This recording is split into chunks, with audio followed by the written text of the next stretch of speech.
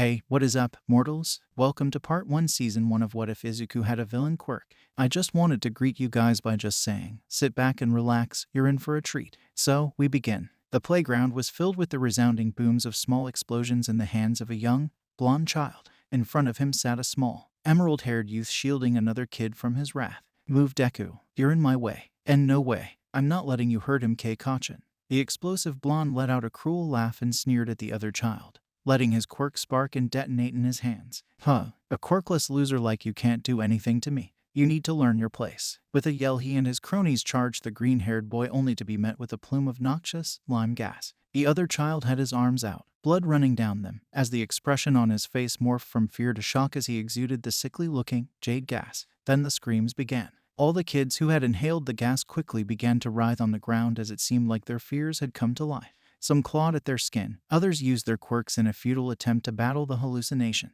Deku, or Izuku as he is more commonly known, looks down in horror at his own hands as they continue leaking the unknown neurotoxin. In a panic, he attempted to stem the flow in some way, each moment feeling like an eternity before the toxin finally stopped. Within those few moments, the children and their leader were haunted by traumatic events created by their own minds. I am sorry. I don't know what happened. He was interrupted by frightened yelps and screeches as they all fled. Even the once confident blonde hightailed it out of the park with tears in his eyes. The shaking child turned to look behind him for the kid he was protecting, only to see an empty space. He was alone. He hated being alone. Several days later, he was at a clinic with his mother for his quirk registration. He was still scarred from what his quirk had done to all those other kids, of what he had done. Well, Mrs. Midoriya, we've analyzed the gas your son emits and have deduced it as a hallucinogenic neurotoxin, which explains what happened to him at the park. The doctor explained quietly to the petite as he passed her a sheet with the test results. It seems that the toxin entered the other children's frontal lobe and sensory cortex,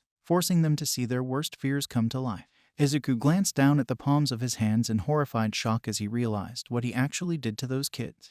Ko notices this and brings Izuku into a gentle hug, which he swiftly returned. The goggled man pulled out a few X-rays taken of Izuku and pointed to an odd formation within his arms and what appears to look similar to a bone protruding from the end of his wrist. His body seems to have formed a gland in his forearm, which allows him to release the gas through a newly developed structure on his wrist. The doctor makes his way over to Izuku and gently flips over his wrist, pointing to an odd hole just below the beginning of his hand. He prods part of his forearm and a small plume of gas leaves the structure. The portly man quickly wafts the toxin away from them before any of them could inhale the dangerous substance. He moves back to his chair, hands together in heavy contemplation.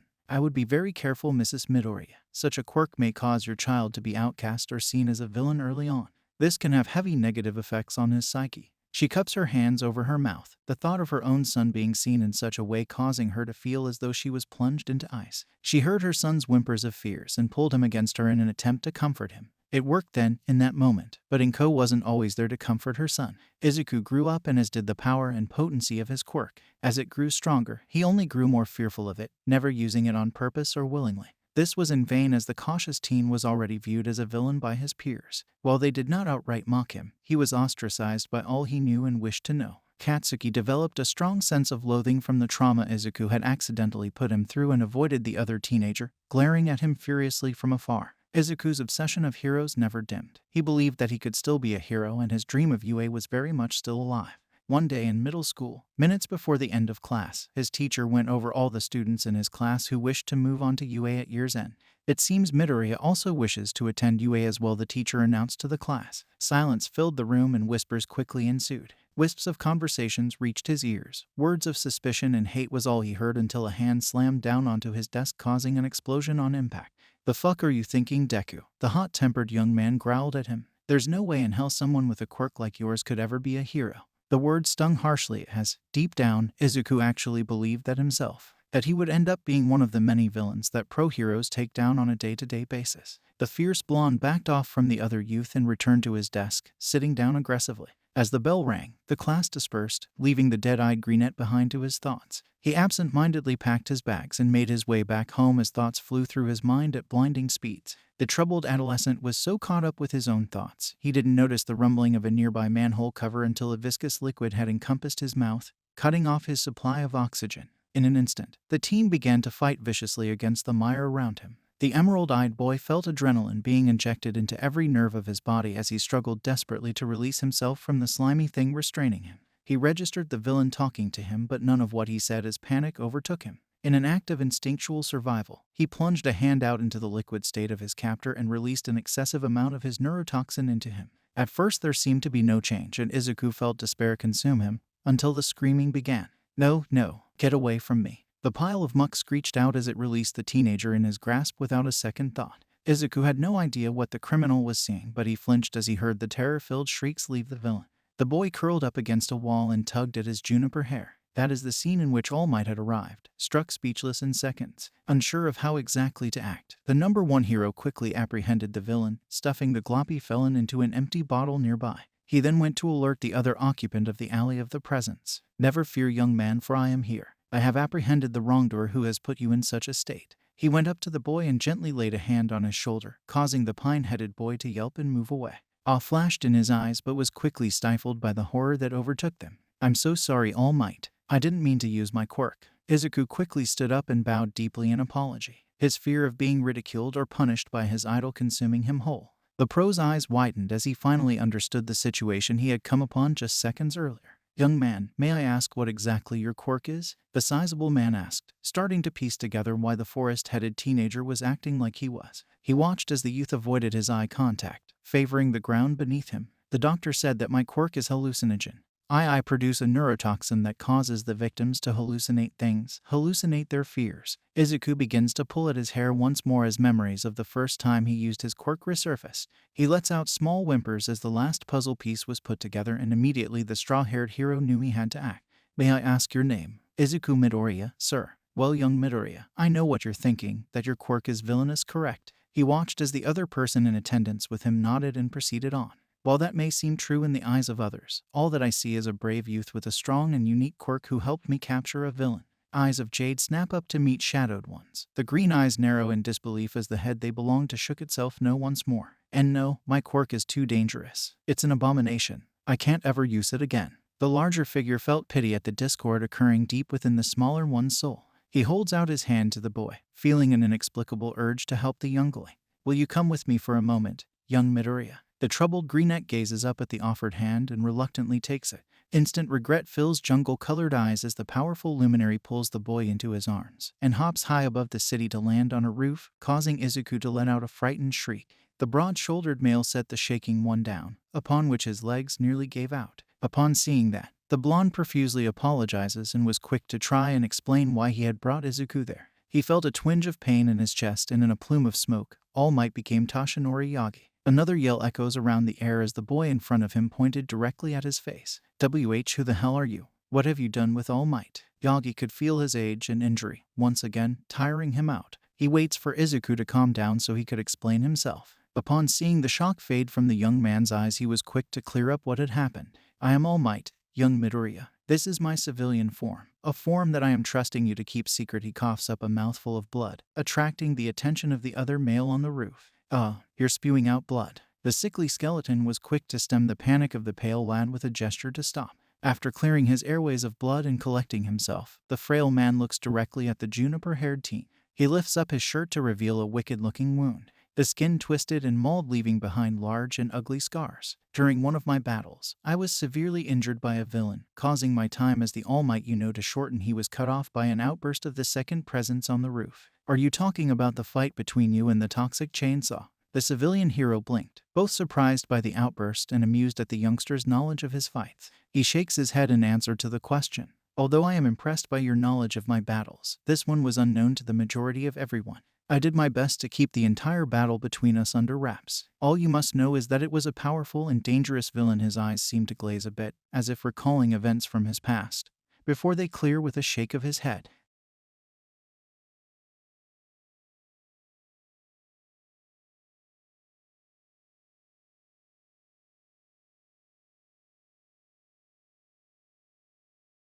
The quirk does not make the hero makes the quirk. He finishes his grand speech by placing a hand on the shoulder of the juniper-haired youth. "What do you make of your quirk?" That sentence launched Izuku's brain into an array of different thoughts and ideas. Who was he inside? Could he really take his quirk, something seen as villainous, and remake it? Toshinori saw all of it and knew he was reaching him. "Meet me at this location tomorrow morning." He hands him a small sheet of paper with an address scrawled onto it. "I have a friend who I believe will be able to help you." He moved to the entrance of the building they arrived on and turned around briefly to the youngling behind him. "Believe in yourself, Izuku, and you may be surprised by what you can achieve." Those were his last words before he exited the roof quietly, leaving the boy with juniper locks standing there. Hopeful, emerald-colored irises watched the last place the hero had been before the owner of them turned and began to make their rather long trek home. That night was a harsh one for the anxious boy, filled with tossing, turning, and an overall restless sleep. By the time his mother had woken him up, he doubted he had collectively slept more than 4 hours. This led to a scene of Izuku looking like a zombie as Inko set his breakfast in front of him. The drowsiness was quickly shaken off as he remembered that he was going to see All Might again today. He devoured his breakfast in seconds and took off out of the house, giving his mother a brief goodbye. Upon exiting his home, he took out the piece of paper he received. On it was written Takoba Municipal Beach Park. The youth had only heard of it once before and began muttering to himself about why the #1 hero would want to meet him there. He continues letting his rampant thought dominate his mind until he finally arrives. He makes his way onto the beach, pulling a face of disgust at the dump around him. "Ah, young Midoriya, I see you've made it just in time." He turned to see the skeletal figure he had discovered earlier to be the civilian form of the top hero. He opens his arms in a friendly way as he gestures to the beach around him. "I understand that this may not seem the most opportune time and place to meet, but it's the best place to ensure me and my friend aren't caught by the media." A voice echoes from behind a pile as a tall, well-shaped woman with midnight blue hair stepped out from a pile of trash. "Awa, how sweet, Yagi. You see me as a friend." In an instant, the youngest person there recognizes the woman as the pro-hero Midnight. A hero with a gas-type emitter quirk like his known as Somnambulist. "Why, you're Midnight, the R-rated hero." The lively boy quickly pointed at the smirking woman. The smirk morphs into a cheerful smile as she salutes to her fellow emitter quirk owner. She looks the boy up and down, sizing him up. "So this is the kid you were talking about, huh? The one with the cool quirk." Nimiri circles the fanboy, analyzing him, taking note of his skinny figure, pale skin, and quirk mutation. She finishes her analysis and nods before standing straight up in front of Izuku. "Here's the deal, kid. Blondie over there talked it over with me and I'll be training you to better use your quirk." Deku's jaw drops to the floor as his eyes bulge out his skull. The thought of being taught by an actual pro-hero seemed more like a dream rather than an actual event he'd be involved in. He immediately bows deeply to the woman in front of him. I would be honored to be your pupil, Midnight Sensei." The gesture shocks the hero speechless before she laughs out loud. Izuku looks up in surprise as he watches her wipe tears of laughter from her eyes. "Damn, you must be one of the biggest hero fanboys ever to have such a reaction to a minor pro-hero like me." Her laughter dies down to giggles before going silent, leaving a soft smile behind. "It's honestly kind of touching. Don't think it'll make you go easy on you, though." The woman stands in a confident stance as she stares down at the shorter male, holding up a hand. She shoves the hand in his face with all 5 fingers up. "I'm gonna work you over 5 different things: your physical strength, your quirk endurance, your quirk technique, your quirk strength or potency, and your unnecessary fear of your quirk." For each attribute she named, she dropped a finger and made juniper-haired boy pale just a bit more at how much he was going to go through. She stares the youth directly in his viridian eyes and looks for his resolve. "Are you ready to train?" A short and simple sentence, but in the moment it carried the weight of a grand speech or a declaration of war. Green and blue met with vigorous intensity and readiness as the holder of the green eyes nodded, blue eyes reflecting sadistic satisfaction. The next several weeks were hell for the determined teen's body, mainly due to the fact training with his quirk for too long would make the beach temporarily uninhabitable until the gas diffused. As a result, the majority of his training was clearing the beach park of the seemingly never-ending pile of scrap. The training continued in such a way until Midnight eventually made a discovery involving Deku's quirk. She discovered that if both Midnight and Izuku's gas quirks came into contact with one another, they both seemed to dissipate immediately. This was thoroughly investigated by the two, and it was discovered that the chemical makeup of their quirks neutralized each other, opening up many paths for training. After that, the months passed by with quirk battles between the two, a competition of who could produce the most vapor between the two, with Midnight obviously winning all of them. The youth was subjected to producing as much of his toxin as possible to improve endurance while his teacher neutralized it before it could spread too far. This was good for Deku's fear of his quirk, but Midnight was quick to nip any dependencies of her quirk for him to use his own right in the bud. A smack to the back of Izuku's head caused him to wince and cradle the spot where the woman's hand impacted. The same hand hoisted the younger body a few inches into the air, bright blue eyes sparking with anger. "Now listen here, kid. I am here to help you get over your fear of your quirk, not to give you an unhealthy dependency on me," she growled out, her grip only tightening on his collar. "I'm not always going to be around to neutralize your quirk. What happens if I'm not around and you get attacked? Are you just going to sit there and take it, or are you going to fight?" Nimiri releases the boy and lets him drop onto the sand beneath him with a soft thump. All Might said he told you that the person makes the quirk right. Then take control of it. It is your quirk. That day was a small revelation to the small youngster and was a step in getting over his dread of using his quirk. From that moment his training was accelerated twofold, as he no longer felt quite as serious a need to hold back. It was in a 10th month of training with the R-rated hero, and the once skinny boy had built up a good bit of lithe muscle, perfect for someone with a quirk like his that focuses more on technique than brute strength. The teenager's quirk had improved by leaps and bounds in tandem with his body. He could now produce far larger amounts of his gas without break while also maintaining a decent potency, and had developed a technique that kept Midnight on her toes. Today, unknown to the oblivious youngling, was going to be a very unique day. When he arrived at Takoba, he found his trainer in her pro-hero outfit, rather than the normal training outfit that day, puzzling Izuku. Morning, Zuku. I hope you're ready for training. The hero's eyes seemed to gleam with a new light, instantly putting her student on guard. Because today is gonna be a really special training day for you. She stretches her arms before pulling a letter out from behind her back with a UA seal on it, drawing in the youth's attention immediately. I've got some stakes for you too. You see, I was invited to teach at UA and I graciously accepted. She smiles in a cocky sort of way as she flaps the letter around. And I thought to myself, Nimiri, why don't you try and recommend your protege? The juniper-locked teen's eyes widened to near impossible degrees as he reached for the letter. Why, you mean that I'm going to UA? Not quite. Immediately a look of confusion is placed on his face before he meets his mentor's eyes. You're going to UA, if you can best me in a fight. Immediately she launches forth a wave of her quirk which is counteracted by an equal wave of jade gas. The two attacks cancelled each other out and left the field once more clear of any foreign vapors. Two pairs of eyes, each filled with determination not to lose, gave an intimidating glare to the other. The battle between the teacher and the student had begun. Izuku let out strategic plumes of his quirk in an attempt to corner the woman in some of the heaps of garbage still littering the beach. This technique, of course, was countered and returned in greater volumes which forced the smaller figure on the defensive. He countered the attacks with perfectly calculated blasts to ensure he doesn't exhaust his quirk too quickly. He spots an opportunity to gain back his offensive advantage and fires a large column of his toxin her way, forcing her to roll into a corner where he immediately pelts her with multiple attacks. But rather than dodging, she hops on multiple outlying pieces of scraps and leaps to the top of the pile. The blue-haired woman then rains attacks from her perch on the pile, once again depriving her pupil any chance to strike. Izuku searched around Nimiri for any sort of opening, and he saw a flaw in the structural integrity of the pile. He dodged another burst of pink vapor before sending a highly concentrated column of his own vapor right into the pile, causing the entire thing to shake and knock the woman standing on it down. On her way down she launches another, slower attack, which he dodges to avoid using up any more of his quirk after depleting quite a bit of it for that attack. Suddenly, he sees a blur of blue as his teacher instituted a melee fight with him, her costume torn around her armpits to better release her quirk. He could barely keep up with her despite his many months of training, having to remain on a more guarded stance. He sees a right hook coming his way, infused with pink smoke which he promptly dodges and blinks in surprise as the hero lets out a large blast of pink smoke behind him, missing him completely. Lights out, Kid, Midnight says softly as her knee slams into him, sending him sprawling into the sea of pink gas, knocking him out almost instantly. Izuku felt as if he was floating as he glanced at the all-consuming blackness around him, when he felt a cold shock move through his body. He jolts awake to the feeling of ice-cold water soaking him to the bone. Up in it, Kid. You did good, Midnight says as she offers him her hand, which he gratefully accepted. She heaves him up as the last bit of drowsiness leaves him and the gravity of what happened hit him like a train.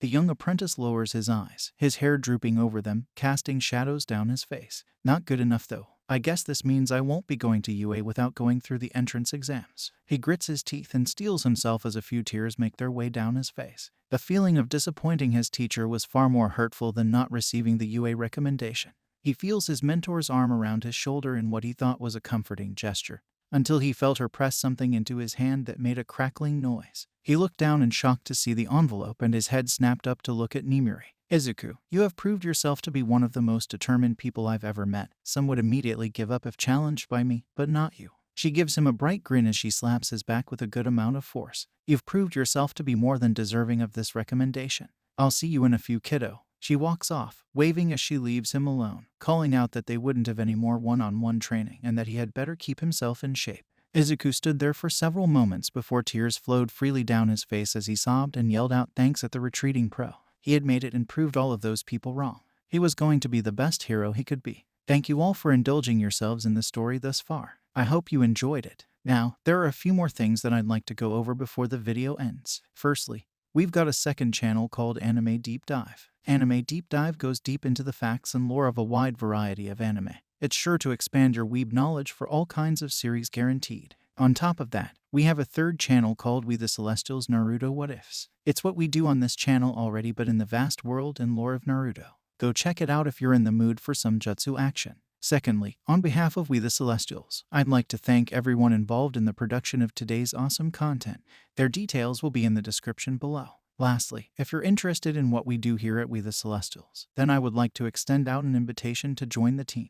The only caveat being we only accept members 16 years and up to join our crew. You can sign up for whichever category fulfills your interests by joining the recruitment Discord using the link in the description below. Our Discord is an all-around fantastic place to be. Whether you're a fan or looking to join our band of misfits, we're always looking for members to join us. Well, that's it from us for today's video. So, thank you all for watching, and have a great day. Hey, what is up, mortals? Welcome to part 2 Seon's One of What If Izuku Had a Villain Quirk. I just wanted to greet you guys by just saying, sit back and relax, you're in for a treat. So, we begin. Izuku was in the entrance to his home, currently getting ready for his first day of UA, the most renowned hero academy in all of Japan. Are you sure that you're completely prepared? You didn't underpack, or maybe pack too much? The elder Midoriya was currently fussing over her son, motherly instincts taking hold. The younger groaned and turned to his mother. Mom, I told you that I have everything ready. I'll be fine. I promise. The young man let out a sigh as he tugged on his worn, red trainers, and Ko smiled softly as she held her hand to her cheek. She began to fondly reminisce of the times she had spent with her son in the years before. I know, Izuku, I'm just so proud of you. You proved all your doubters wrong and proved I had nothing to worry about. She smiles as she holds the cheeks of her child.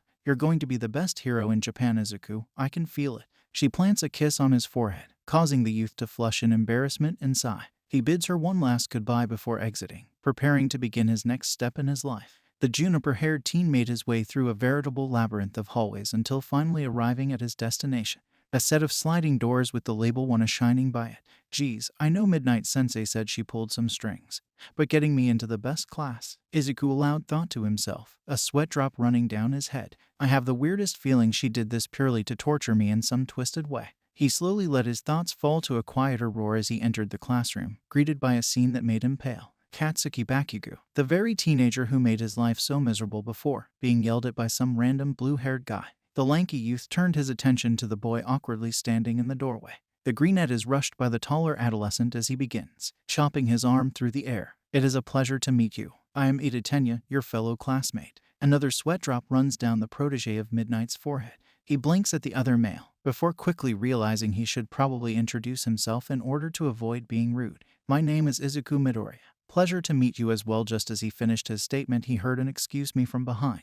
He turned to find a petite brunette female standing there behind him. The girl was smiling brightly as she waved her hands. The bubbly teen introduced herself as Ochako Uraraka, striking up a conversation with the two teens near the doorway before the green-haired one could even make it through the door. Their exchange was cut short by a shuffling sound behind them that drew their attention. They all turn and gawk, almost comically, at whatever was in front of them. It took you a total of 8 seconds to quiet down. Pathetic. The thing unzipped itself, turning out to be a person in a very filthy sleeping bag. I am your homeroom teacher, Shota Aizawa. A collective feeling of disbelief went through the three and all behind him who had witnessed the event.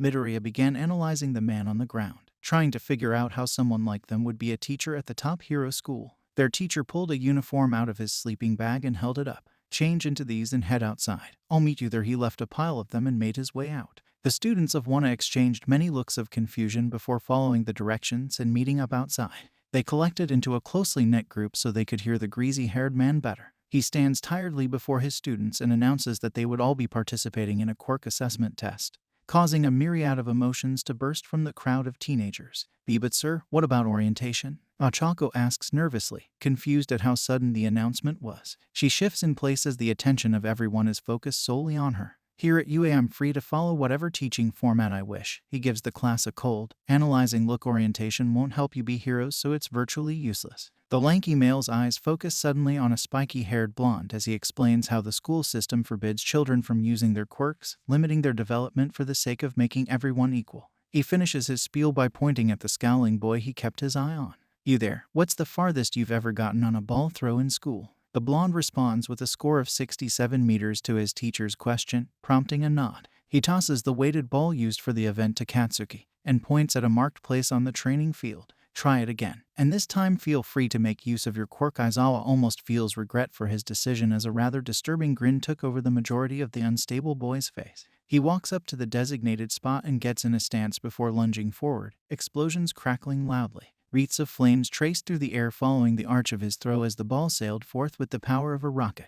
The noises were followed by a deafening cry of "die" from the psychotic teen. This quickly caused his classmates varying degrees of discomfort as his score, now closer to 1,000 meters rather than 100 as it has been before, was displayed before them. As the discomfort fades, the class began to converse among themselves once more, finding the assessment test to be a fun opportunity to show off their quirks. "This is gonna be so much fun." That statement caused a twinge in one of Shota's eyes and they narrowed into slits. Shivers run down each and every one of the youngling's spines. "Fun, huh? How about we raise the stakes then?" He meets the eyes of all his pupils, daring one of them to challenge him. The student with the lowest score at the end of the events will be expelled. He stares at them all unblinkingly as he begins a smaller speech, explaining the unfairness of the world and the necessity of heroes to hold back the unjust causes that make it so. He ends his lecture by demanding his students to go beyond, plus ultra style, and to prove to him that they belonged at UA. Varying degrees of determination flashed in the eyes of each hero student as the decrepit hero began the tests. Starting with the 50-meter dash, Izuku watched in shock as Ida made a ridiculously fast time,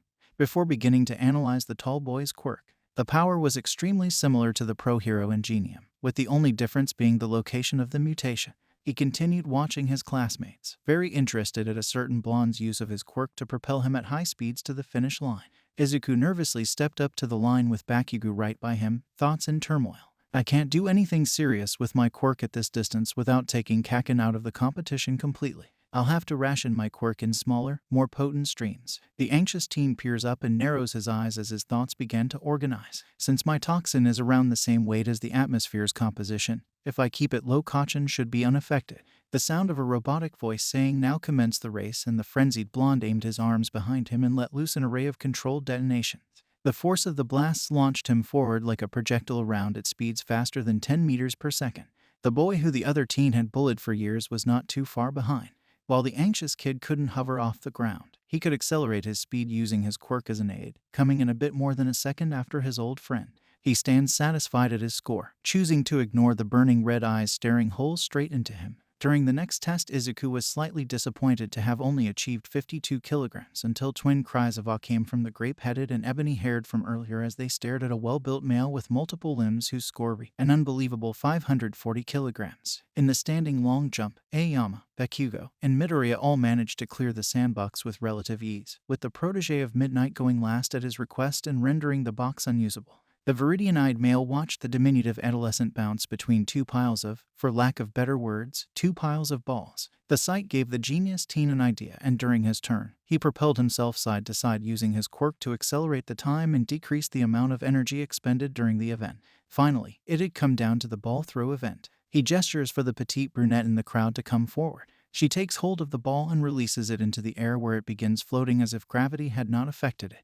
The scoring tool in which their sensei used eventually read as infinity, causing the girl's classmates to stare at her slack-jawed. He calls up the only greenette in the group next, who nervously makes his way up. He muttered calming and encouraging words to himself as he took hold of the ball and got into a throwing stance. With a gulp, he hurled the ball with all his might, and from his wrist emerged an opaque stream of hallucinogenic fumes that propelled the ball at high speeds. 411.5 meters. "Not bad for a quirk like yours." The exhausted man turned to see his student fanning away at some of the vapors, and he sighs. He thought to himself about how troublesome it would be to train the adolescent in front of him. It seems like Midnight was right. Not only did he seem hesitant to use his quirk, but he's frantically trying to clear the area of it. He sighed from his thoughts, wishing he could voice them aloud. He ushers the Juniperette away from the scene and has the next students come up one by one, taking their scores. The next few events were blurs, with the worried protagonist scoring well in sit-ups and seated toe touches due to the flexibility training his previous sensei painfully forced him through indecently in the distance run. The seeming insomniac teacher quickly pulled his trainee's attention to a large scoreboard with 20 spots displayed.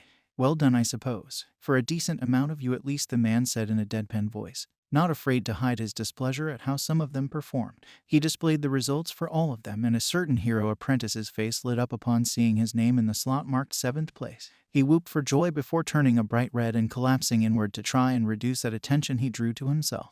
His eyes swept across his classmates until it came into contact with a pale and shaking boy of short stature. Aizawa approaches the boy for a moment before looking up at all of them. He deactivates the hologram and blinks once, twice. By the way, I was lying. No one is going home, he says to his pupils as his mouth stretches to a terrifyingly unnatural smile. That was all just a rational deception to make sure you all did your best on the test. The tense silence of the class was broken as the jaws of several of the students dropped as a unison cry of hysterical emotion echoed around the field. Momo stepped forward with a surprised look. You honestly didn't figure it out. Looks like I probably should have said something. She puts her hands on her hips as the rest of the class agrees with her. He slouched back down and gave the class a few instructions as he walked out, declaring class was over. He discreetly passes over a paper with Midnight's distinct handwriting on it and leans close to her pupil. She wanted to meet with you again and continue helping you with your quirk. She'll be at that room in UA at 5 today. He makes his way from the harlequin-eyed boy. If your mom asks, just say you're in a club or something.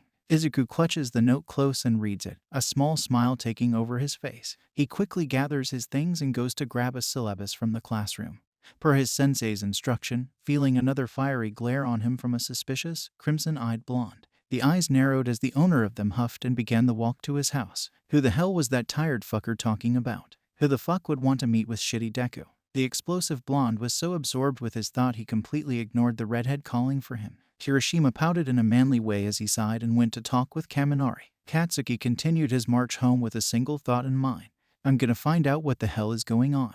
Thank you all for indulging yourselves in the story thus far. I hope you enjoyed it. Now, there are a few more things that I'd like to go over before the video ends. Firstly, we've got a second channel called Anime Deep Dive. Anime Deep Dive goes deep into the facts and lore of a wide variety of anime. It's sure to expand your weeb knowledge for all kinds of series guaranteed. On top of that, we have a third channel called We The Celestials Naruto What Ifs. It's what we do on this channel already but in the vast world and lore of Naruto. Go check it out if you're in the mood for some jutsu action. Secondly, on behalf of We The Celestials, I'd like to thank everyone involved in the production of today's awesome content.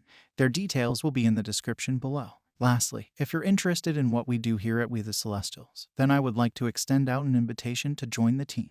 The only caveat being we only accept members 16 years and up to join our crew. You can sign up for whichever category fulfills your interests by joining the recruitment Discord using the link in the description below. Our Discord is an all-around fantastic place to be, whether you're a fan or looking to join our band of misfits. We're always looking for members to join us. Well, that's it from us for today's video. So, thank you all for watching, and have a great day. Hey, what is up, mortals? Welcome to part 3 season 1 of What If Izuku Had a Villain Quirk. I just wanted to greet you guys by just saying, sit back and relax, you're in for a treat. So, we begin. Izuku was walking away from school with Aizawa's syllabus in his bag, already thoroughly studied along with the other books he had obtained in his previous classes.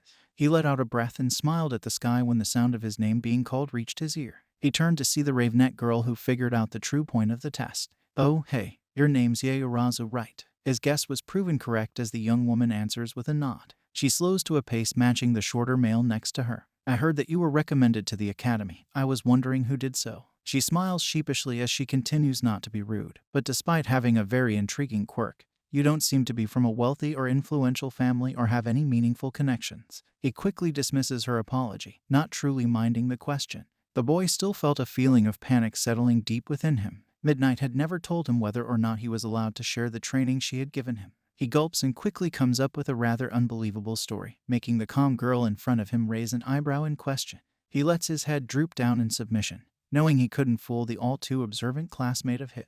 He quietly damned Midnight in his head for already making school a pain as he met her eyes. I was recommended by a pro hero I was training with. Midnight, to be precise. He wasn't sure what was more shocking, seeing a sudden blossom of feeling on Yaoyorozu's face or the lack of a more apparent one due to the gravity of the news. She slammed her fist into a palm as she declared how much sense it made, seeming far more focused on figuring Midoriya out. She smiled and put a finger up to her lips as she promised to help him keep his secret if he wished to keep it one. The Viridian-eyed boy let out a heavy sigh of relief and nodded as he waved goodbye to his fellow hero student, blinking at the limousine that was picking her up. He shook his head and made a turn rather than exiting UA, pulling out the note he had received earlier from Midnight to look at the meeting spot.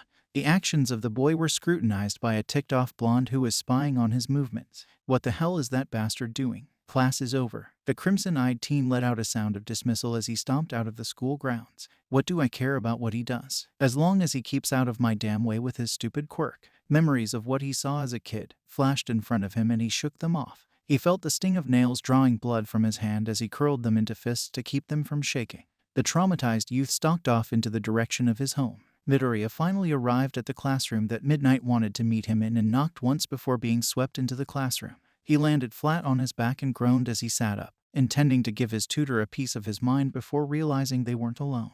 The teen's eyes seemingly turned to emeralds with how they glittered upon realizing he was in a room with several pro heroes. The rated R hero quickly grabbed her pupil's shoulder before he could bombard her coworkers with questions, analyses of their quirk, and the like. It's good to see you again, Zuko. My friends here. She turns and gestures at the heroes around her. Have been pestering me about meeting my mystery student for a while now, so I decided to introduce you. The woman quickly ushered the shorter person into the crowd of heroes, upon which he quickly bows in front of them. When he received thanks for some of the information he shared with the heroes, causing his previous smile to bloom into an almost creepy grin. Eventually Midnight dragged the boy away to send him home, pulling him into a sideways hug. I'm so proud of you, kid. I heard from Aizawa that you used your quirk around the other students. She smiled as she released the boy from her grip. You may have hesitated, but it's a huge step in the direction you need to go in. She then slaps his back abruptly, motioning for him to go back as she waves goodbye. Needless to say, the Juniperette was smiles and sunshine for the rest of that evening, the positivity spreading to his mother as well. Even when morning came, he still saw through rose-colored glasses as he prepared for day 2 of his hero course. Upon arrival at the Grand Academy,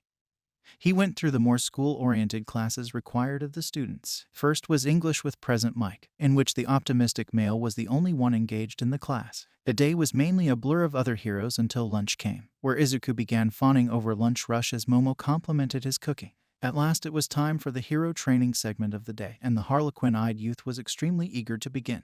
The door slid open and a booming voice called out to the whole class, "I am here." The well-known catchphrase turned heads and caused gasps to echo and eyes to shimmer as All Might stepped into the room. The juniper-haired youngling near the back smiled to himself, finding out about the number 1 hero's job at the school last night when he met with Midnight.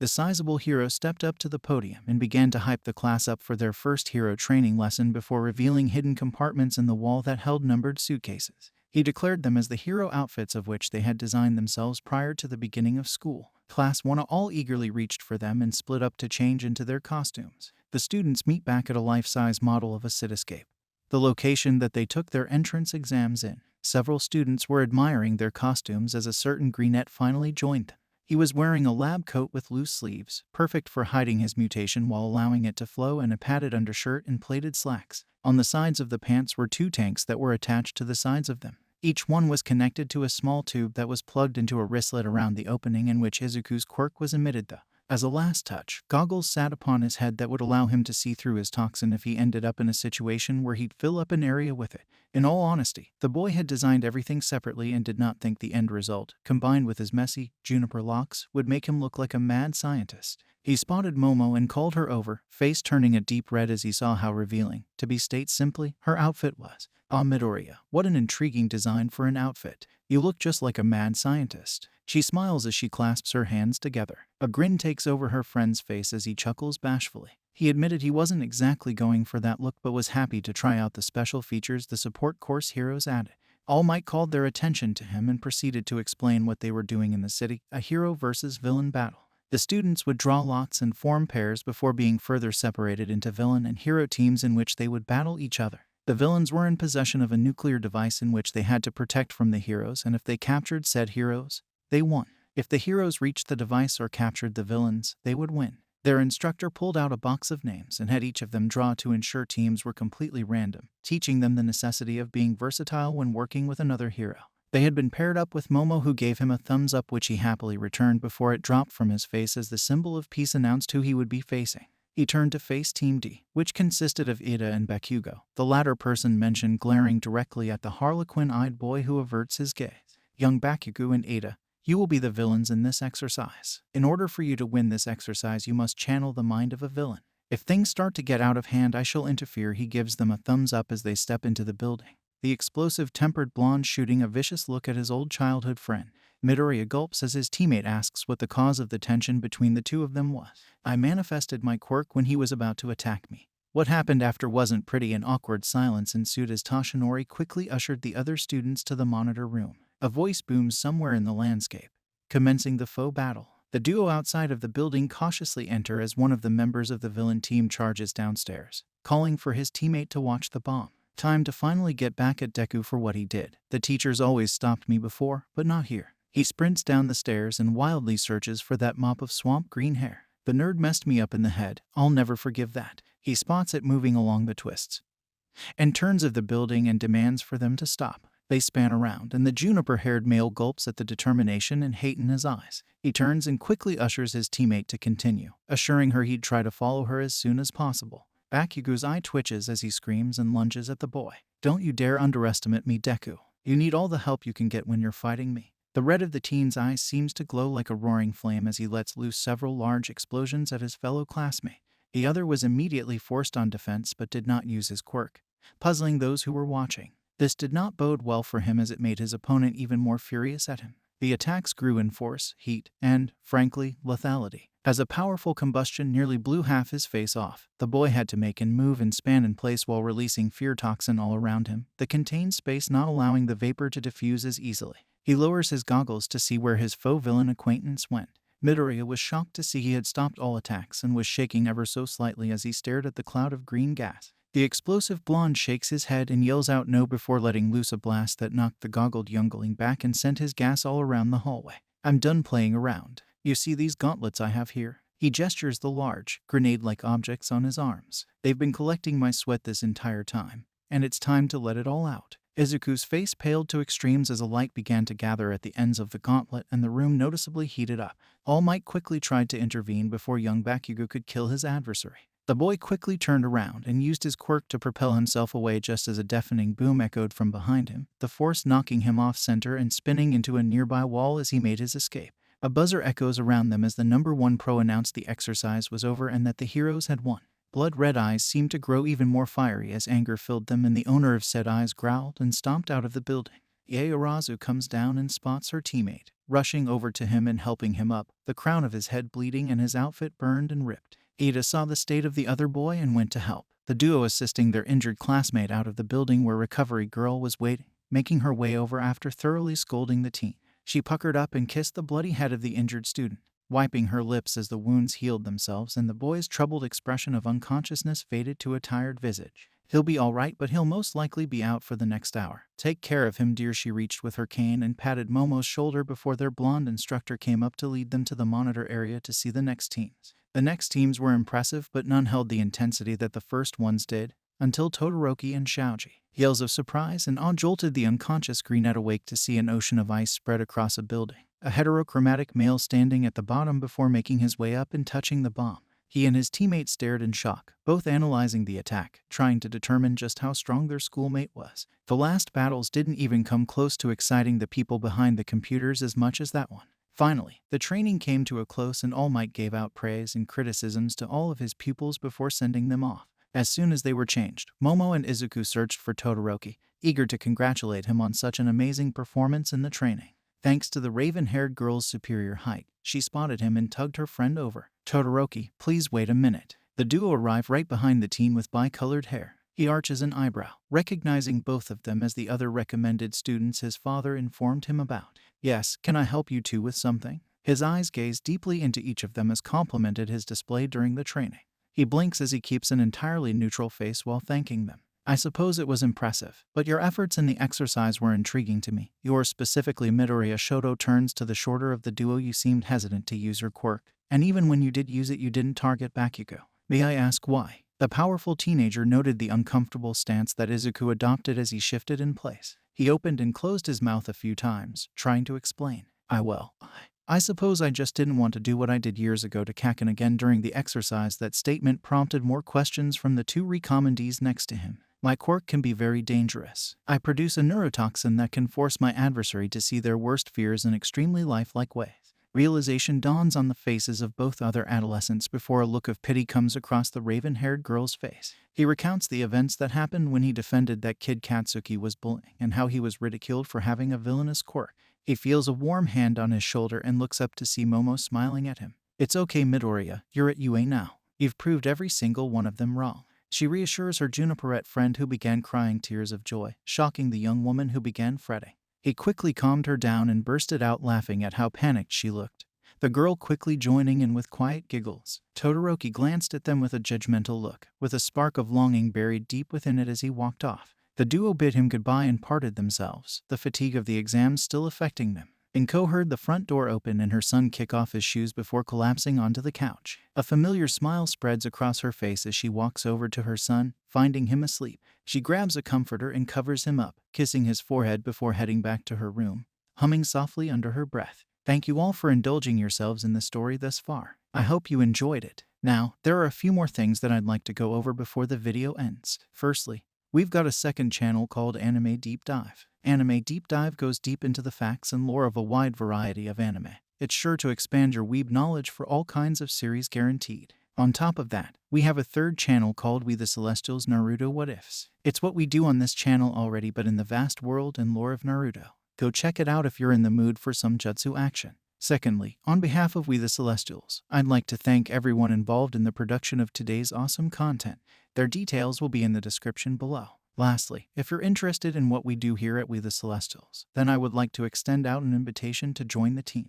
The only caveat being we only accept members 16 years and up to join our crew. You can sign up for whichever category fulfills your interests by joining the recruitment Discord using the link in the description below. Our Discord is an all-around fantastic place to be, whether you're a fan or looking to join our band of misfits. We're always looking for members to join us. Well, that's it from us for today's video. So, thank you all for watching, and have a great day. Hey, what is up, mortals? Welcome to part 4 season 1 of What If Izuku Had a Villain Quirk. I just wanted to greet you guys by just saying, sit back and relax, you're in for a treat. So, we begin. The trio parted ways while Crimson Eyes once again stared at Green Hair in hate. A promise of penance in Katsuki's eyes as he went on his own way home. A promise that's importance would wane as a foreboding swear made its presence known as Eyes of a Similar Tint watches video feed of UA students in All Might. A question is propositioned, asking an opinion of how the public would react to the death of the symbol of peace. The next day's beginning was nearly identical to the past two for Izuku Midoriya.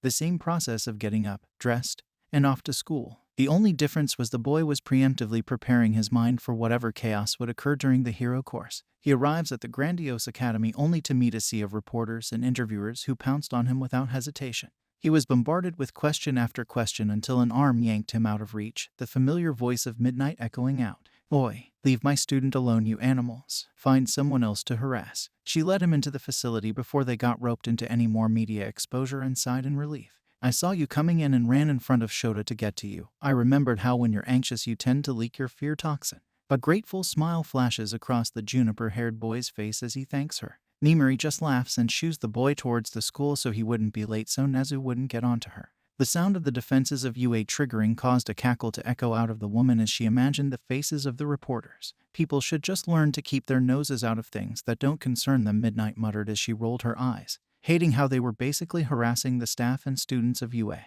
She followed her private pupil into the large building that was her workplace. A blue-haired figure who witnessed the whole ordeal smirked and walked off, chuckling as the reporters complained with a much more sinister tone. As the students of Wano were interrupted from their conversations by Aizawa cleared his throat, they quickly quieted down. "Good. Now that you've finally all shut up, I have an important announcement. One that will affect your paths and lives as heroes forever." His tone was serious and frightened all of his students as chills went down their spines. "It's time for you to pick a class representative." A collective sigh of relief was heard from the class, then the pandemonium started. Shouts came from almost every student in the classroom, each one believing they would be the superior choice for class representative. A strict voice cut through all of the noise, turning heads to Ida as he tried to remind his classmates of the severe importance of their choice and how not everyone would cut it for the position. He promptly proposes the idea of having an election for being representative, which was instantly criticized because of how little the students knew about each other. It would most likely end up being everyone voting for each other. Tenya explained that that would mean that those who had more than one vote would be the most trusted person to lead the class. The class reluctantly agreed and a vote was taken. Ida shaking with a myriad of emotion as he realized he had no votes. Sato spoke up. reminding him of what the class had told him earlier with clear proof in front of them showing they were right. The board revealed both Momo and Midoriya tied together with 2 votes. The two went up to the front of the classroom, with the shorter of the two shaking slightly from being a center of attention. With prodding from her friend, Momo was announced as the class representative and her green-haired acquaintance was declared her deputy. A bright smile spread across her face throughout the entire day around until lunch hour, where it faded to a softer one. A certain tall, blue-haired boy approached the two of them and offered congratulations to both of them, accepted with grace and radical humility to the respective people in the duo. Yaoyorozu offered the boy a seat next to them, which at first politely declined, the boy feeling as though he would intrude. It wouldn't be any trouble at all, Ida. A warm smile lit up on the Juniperette's face as the boy took a seat. Small talk started up between the trio before Momo glanced at Tenya. Ada, is it correct that you hail from the Ida family? The one with a legacy of being heroes? Her question caused the male to choke upon hearing someone knew of his heritage. A nod from him confirmed her query and an impressed look came across her face as an amazed one flashes across the other males. Wow, you're from a hero family. That explains your skill over your quirk. Thoughts once again swarm the mind of the harlequin-eyed boy before one takes center stage. Wait, your quirk looked so familiar when I first saw it, and you being from a hero family like him confirms it. A sweat drop ran down the side of his face at how quickly he was being read by the duo he sat with. He clears his throat and nods his head once more to confirm the theory. Indeed, I am part of the Ida family of heroes, and my brother is the hero Ingenium. He stands up with a determined gleam in his eyes and a bright smile on his lips. I plan on being just like my elder brother and making my family proud. Soft applause at his resolve came from his two classmates as he took a seat. The applause were suddenly drowned out by an ear-splitting alarm as a robotic voice announced a level 3 security breach of UA. A mass panic spread throughout the entire school as the triad of students were swept into a wave. Yaoyorozu and Midoriya attempted to get free of the cramped hallway only to disappear in the sea of adolescence they were trapped in.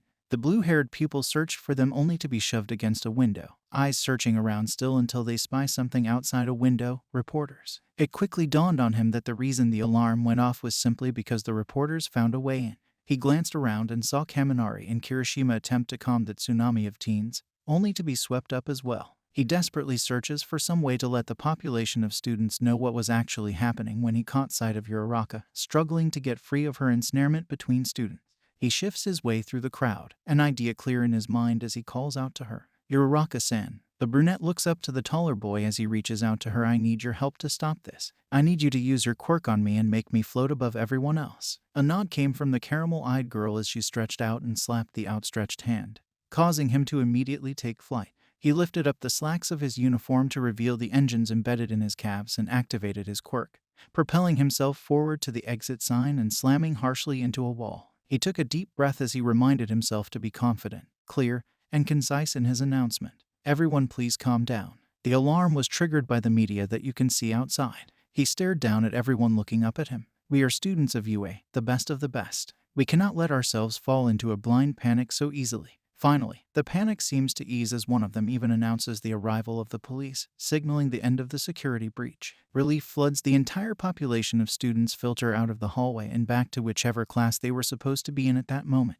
In Class 1A, Momo stood before them all with her forest-haired friend by her side as she announced that they would begin deciding on positions for other class officers, but that her deputy had an announcement, allowing him to step forward. I would like to step down and allow Tenya to take over my spot. His voice was shaky as he spoke. He was able to get the attention of the entire school and set them straight. Such an achievement makes it obvious he should lead our class. The class chimed in with affirmations, causing Ada to hop up and happily accept the opportunity. Meanwhile, at the gates to UA, Midnight and two other staff members stared at the damaged security wall that the media got through. A voice comes from a figure covered in what appeared to be white, analyzing the situation. This had to be the work of a villain, but the motive is a mystery. Was this a show of power, or a declaration of war? Silence reigns over the trio as a sense foreboding fills the air. The next morning was a busy day for pro-heroes Kamui Woods, Mount Lady, and a less-known hero. They were fighting a large, well-built villain who was currently holding several people hostage, threatening to kill them. A familiar voice cuts through the standoff as a figure in a yellow suit knocks the villain and saves the civilians before quickly making his way to another rescue,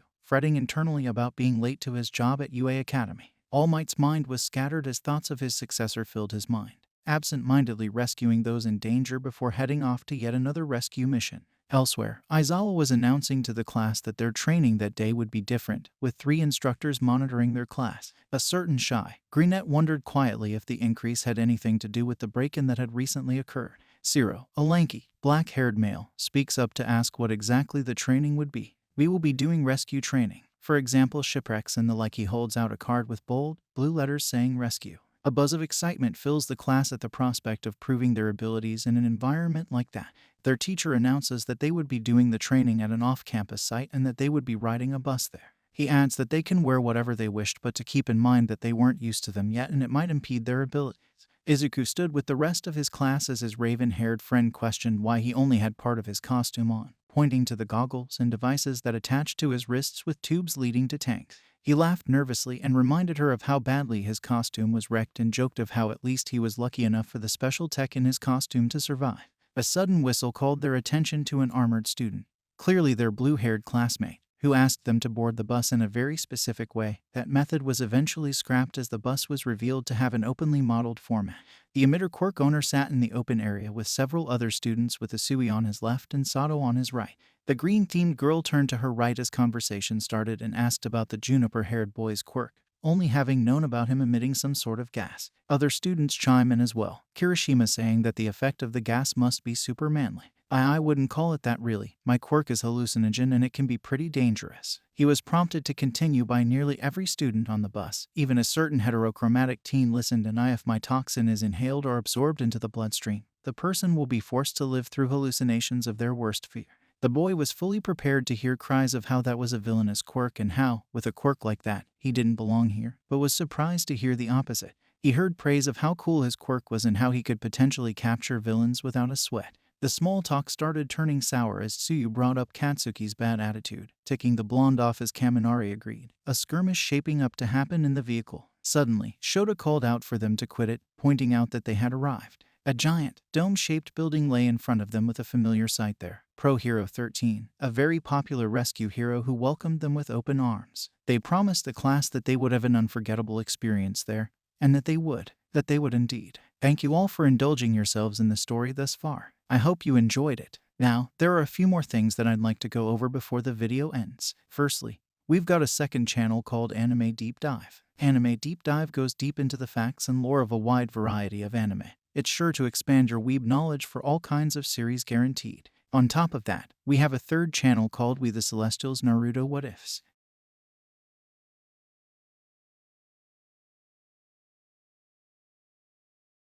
Go check it out if you're in the mood for some jutsu action. Secondly, on behalf of We The Celestials, I'd like to thank everyone involved in the production of today's awesome content. Their details will be in the description below. Lastly, if you're interested in what we do here at We The Celestials, then I would like to extend out an invitation to join the team. The only caveat being we only accept members 16 years and up to join our crew. You can sign up for whichever category fulfills your interests by joining the recruitment Discord using the link in the description below. Our Discord is an all-around fantastic place to be, whether you're a fan or looking to join our band of misfits. We're always looking for members to join us. Well, that's it from us for today's video. So, thank you all for watching, and have a great day. Hey, what is up, mortals? Welcome to Season 1 Part 5 of What If Deku Had a Villain Quirk. I just wanted to greet you guys by just saying, sit back and relax, you're in for a treat. So, we begin. The trio of hero students walked to the shore, Asui having jumped just before it. Izuku began to mutter to himself about how their ludicrous plan had actually worked, promptly cut off by Tsu as she declared it to be rather creepy. She suggested to her classmate that instead of second-guessing their choices, they proceed to come up with another plan. Harlequin eyes scan the area as he points along the shoreline, estimating that if they followed it, they could make it to the exit while avoiding the central plaza completely and successfully return with proper assistance. The only female in the group expressed agreement at the statement as thoughts of how Aizawa was faring against those villains began to fill Midoriya's head. If he doesn't get some backup, then he's just going to overexert himself. The teen said, expressing his thoughts he'll end up defeated by those villains because he was trying to keep us safe. His two teammates caught on with what he was saying, Minda instantly stating that he was insane. The jungle-haired boy tried to explain that they didn't have to jump into the fight, but if they managed to ambush a few villains around the perimeter to lighten their teacher's load, Meanwhile, within the landslide zone, a heterochromatic boy walked along frozen villains, a neutral look on his face as he journeyed deep into thought. Shoto began reviewing all that he knew, pondering how those villains planned to kill All Might, acknowledging how he at first thought they had assembled a mass of heinous criminals to do that but dismissed it as he dodged a blow from behind and froze the attacker. He knew that 4 to 5 of the villains were the only capable ones there, but that he also needed more information in order to draw up the correct plan. He turned to the group of frozen villains with a scathing look. Listen well. If you stay frozen, your cells will slowly die as your bodies succumb to frostbite and hypothermia. The words struck disbelief into the heathens as he continued. Luckily for you, I want to be a hero, so I'd like to avoid any unnecessary cruelty. But I can only do that if you tell me how you plan to kill All Might. That's the only way you'll survive. A scream of terror echoed out from the mountain zone as a lightning-haired boy dodged a blow from a colossal villain. Commenting on seeing his life flash before his eyes, and he took a stand next to 2 of his classmates. Kyokajiru was deflecting blows from a villain with a machete while Yamomo was doing so with a bow staff. Yaoyorozu quickly cut off his panicking as she yelled that they needed to get away from the situation as soon as humanly possible. Denki attempted to ask for a weapon, only for the punk girl next to him to, in blunt terms, shut up and just use his electricity quirk to fry the enemies in front of them. The male let out a cry of frustration as he reminded her of the combat training they had done together. I can cover my body with electricity, but if I try to shoot it out, it goes everywhere. He gives a small, brief demonstration. If I tried, I'd fry you all too. Unless you were hoping for shock treatment. In what could only be seen as a combination of frustration, intelligence, and passive-aggressive behavior, the earphone-eared girl kicked Kaminari into a villain who was promptly and painfully electrocuted as the one doing the electrocution complimented his classmates' quick thinking, earning a simple comment on how exhausting he was. Several villains attempted to assist their comrade by attacking the boy, only to be captured or disarmed by his 2 classmates and join in the electrocution circle. Jiru plugged her earphone jacks into her boots and began blasting forth her heartbeat as a deafening sound towards their adversaries. Yaoyorozu suddenly disarms a villain coming from above before hunching over, a glow emanating from her back as she created what looked like a blanket, earning her taunts. Actually, you're looking at a sheet of insulation about 100 millimeters thick. Kaminari. She eyes the boy next to them and winks as he smirk forms on his face. No longer having to hold back, he let loose a potent discharge of electricity, frying all the villains in the vicinity. The taller female expressed concern over her classmates, dismissing her more coherent classmates' worries about her costume as Denki stumbles around like an idiot after short-circuiting his brain. Behind them, a hand quietly shoots up from the ground without them noticing. Returning to the squad of Izuku, Tsuyu, and Mainta, the trio were rising carefully out of the zone, peeking over to see their teacher easily taking out enemies left and right. The scraggly-haired hand villain from earlier suddenly charged forward at Eraserhead, a plan already formulated in his mind as the hero before him collided into a hold with him. It was hard to see when you were jumping around, but I found your tell. It's your hair. The villain's words caused Shota's eyes to widen.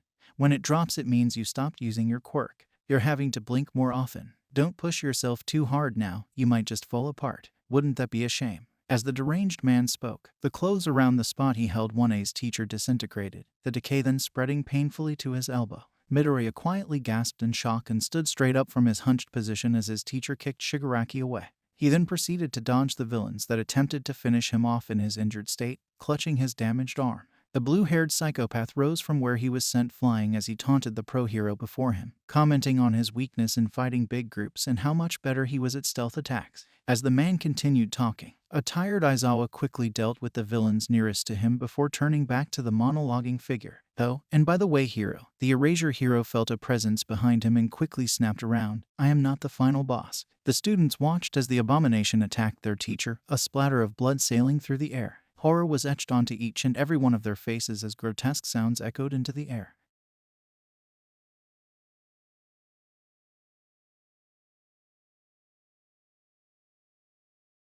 Ah, black hole, the quirk that sucks up matter and turns it into dust. Such an astounding power. However, you're a rescue hero 13, skilled at saving people from disasters. Consequently, that means you have little fighting experience. A warp gate suddenly popped into existence behind the rescue pro as her own quirk was used against her. How unfortunate, you turned yourself into dust. The projection of the quirk stopped as the pro apologized to the students around her as Sato shouted for Ida to go, who, after a brief moment of hesitation, took off at blinding speeds. The warping mastermind noticed and was quick to open a gate right in front of the teen. He turned his foot as he valiantly tried to stop, until Shoji charged forward and caught the vaporous form in front of Tenya, allowing him to once more take off.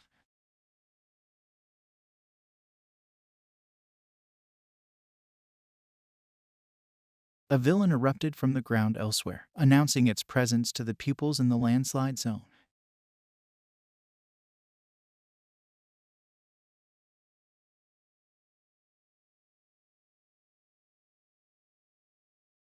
The insane hand-covered villain introduced the monstrous form, pinning a bloody Eraserhead to the ground.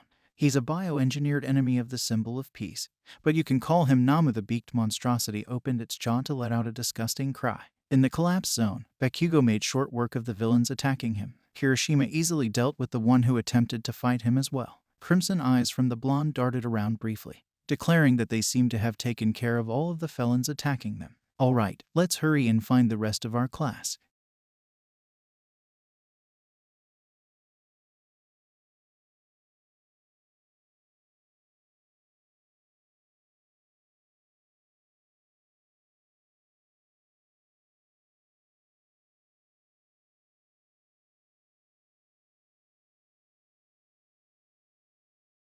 If 13 had been able to suck up that villain, we never would have been separated like this. We have to make it up to the others. Katsuki told Ijuru he would have to look for them on his own as he was going after the golden-eyed portal master. This shocked the other boy, who tried to talk him out of it, only to be angrily dismissed as the blonde pointed out that the villain was their way in and out, and by taking him out they would be stuck. The hand of the explosive teenager grabbed something invisible and let loose a merciless explosion, revealing some sort of camouflaged attacker. The two briefly talked between themselves before the shark-toothed male smiled, claiming that he knew what his friend was trying to say was that he believed that their fellow classmates could handle themselves, declaring him manly for thinking so. Elsewhere, in the squall and fire zones, Ajiro and Takoyami and Koda were fighting off villains trying to slowly reduce their numbers. An equal effort was put forth back at the trance, with Ochako grabbing some sort of armor piece that the warping creep was wearing and tossing it high into the air to buy Tenyu more time. The Hero Legacy student reached the doors and slowly pried them open, Shiro and Sato also pitching in to prevent the villain from getting to their schoolmate. The teen successfully exited the building and used a boost to go to call backup, which was picked up by the gold-eyed fog villain, who knew their attack would soon be over. At the center of the plaza, a cry of pain echoed from the greasy-haired teacher of one as the disgusting entity crushed his arm in its grasp. He attempted to erase the quirk of the thing, only for another one of his bones to be snapped like a twig. The thing picked up his head and nonchalantly slammed it into the ground, leaving a 3 inches deep crater. Minda quietly whispered in horror as Asui sunk into the water, Izuku shaking next to them as the shortest one suggested that they quickly leave. From nothing, the misty form, identified as Kirigiri by Tamura, who was quick to inform that a student had escaped from his grasp. This clearly panicked the man, who began nervously scratching at his neck, knowing they wouldn't be able to win if dozens of pros began showing up on the scene. The three felt a small pulse of relief, a big one in Minoru's case as he hugged Sue, groping her breast and promptly being shoved wholly underwater. She pointed out something was awfully suspicious about this, and Midoriya agreed. He began analyzing their situation and made note of how surely the villains would know that UA would beef up their security, and that All Might, whom they wished to kill, was obviously going to show up. Suddenly, glaring red eyes peer behind a hand as he lunges forward, commenting on how they would break the symbol of peace, clearly aiming to use his quirk on the frog-quirked student.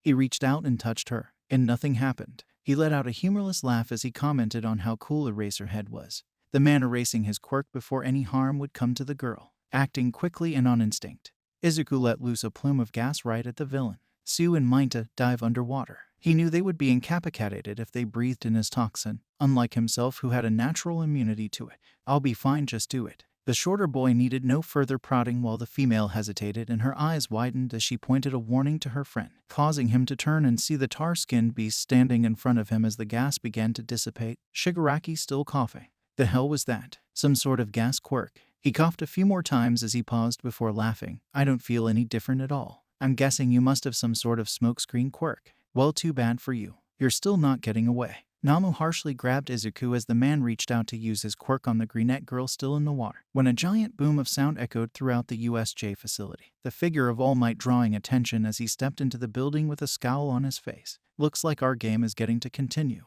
Thank you all for indulging yourselves in the story thus far. I hope you enjoyed it. Now, there are a few more things that I'd like to go over before the video ends. Firstly, we've got a second channel called Anime Deep Dive. Anime Deep Dive goes deep into the facts and lore of a wide variety of anime.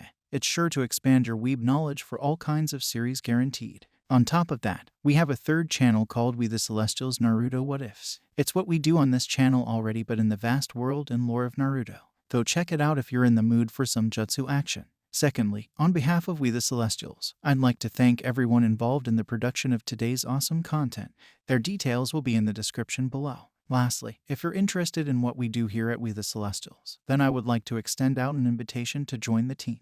The only caveat being we only accept members 16 years and up to join our crew. You can sign up for whichever category fulfills your interests by joining the recruitment Discord using the link in the description below. Our Discord is an all-around fantastic place to be, whether you're a fan or looking to join our band of misfits. We're always looking for members to join us. Well, that's it from us for today's video. So, thank you all for watching, and have a great day. Hey, what is up, mortals? Welcome to Season 1 Part 6 of What If Deku Had a Villain Quirk. I just wanted to greet you guys by just saying, sit back and relax, you're in for a treat. So, we begin. The trio of hero students walked to the shore, Asui having jumped just before it. Izuku began to mutter to himself about how their ludicrous plan had actually worked, promptly cut off by Tsu as she declared it to be rather creepy. She suggested to her classmate that instead of second-guessing their choices, they proceed to come up with another plan. Harlequin eyes scan the area as he points along the shoreline, estimating that if they followed it, they could make it to the exit while avoiding the central plaza completely and successfully return with proper assistance. The only female in the group expressed agreement at the statement as thoughts of how Aizawa was faring against those villains began to fill Midoriya's head. If he doesn't get some backup, then he's just going to overexert himself. The teen said, expressing his thoughts he'll end up defeated by those villains because he was trying to keep us safe. His two teammates caught on with what he was saying, Minda instantly stating that he was insane. The jungle-haired boy tried to explain that they didn't have to jump into the fight, but if they managed to ambush a few villains around the perimeter to lighten their teacher's load. Meanwhile, within the landslide zone, a heterochromatic boy walked along frozen villains, a neutral look on his face as he journeyed deep into thought. Shoto began reviewing all that he knew, pondering how those villains planned to kill All Might, acknowledging how he at first thought they had assembled a mass of heinous criminals to do that but dismissed it as he dodged a blow from behind and froze the attacker. He knew that 4 to 5 of the villains were the only capable ones there, but that he also needed more information in order to draw up the correct plan. He turned to the group of frozen villains with a scathing look. Listen well. If you stay frozen, your cells will slowly die as your bodies succumb to frostbite and hypothermia. The word struck disbelief into the heathens as he continued. Luckily for you, I want to be a hero, so I'd like to avoid any unnecessary cruelty. But I can only do that if you tell me how you plan to kill All Might. That's the only way you'll survive. A scream of terror echoed out from the mountain zone as a lightning-haired boy dodged a blow from a colossal villain, commenting on seeing his life flash before his eyes, and he took a stand next to 2 of his classmates. Kyokajiru was deflecting blows from a villain with a machete while Yamomo was doing so with a bow staff. Yaoyorozu quickly cut off his panicking as she yelled that they needed to get away from the situation as soon as humanly possible. Denki attempted to ask for a weapon, only for the punk girl next to him to, in blunt terms, shut up and just use his electricity quirk to fry the enemies in front of them. The male let out a cry of frustration as he reminded her of the combat training they had done together. I can cover my body with electricity, but if I try to shoot it out, it goes everywhere. He gives a small, brief demonstration. If I tried, I'd fry you all too, unless you were hoping for shock treatment. In what could only be seen as a combination of frustration, intelligence, and passive-aggressive behavior, the earphone-eared girl kicked Kaminari into a villain who was promptly and painfully electrocuted as the one doing the electrocution complimented his classmates' quick thinking, earning a simple comment on how exhausting he was. Several villains attempted to assist their comrade by attacking the boy, only to be captured or disarmed by his 2 classmates and join in the electrocution circle. Jiru plugged her earphone jacks into her boots and began blasting forth her heartbeat as a deafening sound towards their adversaries. Yaoyorozu suddenly disarms a villain coming from above before hunching over, a glow emanating from her back as she created what looked like a blanket, earning her taunts. Actually, you're looking at a sheet of insulation about 100 millimeters thick. Kaminari. She eyes the boy next to them and winks as he smirk forms on his face. No longer having to hold back, he let loose a potent discharge of electricity, frying all the villains in the vicinity. The taller female expressed concern over her classmates, dismissing her more coherent classmates' worries about her costume as Denki stumbles around like an idiot after short-circuiting his brain. Behind them, a hand quietly shoots up from the ground without them noticing. Returning to the squad of Izuku, Tsuyu, and Minta, the trio were rising carefully out of the zone, peeking over to see their teacher easily taking out enemies left and right. The scraggly-haired hand villain from earlier suddenly charged forward at Eraserhead, a plan already formulated in his mind as the hero before him collided into a hold with him. It was hard to see when you were jumping around, but I found your tell. It's your hair. The villain's words caused Shota's eyes to widen. When it drops, it means you stopped using your quirk. You're having to blink more often. Don't push yourself too hard now, you might just fall apart. Wouldn't that be a shame? As the deranged man spoke, the clothes around the spot he held 1A's teacher disintegrated, the decay then spreading painfully to his elbow. Midoriya quietly gasped in shock and stood straight up from his hunched position as his teacher kicked Shigaraki away. He then proceeded to dodge the villains that attempted to finish him off in his injured state, clutching his damaged arm. The blue-haired psychopath rose from where he was sent flying as he taunted the pro-hero before him, commenting on his weakness in fighting big groups and how much better he was at stealth attacks. As the man continued talking, a tired Aizawa quickly dealt with the villains nearest to him before turning back to the monologuing figure. Oh, and by the way, hero. The Erasure hero felt a presence behind him and quickly snapped around. I am not the final boss. The students watched as the abomination attacked their teacher, a splatter of blood sailing through the air. Horror was etched onto each and every one of their faces as grotesque sounds echoed into the air. At the entrance of the facility, 13 was currently using her quirk to prevent the misty-bodied fiend from teleporting anyone else.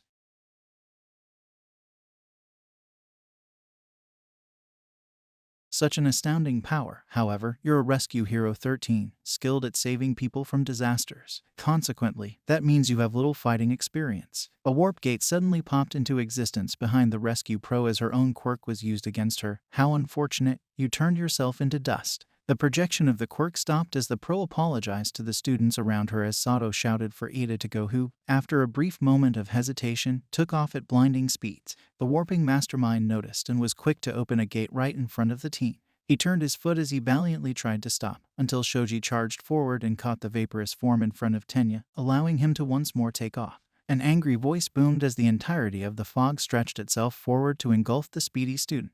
A villain erupted from the ground elsewhere, announcing its presence to the pupils in the landslide zone. Todoroki was sprinting away, mind moving even faster than he was, and the trio of students at the center plaza could only stand still in shock. The insane hand-covered villain introduced the monstrous form, pinning a bloody Eraserhead to the ground. He's a bioengineered enemy of the symbol of peace, but you can call him Nama. The beaked monstrosity opened its jaw to let out a disgusting cry. In the collapse zone, Bakugo made short work of the villains attacking him. Hiroshima easily dealt with the one who attempted to fight him as well. Crimson eyes from the blonde darted around briefly, declaring that they seemed to have taken care of all of the felons attacking them. All right, let's hurry and find the rest of our class. If we're still in the USJ, then everyone else probably is too, and not all of them have the offensive skills we do. The scarlet-haired youth began to think of what actions had brought them here. We gotta make sure they're safe, especially since we screwed things up when we got in the way earlier. If 13 had been able to suck up that villain, we never would have been separated like this. We have to make it up to the others. Katsuki told Aijuru he would have to look for them on his own as he was going after the golden-eyed portal master. This shocked the other boy who tried to talk him out of it, only to be angrily dismissed as the blonde pointed out that the villain was their way in and out, and by taking him out they would be stuck. The hand of the explosive teenager grabbed something invisible and let loose a merciless explosion, revealing some sort of camouflaged attacker. The two briefly talked between themselves before the shark-toothed male smiled, claiming that he knew what his friend was trying to say was that he believed that their fellow classmates could handle themselves, declaring him manly for thinking so. Elsewhere, in the squall and fire zones, Ajiro and Takoyami and Kodo were fighting off villains trying to slowly reduce their numbers. An equal effort was put forth back at the trance with Ochako grabbing some sort of armor piece that the warping creep was wearing and tossing it high into the air to buy Tenya more time. The Hero Legacy student reached the doors and slowly pried them open, Siro and Sato also pitching in to prevent the villain from getting to their schoolmate. The teen successfully exited the building and used a boost to go to call backup, which was picked up by the gold-eyed fog villain who knew their attack would soon be over. At the center of the plaza, a cry of pain echoed from the greasy-haired teacher of one as the disgusting entity crushed his arm in its grasp. He attempted to erase the quirk of the thing only for another one of his bones to be snapped like a twig. The thing picked up his head and nonchalantly slammed it into the ground, leaving a 3 inches deep crater. Minda quietly whispered in horror as Asui sunk into the water, Izuku shaking next to them as the shortest one suggested that they quickly leave. From nothing, the misty form, identified as Kurogiri by Tamura, who was quick to inform that a student had escaped from his grasp. This clearly panicked the man who began nervously scratching at his neck, knowing they wouldn't be able to win if dozens of pros began showing up on the scene. The three felt a small pulse of relief, a big one in Minoru's case as he hugged Sue, groping her breast and promptly being shoved wholly underwater. She pointed out something was awfully suspicious about this and Midoriya agreed. He began analyzing their situation and made note of how surely the villains would know that UA would beef up their security. and that All Might, whom they wished to kill, was obviously going to show up. Suddenly, glaring red eyes peer behind a hand as he lunges forward, commenting on how they would break the symbol of peace, clearly aiming to use his quirk on the frog-quirked student. He reached out and touched her, and nothing happened. He let out a humorless laugh as he commented on how cool Eraserhead was, the man erasing his quirk before any harm would come to the girl, acting quickly and on instinct. Izuku let loose a plume of gas right at the villain. Sue and Minta dive underwater. He knew they would be incapacitated if they breathed in his toxin, unlike himself who had a natural immunity to it. "I'll be fine, just do it." The shorter boy needed no further prodding while the female hesitated and her eyes widened as she pointed a warning to her friend, causing him to turn and see the tar-skinned beast standing in front of him as the gas began to dissipate, Shigaraki still coughing. The hell was that? Some sort of gas quirk? He coughed a few more times as he paused before laughing. "I don't feel any different at all. I'm guessing you must have some sort of smokescreen quirk. You're still not getting away." Namu harshly grabbed Izuku as the man reached out to use his quirk on the brunette girl still in the water. When a giant boom of sound echoed throughout the USJ facility, the figure of All Might drawing attention as he stepped into the building with a scowl on his face. "Looks like our game is getting to continue. Thank you all for indulging yourselves in the story thus far. I hope you enjoyed it."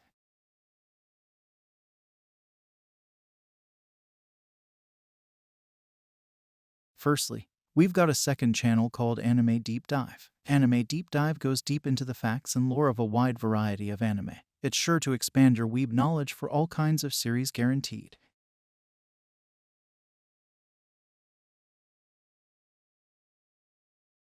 It's what we do on this channel already, but in the vast world and lore of Naruto. Go check it out if you're in the mood for some jutsu action. Secondly, on behalf of We the Celestials, I'd like to thank everyone involved in the production of today's awesome content.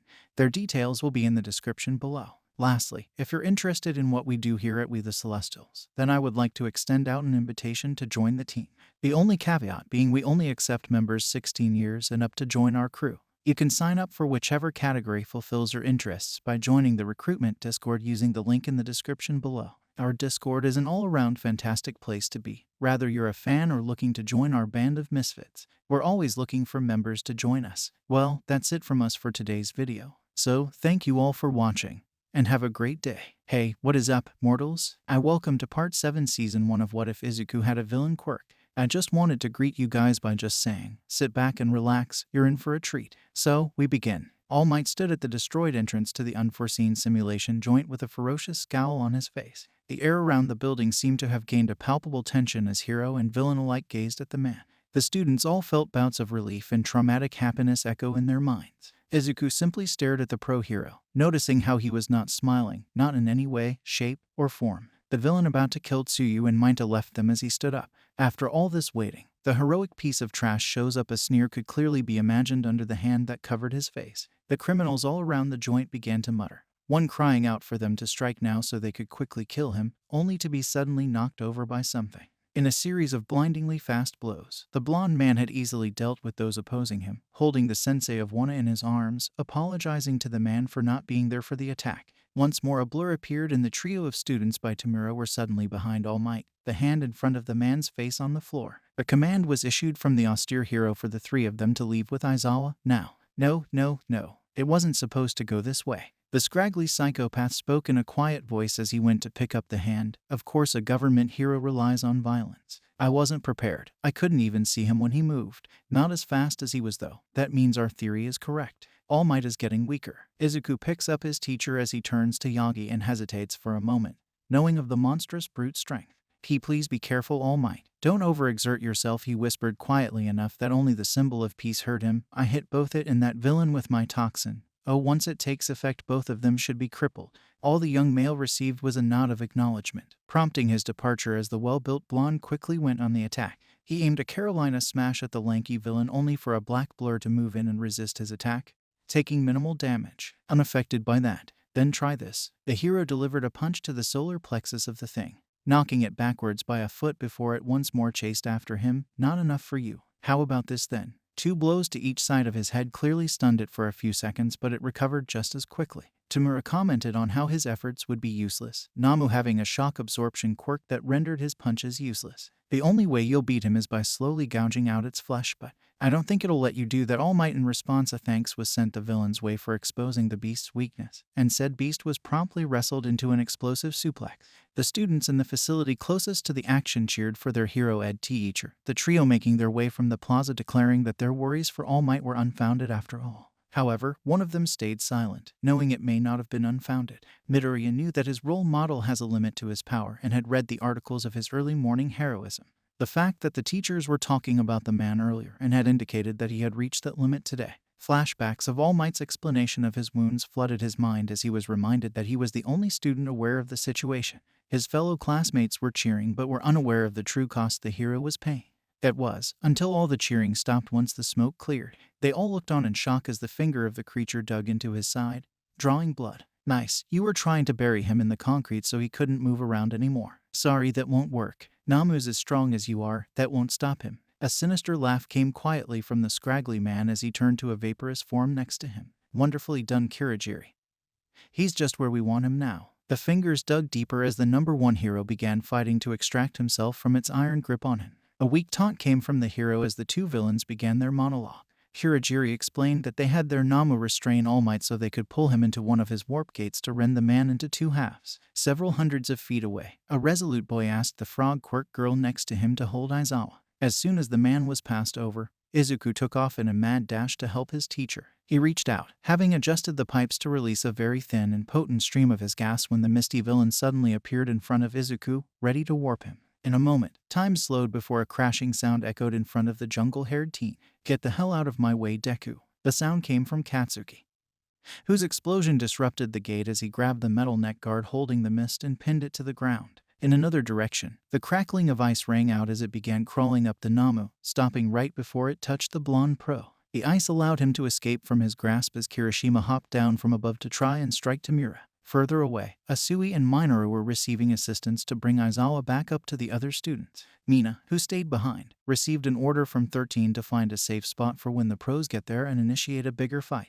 Back in the plaza, Bakugo explained how he had discovered that Kirigiri had a physical body and how they could take him down if they did so strategically. He let out small explosions as he threatened to utterly obliterate the smoky man if he so much as tried to move, surviving an attack from all those villains and taking down two of more powerful allies. You're making the League of Villains look like a joke. And we can't have that, can we? Namu. A single worded order came from the man and the thing pulled itself up from the gate, losing an arm and a leg. In shock, the Yagi and his pupils watched as the ice left on the beast broke apart and new flesh quickly grew from the stumps, regenerating at unbelievable rates. The injured man let out a cry of disbelief, claiming Namu's power was supposed to be shock absorption. I didn't say that was his only quirk. He also has super regeneration. Namu has been engineered to take you on at 100% of your power. The wounds on the creature had healed entirely. He's like a super efficient punching bag that punches back. The man ordered Namu to attack the ashen blonde holding down his companion, and a blast of smoke covered the area as a slam boomed around the building. Izuku cried in fear only to yelp in surprise at the fact the teen was right next to them. Upon realizing his childhood friend did not dodge the attack, but was rather pushed out of the way, he turned to see the symbol of peace had been punched straight through a concrete wall. The man questioned the outrageous action of the League to attack children with such lethal force. So what? They aren't exactly saints, you know. That one with anger issues clearly threatened to kill my companions. And the one with annoyingly red hair could have grievously injured me if I didn't move. Tamura peeked out from behind the phalanges of his mask. You heroes think that the acts of violence you commit is heroism, but it isn't.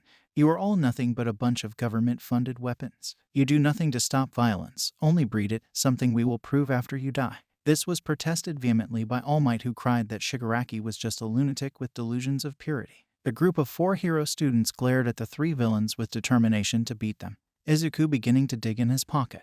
Their sensei attempted to order them to leave before Todoroki reminded him that they were the reason he managed to escape. The hero simply insisted that they stay back and watch a true pro at work. But All Might, you're injured and you're almost. The Juniperette cut himself off and gazed at his idol, who simply gave a thumbs up. Tamura suddenly ordered his allies to attack All Might as he chased after the students, fueling All Might to launch a mighty attack at Namu.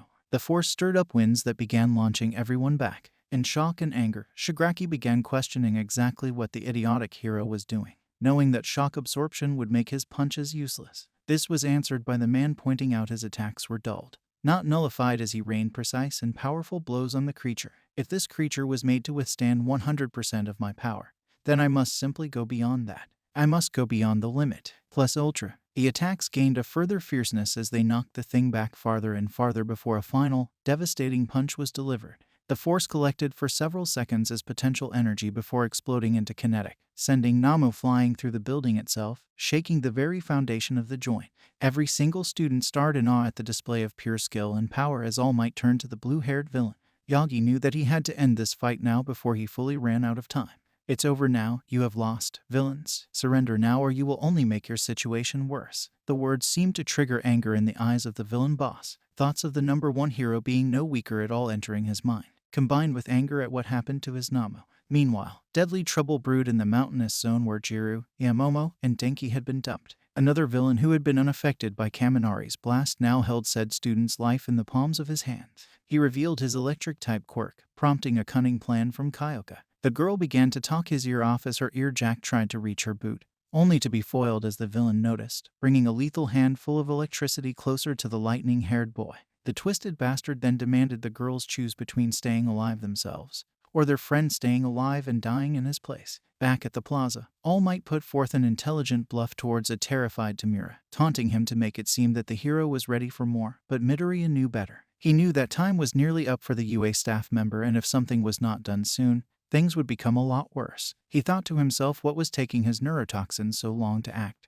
He knew some was inhaled by the chief of the League of Villains. The man began nervously scratching his neck. The fear quirk holder perked up for a moment, before being suddenly confused as the scratching stopped. That was when the reason for it stopped. The villains behind them had awoken once more. Once more the boy's attention changed as he heard the two most powerful villains begin to charge All Might, only for one of them to stop, letting out a horrified scream that drew in all ears. Kurogiri. My hands. What's happening to them? The scraggly psychopath stared at his hands as he cried out in pain. Seemingly nothing wrong. My quirk is turning against me. Help me, Kurogiri. The desperation in his tone confused everyone but All Might and Izuku, who knew that the toxin had finally taken, and a perfect time for it to have done so as well. For just then, a bullet hole formed at the gap between the villains and the number one hero.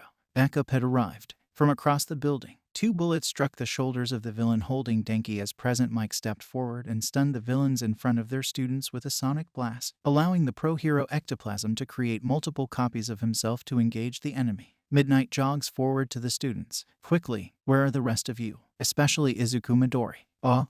Midnight. I understand your desire to ensure your protege's safety, but first we must secure the safety of the ones here. The principal of UA, Nezu, calmly tried to calm the pro. At the central plaza, Kurogiri attempted to warp a screaming Shigaraki out of the joint, having to pause to block gunfire being aimed towards the blue-haired villain viciously. The teleportation was once more delayed by an injured 13 held up by Zero. Even that, however, was not enough to stop the golden-eyed criminal, and they disappeared. With the worst threats dealt with, heroes spread across the USJ, assisting their students in capturing their villains. At the center of it all stood a Toshinori Yagi in civilian form who nodded deeply in thanks to Izuku, who delayed Tamura in the end, saving his life.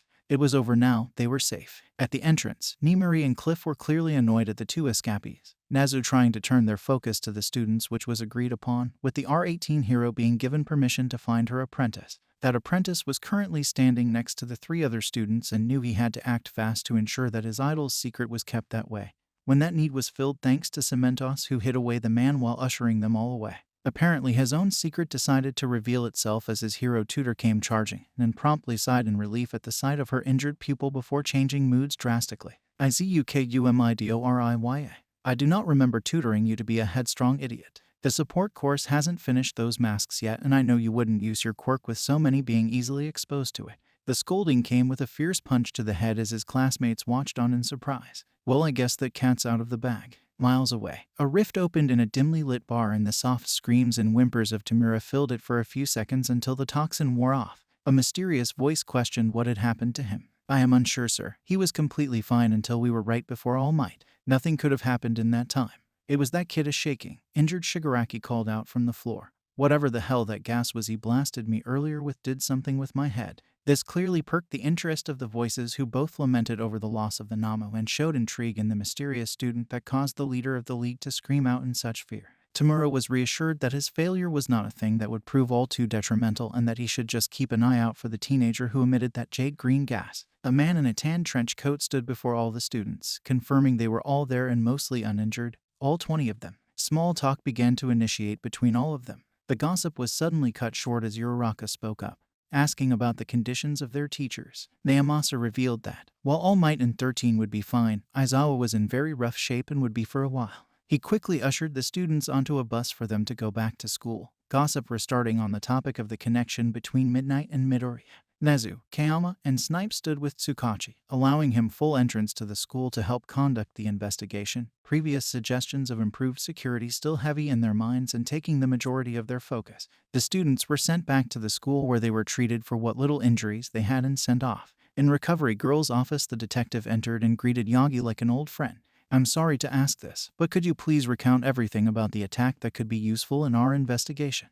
The worry in his heart was quickly waved away as the skeletal man happily did so. The topic changed once all information was taken to how incredible the actions of All Might was during the assault on USJ, only for the hero to spread the credit to all of his students, declaring them all to be the best first-year class to have ever graced his eyes. The pride within those blue eyes shone brighter than any precious stone that day. The students went home, Momo offering a ride to Izuku and Todoroki, with Izuku accepting and Todoroki politely declining. That night the pupils of Class 1 would sleep deeply, unknowing that the danger they were in had only just begun. Thank you all for indulging yourselves in the story thus far. I hope you enjoyed it. Now, there are a few more things that I'd like to go over before the video ends. Firstly, we've got a second channel called Anime Deep Dive. Anime Deep Dive goes deep into the facts and lore of a wide variety of anime. It's sure to expand your weeb knowledge for all kinds of series guaranteed. On top of that, we have a third channel called We The Celestials Naruto What Ifs. It's what we do on this channel already but in the vast world and lore of Naruto. Go check it out if you're in the mood for some jutsu action. Secondly, on behalf of We The Celestials, I'd like to thank everyone involved in the production of today's awesome content. Their details will be in the description below. Lastly, if you're interested in what we do here at We The Celestials, then I would like to extend out an invitation to join the team. The only caveat being we only accept members 16 years and up to join our crew. You can sign up for whichever category fulfills your interests by joining the recruitment Discord using the link in the description below. Our Discord is an all-around fantastic place to be, whether you're a fan or looking to join our band of misfits. We're always looking for members to join us. Well, that's it from us for today's video. So, thank you all for watching, and have a great day. Hey, what is up, mortals? It is. Welcome to Part 1 Season 2 of What If Izuku Had a Villain Quirk. I just wanted to greet you guys by just saying, sit back and relax, you're in for a treat. So, we begin. A letter was laid on the table of a shabby-looking apartment. The sender was none other than Toshinori Yagi, aka All Might. The recipient of the letter read the letter's contents in silent contemplation. The lines that attracted his attention were as follow. I am a teacher myself now, sensei, and I can no longer continue my duties as the symbol of peace at the rate I once did. I believe it is time that I pass on my quirk. I have thoroughly thought it through and have determined the perfect successor to One for All. He is in his last year of UA and has proven himself to be strong of mind, body, will, and heart. He has a dream to be a savior of millions, a mindset that would be priceless for a new symbol of peace. I hope that you will assist me as you have in the past and provide to me your wisdom. I will keep you updated on how things progress. I wish you well, sensei. A small man sat before the table, smiling as he took a bite of the taiyaki in his hand. So Toshinori believes he has found a successor to his quirk. Marvelous, the tone of the voice gave way to the obvious happiness and satisfaction the teacher felt for his pupil. Meanwhile, at UA Academy, a meeting was going on between the staff and Detective Tsukachi. The man was briefing the heroes on what little his department had discovered about the so-called League of Villains before admitting they couldn't find a speck of information about their leader, Tamura Shigaraki, or his teleporting associate, Kirigiri. The heroes began discussing their lack of intel amongst themselves until Nezu noticed All Might's inner thoughts affecting his body language. You seem troubled, All Might. Is there something you wish to disclose to us? The skeletal man nodded gratefully as he began to discuss the attack and how stupidly bold it was. Tamura was far too overconfident and wouldn't stop monologuing about his great Namu's many quirks, and when his plan failed, he seemed to be ready to throw a tantrum. He finished by explaining that the man was more a man-child, a spoiled adult with the mind of a young brat. Naomasa began to explain the most worrisome part of the investigation. We arrested 72 villains, each one of them being petty thugs or criminals, nothing impressive. What's shocking is how they rallied behind the plans of such a mentally unstable man. He gazed into the eyes of the heroes. It shows that with the rise of more and more heroes, criminals are beginning to get desperate. It could be why they were so quick to back such a simple-minded villain. The staff piped up in agreement. Before Midnight asked how exactly they were supposed to stop all of it. The detective attempted to calm their worries as he explained they were the reason the attack was stopped. and that they would expand their search to find the perpetrators who attacked UA. Nezu began thinking aloud, suggesting that with so many students being in their midst, there was a small possibility of a spy being amongst them. At the Midoriya household, an anxious Izuku was still at home from the break the UA had administered to its students after the USJ attack. He was watching an old video of one of his hero course teacher's rescues, sitting in a fetal position upon his chair. The boy was sitting at his desk, remembering the events of that day and how he and his classmates had only slowed down 13 in Aizawa. He pulled out a notebook and began sketching something. The book was filled with potential gadgets for him to use and new ideas for techniques to pair with his quirk.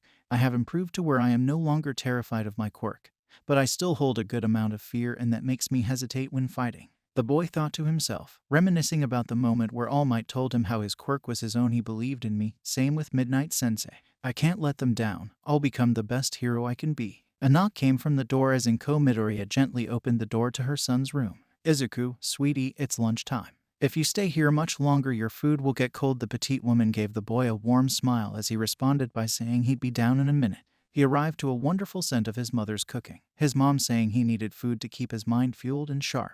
School had finally started back up at UA, and Class 1 was still buzzing from the attack, in both connotations of the word. Kirishima mentioned how they would have been totally screwed if the teachers hadn't showed up, causing a chain reaction of Minta screaming how he'd pee his pants, Bakugo screaming for everyone to shut up, which scared Midoriya, who received a reassuring glance from Momo and a look from Todoroki. A strict voice echoed from its source of Ida walking in a very strict position as he called that homeroom would be starting soon. The students pondered who would be teaching their class since Mr. Aizawa was still recovering in the hospital, only to be shocked as said man opened the door to greet his class. Mr. Aizawa, I'm glad you're okay. You call that okay? The man walked up to his normal place at the front of the classroom, saying his well-being was irrelevant and what was more important was that their fight wasn't over yet. The whole class stiffened until the words that left his mouth caused them to shift into a more enthusiastic attitude. The UA Sports Festival is coming up. That initial enthusiasm was quickly demolished as the class began pointing out the danger of having such a big event so soon after the attack. Apparently, the administration believes that the festival is a good way to show that the threat has been handled and our school is safer than ever. The man's tone held a slight hint of exasperation, plus security is going to be beefed up a bunch compared to past years. This event is a huge opportunity for all students at UA, and it's not something we can cancel because of a few villains. Minoru's fear of the villains made him question the event, causing him to be scrutinized by Momo and Izuku. Aizawa reminded them that the sports festival of UA had become the biggest event of the year ever since Quirks had completely taken over society. Yaoyorozu pointed out that the festival was the spot where young students got scouted to intern at popular hero agencies, granting them very valuable skills and experience that would help open the path to becoming a pro hero to them. With a warning against them all slacking with such a grand happening, he dismissed them. The class was once more filled with ecstatic joy, and they began discussing how big they could make it at the festival. Midoriya was discussing how hyped everyone was, being met by Todoroki, who quietly stated that he was surprised the juniper-haired boy wasn't more excited. Although it was impossible to see from the naked, a microscopic quirk of his lips appeared, time spent around his two classmates clearly beginning to affect him positively. A loud cry came from their brunette classmate who had taken on a very scary pose, encouraging them to shout with determination. Needless to say, the three students quickly, yet subtly, extracted themselves from that situation. They walked the halls, conversing amongst themselves until a peculiar topic came along. Todoroki-san, why do you want to become a hero? The Ravenet girl asked their dual-colored acquaintance. The words seemed to be met by a stiffening of his joints and a sudden freezing of movement. Silence reigned for several seconds, to prove someone else wrong and to make them realize something. That was all they managed to squeeze out of the boy before a familiar voice, at least to Izuku, echoed from behind them. Oizuku. The boy turned to see the R18 hero standing in a hallway with her lunch. I'm off to lunch, you wanna come? After looking at the two students accompanying him and receiving two nods, a more reluctant one from Shoto, he went to spend time with his tutor. The Hero Legacy student eyed his fellow pupil as he walked away with the hero, outrageous thoughts filling his head. At the teacher's lounge, Nimiri threw herself onto a couch and promptly cleared her throat. I'm gonna cut to the chase, kid. With the sports festival so close, you're gonna have to be working double time. She eyed him as she pulled a can of soda from her lunch and tossed it to him. Your lessons with me are back on, kid. This sports festival is gonna be big for you, and I'm going to make sure that you're damn well ready for it. A grimace came upon the teen's face, happy to be training with Kayama again, and dreading the torture he was about to endure. The woman began discussing the tournament with her protege and pointed out how many opportunities he would have to sell himself as a good future hero. She face-vaulted as she was responded to by an I guess from her student. He began to mutter unceasingly as he stated his worries and solved them in a repetitive cycle, receiving a punch of the head from Midnight. Geez kid, learn to shut up. Your word vomiting gets too damn annoying, you know. She sighs before straightening up and pulling the boy into a side hug. You have the potential to go so far, Izuku. You have everything you need inside of you, and I'm gonna help you realize that. The hero sent him on his way before collapsing onto the couch, silently cursing and thanking Toshinori for introducing her to the adolescent. The boy went back to his class, not expecting to open the door when the bell rang to see an ocean of students outside of the door, prompting questioning from his classmates about their reason for being there, until an aggressive voice called from behind him. Isn't it obvious? They're scoping out the competition. They want to know what they're up against. The ashen blonde crept up to the large group and sneered at them. Well, you got a good look, so get out of my way, you shitty extras. A voice retorted from the crowd, calling out that he didn't expect to find such an asshole in the hero course. The owner of the voice stepped forward as the majority of the class began motioning for the boy to run for his life. I didn't expect to find such an egomaniac in a course for heroes, a course I desired to be in. Unfortunately, the first time around, I was unsuccessful in entering the hero course, but it may not stay that way. A steely glint entered his eyes. If I can prove myself to be worthy of being in this class, I can get put into this course, meaning room would have to be made for me by kicking one of you out. I hope you understand that by this, I am declaring war on all of you. The sheer aloofness of the boy shocked both Yamomo and Izuku into complete silence at his declaration, until a screaming voice called them out. It was Tetsu, a student from Class 1B who had gone to see the class that had faced off real villains and loved to tell the tale, only to insult them for being such brats. A collective thought of everyone hates our class now ran through the heads of most of 1A. Kirishima attempted to stop Bakugo, who was now exiting the classroom, saying that he should fix all of this since they were all hating on their class thanks to him. The teen simply asked why he should when he's gonna have to beat them in the festival anyway before stalking off. The class could not exactly argue with his logic, but definitely did disapprove of his method of saying such things. Midoriya quietly gained a look of determination, seeing Bakugo declare such a statement and remembering his promise of never losing to Izuku again. The jungle-haired boy knew he had a lot of work ahead of him and welcomed it. Across the city, the students of Wana had begun to train fiercely, especially Izuku as he improved his skills with his old teacher. Each of the 20 did their best, maybe not in Minda's case, but the others did. The training made time pass by in quick flashes, making the 2 weeks seem to pass in an instant. It was the morning of the festival, and Inko stood by her son as he got ready for it, telling him to be careful and that she would record the whole thing in HD. She wished him well as he quickly made his way to the prestigious academy that was being swamped by reporters once more. Excitement reached an all-time high as pro heroes walked amongst the crowd as well, preparing to watch the events to scout out potential candidates for an internship, with several being there purely for security. All of Class 1A was waiting in a single room, several of them very anxious. Todoroki called for Izuku, staring at him with a serious look. Midoriya, I'm sure you know that objectively, I am stronger than you. A dejected look came across the boy's face as the heterochromatic one continued. However, you have Midnight in your corner. I am unsure of what relationship you two have, but know this, you and Yaorazu may be the people I have let closest to me, but nevertheless, I will defeat you. Kaminari cracked a joke to try and diffuse the obvious tension in the room, Kirishima joining in as well, putting his hand on Shoto's shoulder. Ijuru was shrugged off by the teen who pointed out that this was no team effort before walking away. He was stopped as Midoriya called out to him, wondering aloud why he felt the need to point out such things before confirming how right he was, how he had so much more potential than anyone at the hero course. I find myself seeing you as someone I hold closer than others as well, Todoroki. I have noticed how strong and intelligent you are. However, I refuse to go down without a fight. I refuse to let Midnight or anyone cheering me on down. A declaration of war had broken out in Wana as well. Not just between the two students, but a silent one had been declared throughout the whole class. Things just got interesting. Thank you all for indulging yourselves in the story thus far. I hope you enjoyed it. Now, there are a few more things that I'd like to go over before the video ends. Firstly, we've got a second channel called Anime Deep Dive. Anime Deep Dive goes deep into the facts and lore of a wide variety of anime. It's sure to expand your weeb knowledge for all kinds of series guaranteed. On top of that, we have a third channel called We The Celestials Naruto What Ifs. It's what we do on this channel already but in the vast world and lore of Naruto. Go check it out if you're in the mood for some jutsu action. Secondly, on behalf of We The Celestials, I'd like to thank everyone involved in the production of today's awesome content. Their details will be in the description below. Lastly, if you're interested in what we do here at We The Celestials, then I would like to extend out an invitation to join the team. The only caveat being we only accept members 16 years and up to join our crew. You can sign up for whichever category fulfills your interests by joining the recruitment Discord using the link in the description below. Our Discord is an all-around fantastic place to be, whether you're a fan or looking to join our band of misfits. We're always looking for members to join us. Well, that's it from us for today's video. So, thank you all for watching, and have a great day.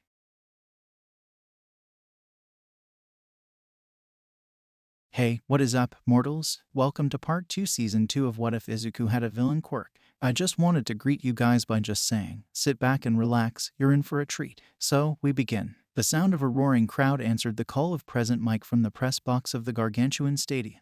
This year we are presenting to you some of the hottest events of sports festival history. The man's voice was not shocking to hear from the speakers. The man's eccentricities fit perfectly with being a UA announcer. The sound of the crowd was deafening as they responded to his proclamation. At the Midoriya residence, the mother of Inko was watching the television with an anxious smile on her face. Midnight smiled to herself, more than ready to see if her student did well. From the darkened entrance to the stadium field, Midoriya and his classmates entered with heads held high. Hazashi eagerly introduced the dazzling students of 1A. Various emotions flew through the thoughts of the pupils, from crippling anxiety to pure excitement. Classes 1B through K filtered through behind them, their introductions being more curt. Nimiri's voice called from a podium above the students, thrusting her whip into the air, revealing herself to be the umpire of the first year's events. Many men in the crowd, even some of the teenagers in front of her, drooled at her outfit. She was quick to snap certain males back to attention by announcing that year's student reciting the student pledge, Katsuki Bakugo.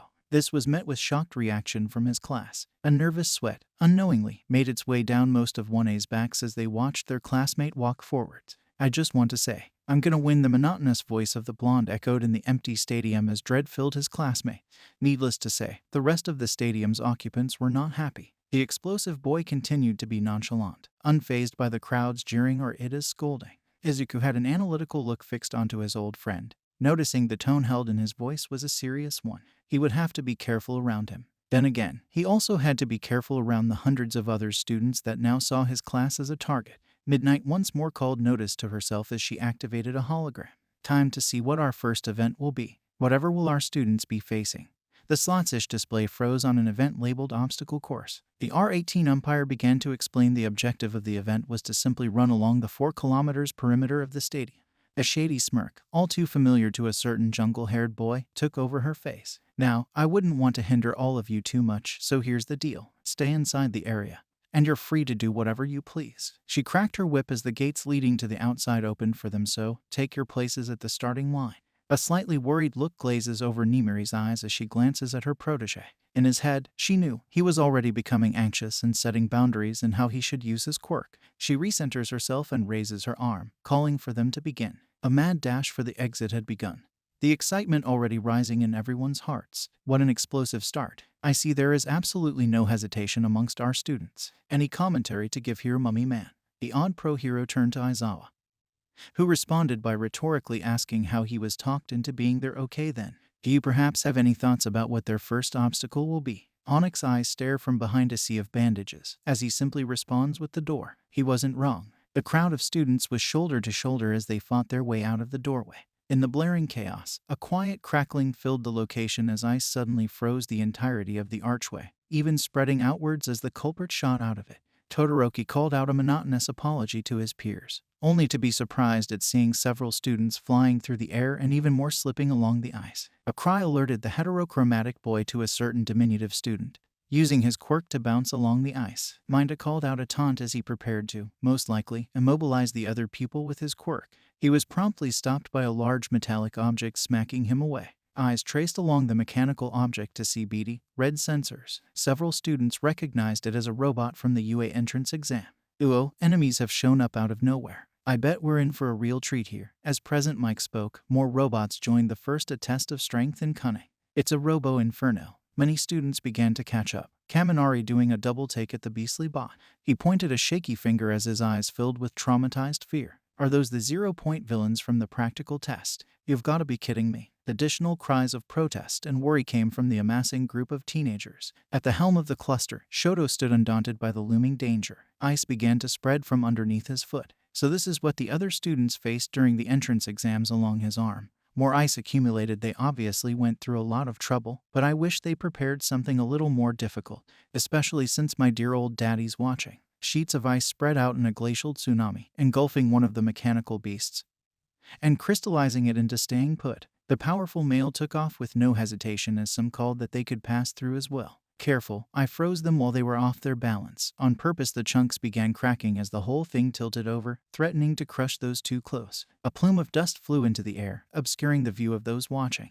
That's Todoroki from Class 1 pulling ahead to an early lead with a devastating display. The eccentric announcer passionately stood up, amazing. He's one we should watch. It almost seems unfair. Thoughts? Aizawa's voice was calm as he described how the boys' attack was a blend of both offense and defense. Yamada expressed his approval as he further complimented the student. However, things were looking a bit more grim for the other ones. A battalion of at least 20 more robo-villains had arrived, and Midoriya felt a pit of dread form in his gut.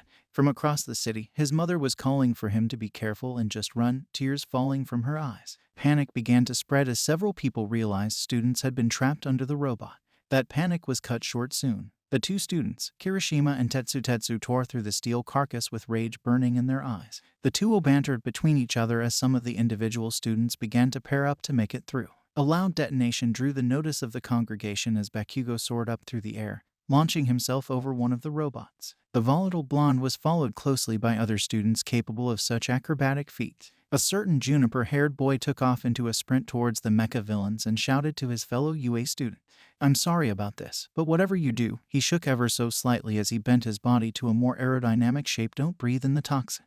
Dual concentrated blasts of jade-colored vapor escaped him as he shot off at blinding speeds, gliding along the ground. The power of the propulsion brought him to the same velocity as Ida, who had started his own fight forward. Eraserhead watched his students with pride as his companion commented on how one seemed to be the dominant class for the leaderboard.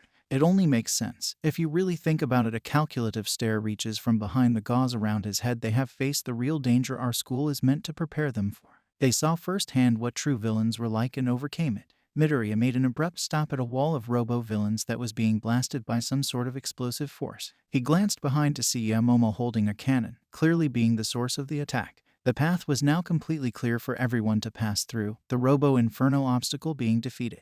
For those of you who thought the first obstacle was easy, let's see how you feel about the second one. The terrain the contestants now faced was not pleasant. To say the least, if the students want to get past this zone, they're going to have to get creative. It's the fall. Many were hesitant on what their next moves should be, while two were already sure of themselves. Suyu leapt through the air and landed with practiced ease on a rope several meters away.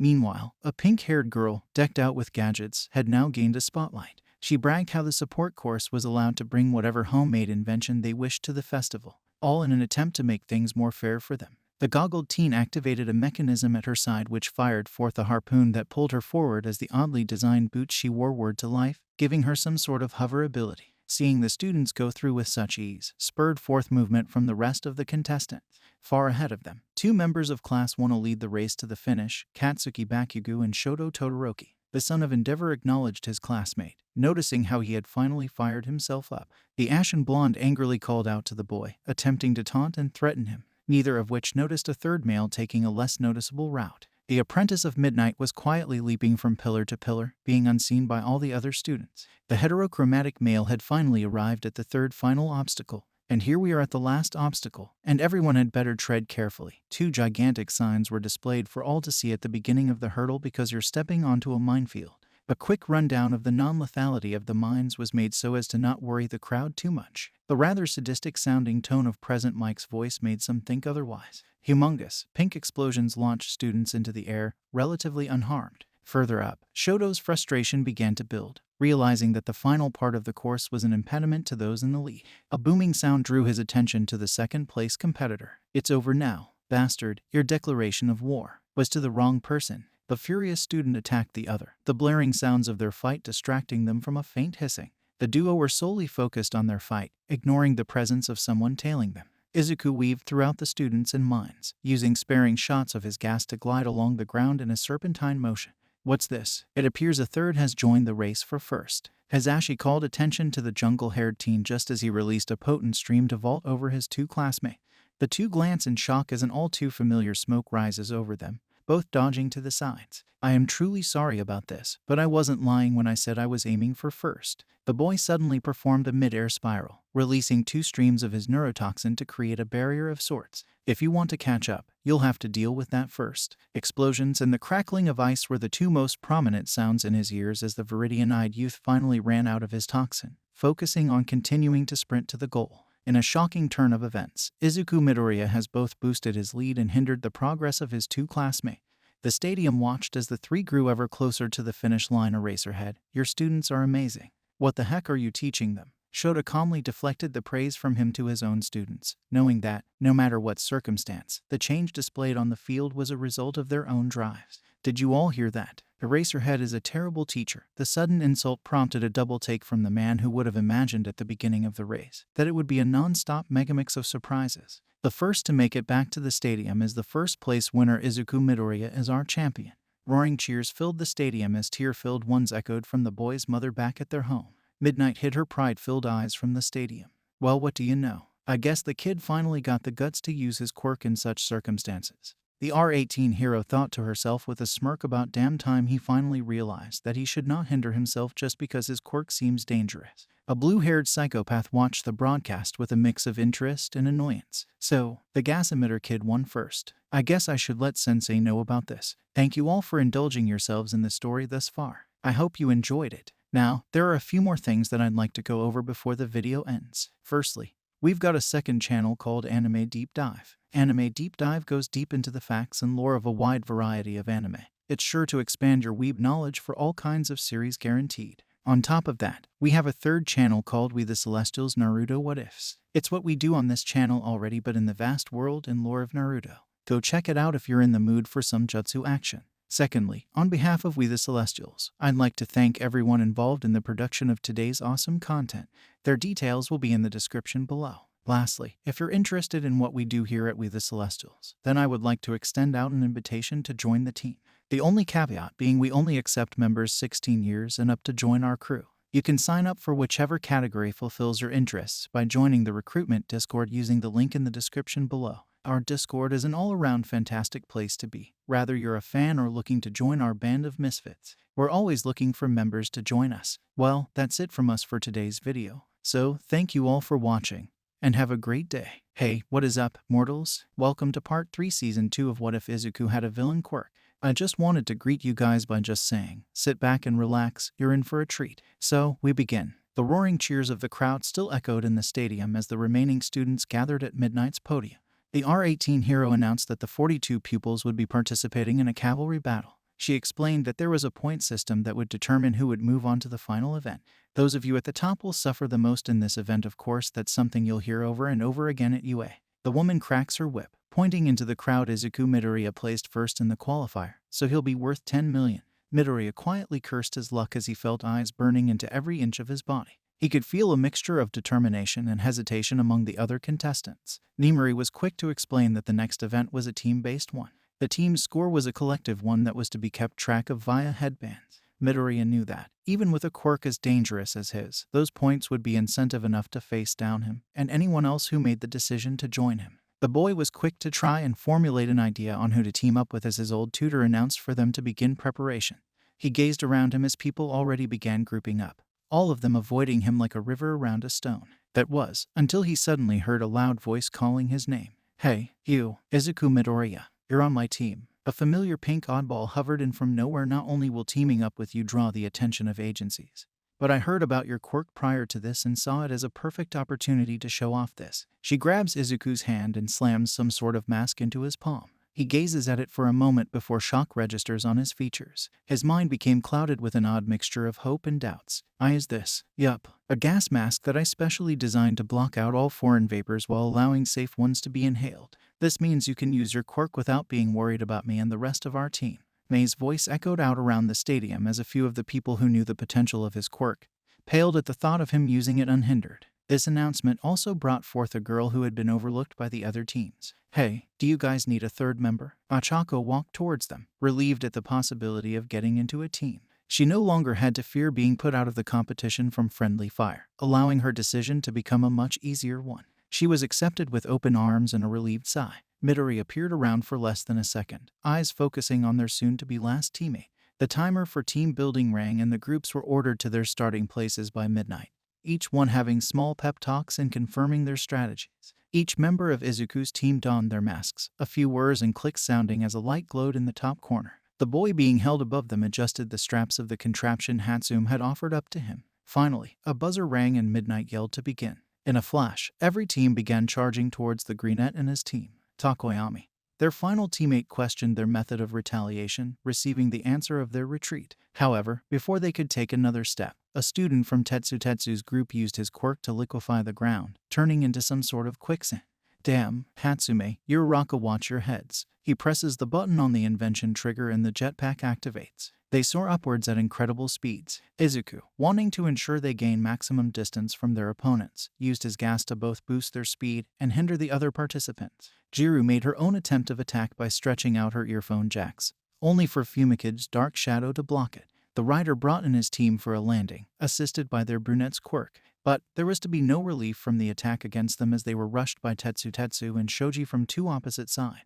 Midoriya gritted his teeth as he quickly tried to plan a strategy. He thrust his arms out in the directions their foes were coming from and let loose twin gusts of his neurotoxin in a very loose concentration. This allowed it to float out, making it even harder to avoid. Minda continued to try and fire out his balls, but the attacks were more inaccurate. Takoyami, quickly have Dark Shadow attempt to free Hatsum, please. He was answered with a swift nod as the boy used his quirk to tear away the sticky trap. The bird-headed boy gives them a thumbs up to declare they were in the clear and the device on their leader's back roared, launching them to the skies once more. Whether or not they were safe was another matter. At a rapid speed, Katsuki followed them into the air with his explosions, pausing at their altitude to let out a powerful combustion. With a single command from Izuku, their frontmost teammate used his shadow quirk to block the attack. A second, flawless landing awaited them as they once more returned to solid ground. Attention was suddenly turned from the first-place team as the announcer brought light to how badly the rest one was doing. The reason why was soon revealed to be a 1B student, a blonde boy that was snatching headbands left and right. The student, Monoma, even appeared to insult Bakugo as he stole their headband in a drive-by. Midoriya attempted to eavesdrop on the conversation as Nito continued, not only mocking the ashen blonde across from him, but also monologuing his whole plan up to them. Intelligent as he may be for formulating such a plan, he clearly lacks common sense. He just let his enemies know his entire plan, meaning they can strategize to counter it. The jungle-headed boy shakes his head as he refocuses his thoughts from the male. At least they seem to be focused on late game, meaning they may not even come after us. Just as he was about to voice his relief, another squad of students appeared before them. It was Todoroki. Midoriya took a shaky breath as he faced down the very person who declared he would triumph over him. An unbearable tension's presence filled the air around them in a stifling way. Shoto and his group began their forward assault, along with just about every team in the stadium. A devastating electrical surge came from Kaminari, with Dark Shadow deflecting the brunt of it for the team. The rest of the divisions were not so lucky, receiving a severe stun and being frozen in place soon after. The heterochromatic leader snatched a few headbands as they continued their pursuit for the 10 million points. Takoyami attempted to attack their chasers, only for Momo to block it. Izuku wondered aloud if it was her who was going to be the most difficult to deal with. When Fumikage turned the attention to Kaminari, he explained that the boy's quirk was detrimental to Dark Shadow and that it would be difficult for him to do his job as a defensive player as long as the yellow-haired boy was still there. Suddenly, their movement stopped as they were trapped between the out-of-bounds line and two walls of ice. The walls extended until they completely encased the 8 students, keeping others from interfering with their battle. Izuku attempted to activate the jetpack, only to find the circuits friend by Denki. The rider for the first-place squad kept his team distance from Todoroki, staying on his left side as to keep him from getting a clean shot at them without friendly fire. Ada's engine began to roar loudly as he announced that he was about to attempt something that would make him useless the rest of the game. The cavalry unit suddenly darted forward at Mach speeds, and, in an attempt to try and stop them, the Viridian-eyed rider let loose a giant plume of gas right on top of them. It was all for naught, as the headband was snatched from his head. No, we have to get the headband back. Panic and anger filled Midoriya's eyes as he eyed his classmates who now held the 10 million points. His teammates' attempt at deterring the action failed as he was determined to regain their lost points. He rallied them for one final attack, knowing that at least Kaminari had been lightly exposed to his fear toxin. They went for a full-force attack, with Izuku launching a forceful blast of his vaporous quirk above Todoroki, forcing them to duck and putting them exactly in the position he wanted. He felt a flash of pain as he saw flames ignite on his schoolmate's arms, but powered through. I know Yamomo and Todoroki are way too smart to leave that headband on top. He thought to himself as he grabbed one of the headbands below the topmost one around Shoto's neck. I'll have to take a guess and hope for the best. He grasped one of the white cloths and tugged it away. He glanced down to see a score of 130. He paled as he realized it was still not enough for them to continue. An explosion sounded as Bakugo blew his way into the icy arena as Takoyami sent out his quirk to attack. Kaminari appeared ready to attack but hesitated as he let out a frightened scream. The three teams seemed to be ready for a head-on collision until time was called. Present Mike began announcing the students moving on as May removes her baby from a discouraged Greenette's back. His mood was quickly changed to shock, then elated happiness as he realized that they had managed to make it to the final event. The students exited the main field of the stadium, Shoji lugging around a snoring Kaminari. Midoriya felt a pang of guilt, finding solace only in the fact that, at least in sleep, the parts of the brain required for his quirk to take hold would be in sleep mode. Suddenly, he was pulled aside by someone, turning to see dual-colored hair. A tense silence reigned between him and Shoto as they stared at each other. The two acquaintances did not meet each other's eyes until Todoroki spoke. Midoriya, I want to know what your connection to Midnight is. Beyond what you have already told us, Izuku responded with panicked promises that he wasn't cheating. I know you aren't. After all, I've known you long enough to see you are not that idiotic. I meant how close you seem to be. I've seen the worry in her eyes when she looks at you. What does it mean? Are you two related? Are you some hidden child of hers or perhaps a forgotten child of her parents? What? No, Midnight is just my tutor, I guess. Midoriya offered lamely with a sigh. She helped me get into UA. She saw potential in me despite the fear I felt towards my quirk. Dual-colored eyes narrowed as they peered at the boy across from them. He looked for any body language that would mean that the boy he saw as a friend, although he wouldn't admit that out loud, was lying. So you've had a hero in your corner for a while now. That brings up an interesting question. The heterochromatic boy saw the anxious demeanor Izuku adopted. Did your family pay her to do that? Was she perhaps blackmailed or she owed a favor? The Viridian youth gulped as he quickly shook his head and peered around for a moment. He admitted that All Might had introduced him to her after capturing a villain that attacked him, avoiding the complete truth to keep the pro's secret. I used my quirk and it took hold when All Might arrived. I started having a panic attack, thinking I was going to go to jail for using it. He tried to reassure me, but it was largely ineffective. The boy shifted uncomfortably. Eventually, he managed to calm me down, lecturing me on how my quirk wasn't bad, that it was mine alone. After that, he introduced me to Midnight Sensei, and here we are. A quiet came over the two again as the heterochromatic student nodded his head. He questioned if that meant that the number one hero saw potential in his classmate. The reply he received was an uncertain affirmation that prompted another nod. So that means that All Might sees talent in you. I guess that means I'll have to work even harder against you. At the confused look on his companion's face, Todoroki began to recount his past, how his father was utterly obsessed with beating his rival, going so far as arranging a marriage with his mother just to produce a child who he would raise to beat the symbol of peace. The boy's eyes became shadowed as he refused to use his left side, proving that he didn't need the hero's quirk. All Might saw something in you, Midoriya, and I can see it too. Nevertheless, I refuse to lose. I will defeat without the use of my left side. With that, he turned and left the shorter boy there to his thoughts. Izuku bit his lip as he processed the information that had been heaped onto him. He felt empathy towards the boy, knowing firsthand what it was like to want to ignore your quirk, feeling as though using it was wrong. Green eyes turned to the retreating figure as his voice called out for him to stop. I have something else to say, Todoroki. Please hold on. The juniper-haired boy caught up with him. I understand what you're going through, Todoroki.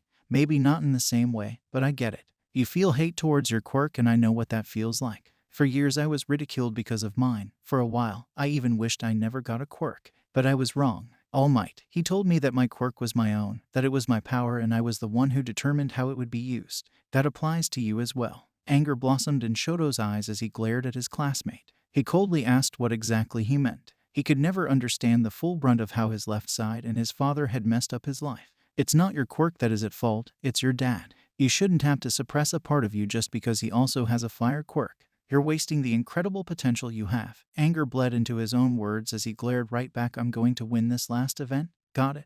I'm not. I can't hold back. I'll come after you with full force, and unless you do the same, there's no way you'll win. Unable to come up with a proper response, the son of Endeavor just snorted and walked away. He silently reflected on what Izuku said. His hate for Endeavor and his quirk trying to fight against what he said. The Viridian team behind him let out a frustrated groan as he stormed off in another direction, trying to cool himself off. The third person present for the exchange stood up from his hiding spot. Katsuki Bakugo looked at the retreating backs of the hero students. He grit his teeth and slinked away, trying to make sense of what he heard. The three most powerful WANA members walked away from each other, tensions higher than ever before. Whatever came next, it was going to be messy. Thank you all for indulging yourselves in the story thus far. I hope you enjoyed it. Now, there are a few more things that I'd like to go over before the video ends. Firstly, we've got a second channel called Anime Deep Dive. Anime Deep Dive goes deep into the facts and lore of a wide variety of anime. It's sure to expand your weeb knowledge for all kinds of series guaranteed. On top of that, we have a third channel called We The Celestials Naruto What Ifs. It's what we do on this channel already but in the vast world and lore of Naruto. Go check it out if you're in the mood for some jutsu action. Secondly, on behalf of We The Celestials, I'd like to thank everyone involved in the production of today's awesome content. Their details will be in the description below. Lastly, if you're interested in what we do here at We The Celestials, then I would like to extend out an invitation to join the team. The only caveat being we only accept members 16 years and up to join our crew. You can sign up for whichever category fulfills your interests by joining the recruitment Discord using the link in the description below. Our Discord is an all-around fantastic place to be. Whether you're a fan or looking to join our band of misfits, we're always looking for members to join us. Well, that's it from us for today's video. So, thank you all for watching, and have a great day. Hey, what is up, mortals? Welcome to part 4 of What If Izuku Had a Villain Quirk. I just wanted to greet you guys by just saying, sit back and relax, you're in for a treat. So, we begin. The final event had arrived and the remaining contestants gathered at center stage of the Coliseum-like building. President Mike announced that the last competition was a 1v1 tournament battle between the students. Midnight called the attention of the students to her so that they could draw their lots before heading off for some downtime. Before she could begin the draw, Ajiro raised his hand in an act of forfeit. Izuku immediately questioned his choice in tandem with Ida. The tailed boy explained he had no memory of what exactly happened in the last event, believing it to have something to do with his purple-haired teammate, despite insistence from his classmates. He was not swayed. This prompted his other teammate from the match to speak up as well. Nimuri accepted their withdrawals before peering around to find replacements for the two contestants. Kendo, a ginger-haired 1B student, suggested Tetsu's group due to their persistence and drive in the match. The umpire quickly chose the steel-quirked male and vine-haired girl from the group, once more having a full circuit. A sound effect plays from the holo screen in the stadium, displaying the first round of matches. Midoriya's guard was instantly up as he stared at the name Shinso. He had absolutely no idea what he would be going up against, and it was worry. A voice suddenly called out his time, making the boy jump suddenly as he turned to see his opponent behind him. He offered quick, calm pleasantries with the Viridian-eyed teen, only amping up the suspicion he felt. The stadium attention was shifted over to a series of games that were meant to entertain the attendants and students. However, the students left in the last event were busy with an array of different things. The time had come for the final challenge to start as Cementos finished creating the fighting area. Izuku took several calming breaths, guilt weighing down on him on the plan he created. He couldn't take any risks with his opponent. He had no idea what his quirk was and he couldn't risk losing. Not if he wanted to keep his oath he made in front of Todoroki. This left the boy with no other choice than to take the mysterious general studies student down immediately. One giant plume of his toxin would take care of it, that much he was sure of.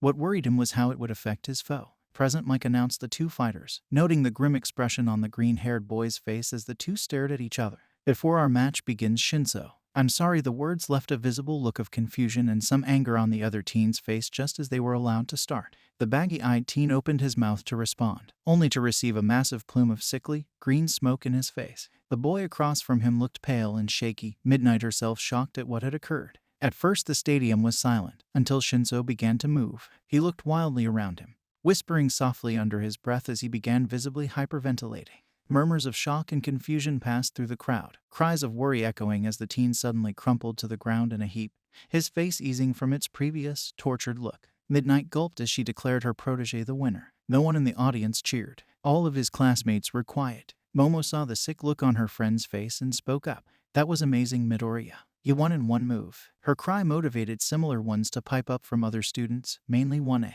The crowd anxiously joined in as Recovery Girl came to check on Shinso. She ordered one of the students to assist her in bringing the boy to her ward. The hero knew waking up the boy before the toxin faded would only put him back in an unconscious state. At least asleep he would feel peace. The one who put Hitoshi in said state felt horrible, following Chiyo to the nurse's office. Heterochromatic eyes watched the back of his retreating classmate, a feeling of caution instilling itself in his mind as he remembered the promise the male made to him. Izuku felt slightly nauseous at his actions, disbelief at what he had done reaching his mind now. He sat by the unconscious student's bed, the school nurse eyeing the Viridian-eyed teen. I hope you are not blaming yourself, Midori. The words brought a confused look to his eye. Nimiri has already informed me and several other staff members of the apprehension you have around your quirk. You had no idea what your opponent's quirk was and you neutralized him quickly. That's common in hero work, so stop panicking. I would rather not deal with another unconscious student. A weary smile appears on his face as he turns his attention to the television in the room. He watches as Todoroki wins his match and Momo loses Hermes despite her best efforts. A frown appeared on his face as he saw the expression on his friend's face and made note to cheer her up later. It was just as the next match was starting that a groan came from the student he was sitting next to. The green-haired pupil's attention snapped down from the screen as he anxiously watched Shinso. The boy was just about to ask what happened when he was cut off by another apology from his opponent. This only confused him further as he asked what exactly happened during the match. Izuku explained his strategy and his quirk to Shinso, a feeling of worry overwhelming him as he wondered how he would take it. That's one hell of a quirk you got there." The answer was very simple and left the recipient of the praise shocked. He looked at Hitoshi for any insincerity and found none. He questioned how he was so calm about this and why he did not find his quirk villainous. PFFD. Well, I'd be one hell of a hypocrite if I did, wouldn't I? He stretched in bed as he looked at the boy, a look of sympathy in his eyes. My quirk is brainwashing. I can take control of anyone so long as they verbally respond to me. Trust me when I say that I understand the whole villain quirk bullshit.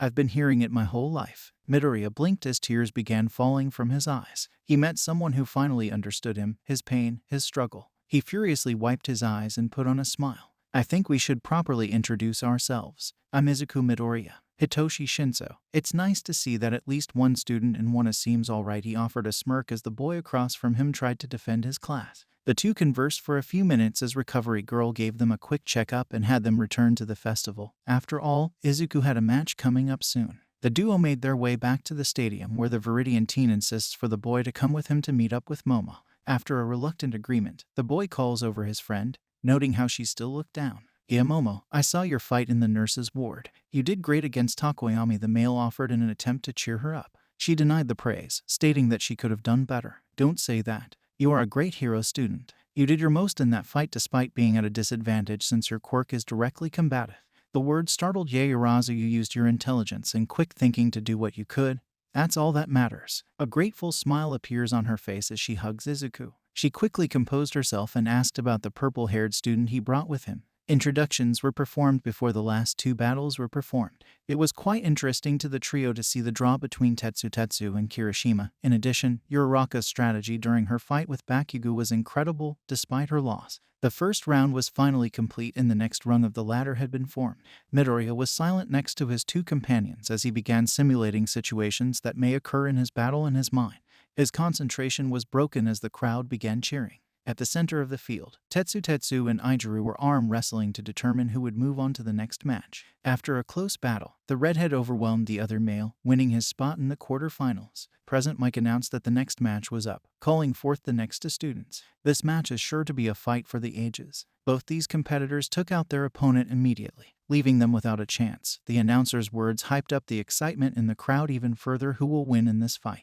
Will it be the ice-cold Todoroki or the quiet Midoriya? At the Midoriya household, Inko was surrounded by tissues as she watched her little boy. In another location, two more were watching the match with less pure intentions. All across Japan, people were on the edges of their seats. The two stood before each other, both holding a calculated gaze. However, if one looked close enough, they could see the spark of anger already in Izuku's eyes. The two figures tensed, preparing for the moment where President Mike would yell, "Start!" A wave of ice flew from Shoto towards Izuku, forcing the teen skyward as he projected himself to the top with a blast of his quirk. From his high ground, he let out a cry as he fired a giant wave of his neurotoxin, with his opponent attempting to use his ice to block it. "That won't work, Todoroki. My quirk may be disturbed by yours, but it is still a gas." As he said that, the vapor crept around the objects, the field becoming a mix of noxious green and crystalline blue. "The only way you're getting out of this is by using your quirk, or losing." Another wave of ice came from the heterochromatic boy, forcing the other teen to the left as he let loose another wave of his quirk. The pattern seemed to continue several times over, a fury building in the jungle-haired boy's gut. Once more a wave of ice came at him and he dodged once more. At that moment, he snapped. Both him and Todoroki were equally trapped by the other. His opponent had an advantage but refused to use it. "I thought I warned you, Todoroki. You had two ways of getting out of here." Teeth gritted as his stance shifted and his eyes seemed to blaze with a blinding fire. "Since you won't listen to words, I'll have to show you I mean business." The angry shouts from the teen shocked his classmates. They had never seen the normally calm and collected adolescent so furious. Izuku roared as he let out a humongous cloud of his toxin. The air of the stadium was stained with the color of it. It was stained with the color red. Shock registered on the faces of Wana and Midnight as they watched the cloud descend on Todoroki. Never before had the color of Midoriya's toxin changed. It was the most bizarre thing to have happened in the tournament thus far, to them at least. They heard another cry of anger and turned to the green-haired teen atop the glacier-sized piece of ice. But it wasn't him that uttered the cry. Suddenly, a spire of flame washed across the ice, melting a gigantic part of it. The student on top of it cried out in pain from the heat as he quickly used his quirk to avoid as much fire as he could. Midnight let out some of her quirk to disperse the cloud so the crowd could better see what was happening. Todoroki had a terrifying face of rage on his face. Even Endeavor was shocked to see such a visage on the face of the unemotional teen. "Shut up, Midoriya. How dare you taunt me with the story I told you?" This statement caused confusion amongst everyone as the other male hadn't stated anything that could relate to that. Nimiri puzzled over what happened when a thought came to mind. Wait, the anger Izuku was displaying. The sudden color change, the way the Todoroki is acting now, the hero's thought began combing the events as she paled slightly. It's possible that, rather than hallucinating his worst fear, he's having a hallucination that it projecting forth a feeling of extreme anger. The son of the number 2 pro hero was merciless in his advance, letting loose wave after wave of both his sides. At last, one of his fire attacks launched his opponent out of the arena and into an unconscious state. The R18 hero noticed that the rage in the student's eye had still not faded and quickly went into action, using her quirk to put the boy to sleep. Those watching were at a loss at what to say. Present Mike announced that Todoroki had won and, after a beat, the crowd exploded into cheers. Recovery Girl quickly swept in and left with the boys to heal them. The match left many people in deep thought. Midnight pondered the full ability of her apprentice and made note to arrange a meeting with him. Momo was confused about what happened between her two friends. Endeavor held a mixture of perverse pleasure at seeing his son use his fire and shock at his loss of composure. Meanwhile, in a messy-looking room, two people sat in front of a small screen displaying the event. A smile is stretched across the blue-haired one's face. This kid just got even more interesting. I think I just might forgive him for what he did to me at USJ if he could prove useful. The smirking man laughed psychotically. Things never did get easier for Izuku Midoriya, did they? Thank you all for indulging yourselves in the story thus far. I hope you enjoyed it. Now, there are a few more things that I'd like to go over before the video ends. Firstly, we've got a second channel called Anime Deep Dive. Anime Deep Dive goes deep into the facts and lore of a wide variety of anime. It's sure to expand your weeb knowledge for all kinds of series guaranteed. On top of that, we have a third channel called We The Celestials Naruto What Ifs. It's what we do on this channel already but in the vast world and lore of Naruto. Go check it out if you're in the mood for some jutsu action. Secondly, on behalf of We The Celestials, I'd like to thank everyone involved in the production of today's awesome content. Their details will be in the description below. Lastly, if you're interested in what we do here at We The Celestials, then I would like to extend out an invitation to join the team. The only caveat being we only accept members 16 years and up to join our crew. You can sign up for whichever category fulfills your interests by joining the recruitment Discord using the link in the description below. Our Discord is an all-around fantastic place to be. Whether you're a fan or looking to join our band of misfits, we're always looking for members to join us. Well, that's it from us for today's video. So, thank you all for watching, and have a great day. Hey, what is up, mortals? It is, here with a new video for you. Welcome to Part 5 Season 2 of What If Izuku Had a Villain Quirk. I just wanted to greet you guys by just saying, sit back and relax, you're in for a treat. So, we begin. All around Izuku was a miasma of his green gas. He heard muffled voices echoing around him. They grew louder and louder until he woke up. The dazed jungle-haired teen glanced around the room, noticing a worried Momo and a slightly guilty-looking Todoroki. Oh, thank goodness you're okay, Midoriya. I was worried about you after that fight. The female seemed to have weight pulled from her shoulder. She turned to their heterochromatic friend who bowed his head a little. I'm sorry about our fight, Midoriya. I don't know what got into me. I heard you saying these horrible things. You were mocking me, and it made me see red. He runs a hand through his hair in my rage. I even broke the promise I made to not use my father's quirk.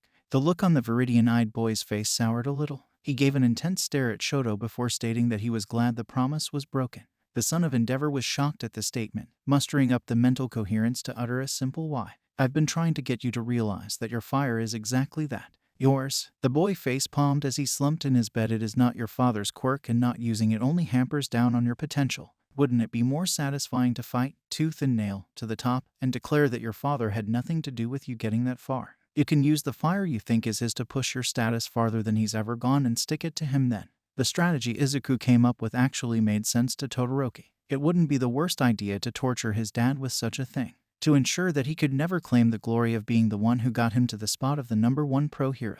After all, who would listen to Endeavor over the new top hero? You don't understand how lucky you are, Todoroki. Tears accumulated in the corners of his emerald eyes. You have two quirks and people praise you for both of them. I never had that experience with mine. The two students next to him exchanged a silent look. The male sighs as he resigns himself to his fate. He admits that the plan their juniper-haired friend had come up with was a slightly superior one to his. I will take the path you suggest. You and Momo both seem insistent on your plan, and I have no reason to mistrust either of you. Midoriya's jaw dropped at how easily he managed to change Shoto's mind.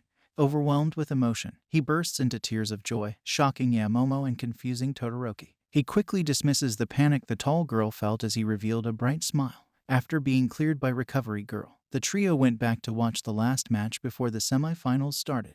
They were able to catch the tail end of Bakugo and Kirishima's match, with the Ashen Blonde coming out as the victor. The stage was now set for the next ladder. The two members of their group who were eliminated waved as their third member made his way down to fight Ida, who had won his match against Ibara. Izuku absent-mindedly cheered for the heterochromatic teen, his mind elsewhere. He was focused on trying to find out what happened during that match. All that he could gather was that him feeling a new emotion while using his quirk affected it. Perhaps it was something with hormones that work in tandem with emotions. The boy was snapped out of his dreamlike state at the sounds of even louder cheers. Tenya had been defeated by Todoroki. The Viridian teen, honestly, couldn't fault him at all for the loss. From what he had watched, the legacy of the Ingenium Agency had fought his hardest, disadvantaged by the fact the son of Endeavor was now freely using his flames. A fact that brought a smug smirk to the face of the #2 pro hero. The trio reunited once more as they watched Bakugo mercilessly pursue Takoyami, eventually forcing the boy to forfeit once he discovered the weakness of Dark Shadow.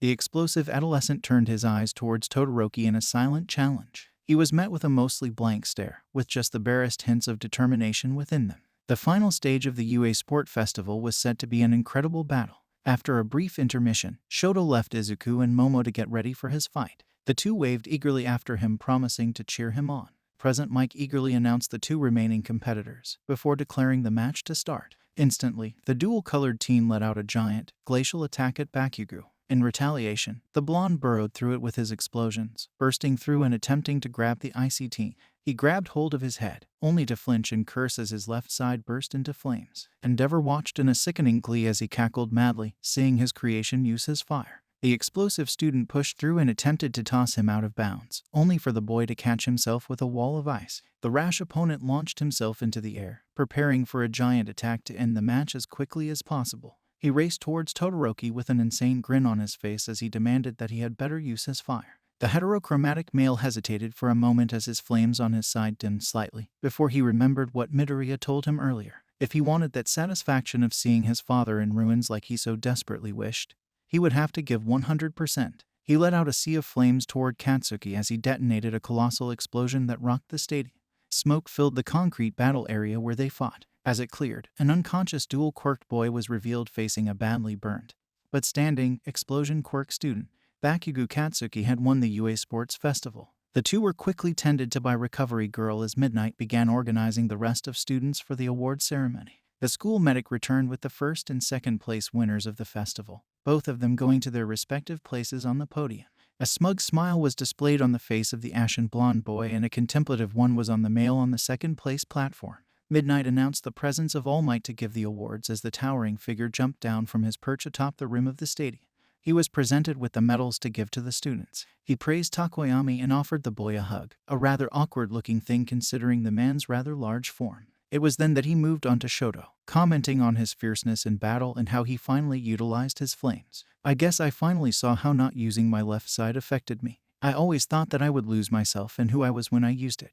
But Midoriya taught me something. The jungle-haired boy glanced up at his name being mentioned. It is a part of me. It is my quirk. I can choose what I want to do with it and no one can say otherwise. No one. The last words were uttered as dual-colored eyes found turquoise ones surrounded in flame. The mono-colored eyes seemed to glint with something, as if recording something to ponder about later. All Might either didn't notice or ignored this as he handed the medal over to the son of Endeavor, giving him a hug as well. At last, he had arrived at the blonde who occupied the first place position. He congratulated the teen in completing the promise he made at the beginning of the sports festival. Surprisingly, the student was rather tame in accepting his reward, only commenting about how he never broke a promise. With all the awards passed out, the number one hero called for everyone to cry out one last time for all of the hard work the students gave.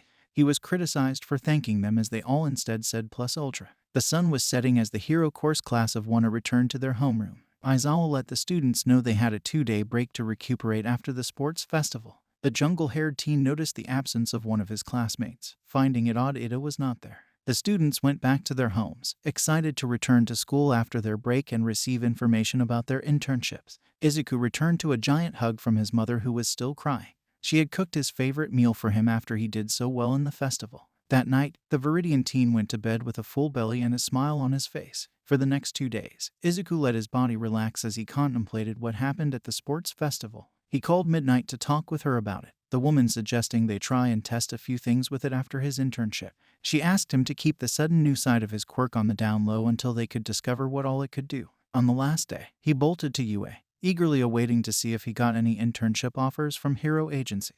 He did his best to keep himself from getting wet, eventually running into Tenya. The strict adolescent insisted for the jungle-haired boy to hurry, as every UA student should always arrive early. Seeing the male so upbeat after what had apparently happened to his brother was a little disturbing. He attempted to question the blue-haired teen only to receive a cheery smile. The teen didn't buy the smile for a second. Upon entering the classroom, he was greeted by the sound of conversation echoing around him as everyone was chatting.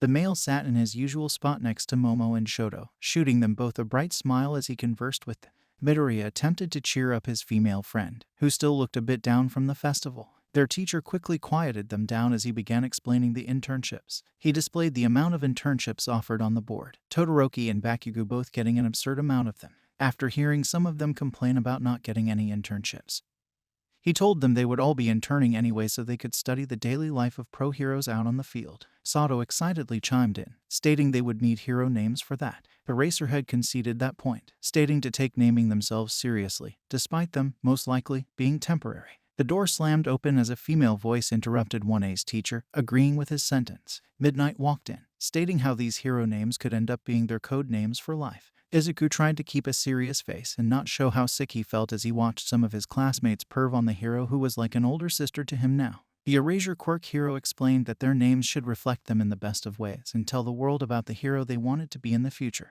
The students received boards to write down their hero names. After a few moments, Midnight asked if any of them were willing to share their names, giving the room a general feeling of anxiety. A few students came up and gave their names. Tsuyu's receiving nothing but positive praise from the R18 hero and her class. Midoriya thought deeply about what his hero name should be. Recalling the ridiculous hero names he came up with as a kid, he knew that his name should revolve around his quirk, but have a positive connotation. He thought of all the possible synonyms of hallucination and began crossing off several options in his head. As cool as it would probably sound to name himself Nightmare, or something of the like, the name combined with his quirk would probably make people think he was a villain. The green-haired teen had to come up with a positive or neutral-sounding name, one that wasn't assuredly associated with fear. More and more students got their names approved, Bakugo's instantly being rejected on the grounds of how violent it sounded. At last, Izuku went up to the podium and set his board in front of his class. I want my hero name to be Mirage, the hallucination hero. Momo was the first to applaud his hero name, giving him a bit of relief from the thoughtful silence the class had gone into. His old hero tutor gave him a pat on the shoulder and a reassuring smile as he went to sit back down. Katsuki attempted one more time to give a hero name, this one equally as bad. Mimori sighed as she commented on it being basically the same thing as his first name she rejected. The woman facepalmed at the explosive blonde. Well, at least the rest of Wana picked decent code names, she thought to herself silently, including Izuku. I'm proud that he came up with such a delightful name. She smiled to herself as she went to wake Aizawa up, happy for her protege. Thank you all for indulging yourselves in the story thus far. I hope you enjoyed it. Now, there are a few more things that I'd like to go over before the video ends. Firstly, we've got a second channel called Anime Deep Dive. Anime Deep Dive goes deep into the facts and lore of a wide variety of anime. It's sure to expand your weeb knowledge for all kinds of series guaranteed. On top of that, we have a third channel called We The Celestials Naruto What Ifs. It's what we do on this channel already, but in the vast world and lore of Naruto. Go check it out if you're in the mood for some jutsu action. Secondly, on behalf of We The Celestials, I'd like to thank everyone involved in the production of today's awesome content. Their details will be in the description below. Lastly, if you're interested in what we do here at We The Celestials, then I would like to extend out an invitation to join the team. The only caveat being we only accept members 16 years and up to join our crew. You can sign up for whichever category fulfills your interests by joining the recruitment Discord using the link in the description below. Our Discord is an all-around fantastic place to be, whether you're a fan or looking to join our band of misfits. We're always looking for members to join us. Well, that's it from us for today's video. So, thank you all for watching, and have a great day.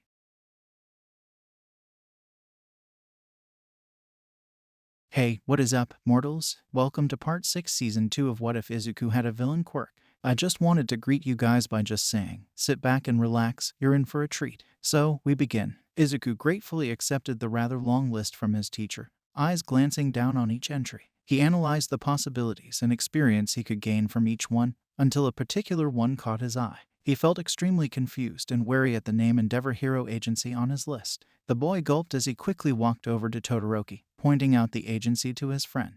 The dual-colored eyes narrowed in deep thought. This makes no sense. Why would the old man want to give you an internship? No offense to you, Midoriya, of course. It's just my father doesn't really recruit anyone. The male thought back to what could possibly lead the Todoroki patriarch to offer an internship to Midoriya. Wait, this had something to do with what I said, doesn't it? Damn it. He probably heard me talking about how you helped me use my fire and thinks he can get you to make me listen to him. It sounds all too like him to do that. A look of cold fury enters the son of Endeavor's eyes. Several students noticed this and were quick to avoid the death stare he was giving to nothing in particular. Suddenly, they dimmed as Shoto clearly began to plan something. I suppose that you could be a buffer though. Someone to help keep him off my back for just a little. He turned to his jungle-haired friend who attempted to protest, saying that there were other options that could be better. Of course, this was dismissed as the peppermint-haired boy reminded Izuku that, while he loathed his sperm donor, he was still technically one of the best heroes in Japan. After several seconds of stammering, the Viridian-eyed teen just rolled his eyes and, very reluctantly, signed his name down for the Endeavor Hero Agency. In return for his friend's agreement to work with him, Todoroki offered forward a very small smile. The two got up with Momo, who had also figured who she wished to intern with, to hand in their sheets to the teachers so that they could send their acceptances to the pro heroes in charge of the agency.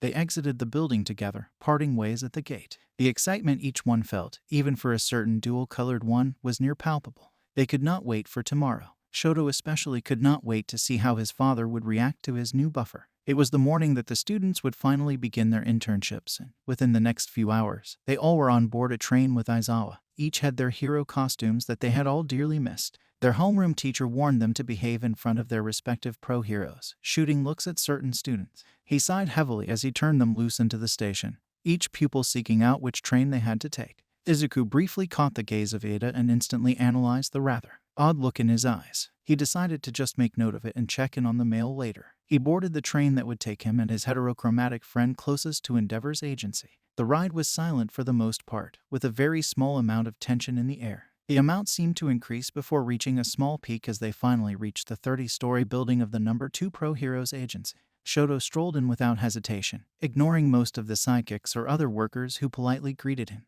Midoriya could feel the stares on him as he walked with his friend, clearly curious at who he was. The duo finally came to a stop as they came before a towering, flaming figure. The pro hero Endeavor was right in front of them. The man's turquoise eyes briefly glanced towards the shorter of the duo, before returning to his son. It's good to see you back, Shoto. I see your classmate and my new intern has chosen to accompany you. The imposing figure chose to ignore the soft snort from his son. Come quickly then. You cannot afford to lose any time in a hero agency. The dual quirked boy walked ahead to go to his father's office. Just as Midoriya was about to join him, he was pulled to the side by the head of the Todoroki family. Now that Shoto is no longer around, let me tell you why I offered you an internship.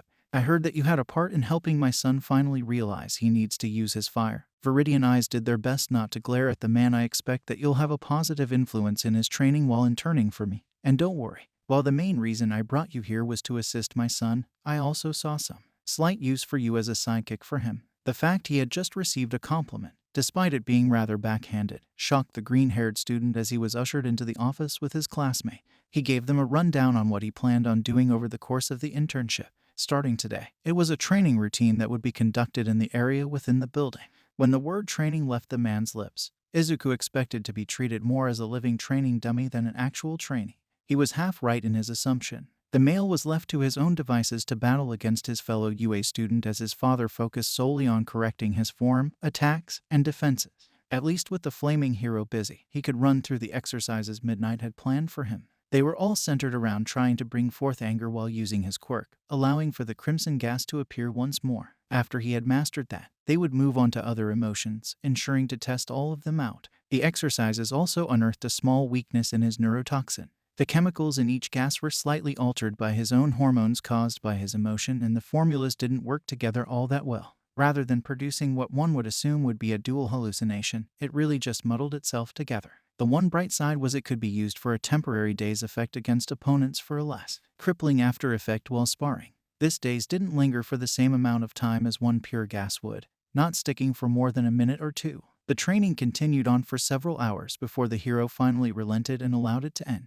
The sheer amount of exhaustion that the Viridian-eyed intern felt was ridiculous. The apathetic adult simply told them to go rest and expect to be in Hasu tomorrow. He had picked up on the hero killer Stain's tracks and wanted to be the one to finally bring him in. Needless to say, Midoriya didn't exactly get the most restful of sleep after hearing about their plans. The next day was an early morning training session to allow for a brief period to recuperate before heading out to Hasu. Both students from UA were dressed in their hero uniforms. Izuku fiddled with the lab coat of his costume a bit as they approached the city. The sun had already set by the time they had finally arrived, and what they saw was utter mayhem. They saw people running and screaming from a certain part of the city. Immediately, he ordered his green-haired intern to stay back and help civilians while he and his son assisted in the fight against the familiar monsters in Hasu. Unable to argue, he just nodded and took off to help guide civilians away from the danger. Just as the crowd started to thin, he heard a sharp cry of pain and started running. He sprinted towards the source of the sound, hearing it cut off before a yell caught his ear.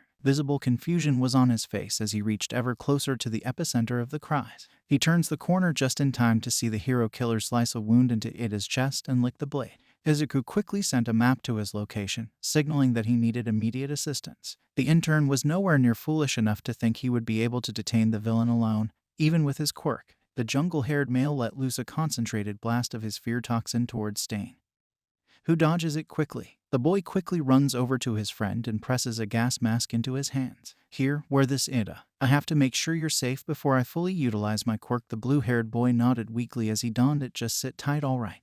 I'll do my best to keep you safe. He turned to see the murderous villain staring warily at his airborne toxin. The boy lets loose another wave of it, forcing the villain skywards. I saw you giving that mask to that boy. This gas of yours is clearly dangerous. The eyes of the villain gained a vicious gleam, but I won't be leaving here while my target is still ripe for the taking.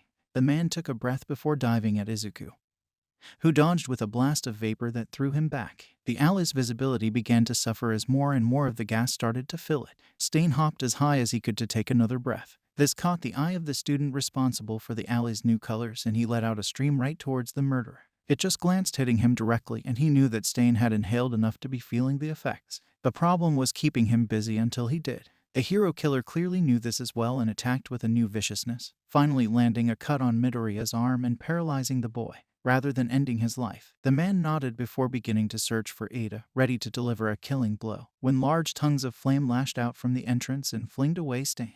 The gas instantly began to rise as the air quickly heated up, lifting the miasma of green smoke. The blazing attack knocked the villain away, annoying him further. Just as he was surely about to strike, Izuku's toxin kicked in and he began to panic. Clearly, the man wasn't the type to scream in fear, but rather to slowly spiral down into a hysterical panic that would eventually end with him unconscious from hyperventilation. The Viridian-eyed teen slumped down as he let go of a breath he didn't know he was holding.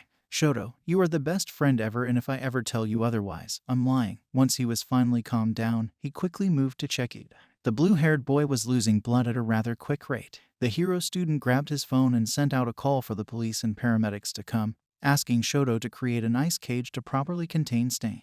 They could not take the chance of the villainous vigilante awakening from his fear-induced sleep. The ambulance was still a ways off due to the ongoing battle in Hasu between the pros and Namu. As a result, the forest-haired teen was forced to provide rudimentary first aid as he was on call with the paramedics. Tenya had, for the most part, stopped bleeding. The Ingenium legacy was still very pale and was going in and out of consciousness the entire time. At last, the ambulance had finally arrived, accompanied by Endeavor himself. The tall teen was loaded into the back of the ambulance as his two saviors were interrogated over what had happened here. The police explained that, while taking down Stain was impressive, they would still be in trouble for using their quirks without authorization. However, they were all to be admitted to the hospital with Ida to take care of any wounds they managed to obtain, mentally, physically, or otherwise. They would send in the police chief to talk to them about that fact later. Enji didn't look pleased, but he relented and allowed them to be driven to Hasu. After a few hours, the boys were visited by Chief Tsurugami, who explained to them the case. Shoto was quick to argue that, without using their quirks, their classmate would be dead and Stain would still be free. After a moment of deliberation, he agreed to allow them to be pardoned of the charges if they allowed for the credit to be passed on to Endeavor. An audible greeting of teeth came from the youngest Todoroki as he reluctantly agreed with his two classmates.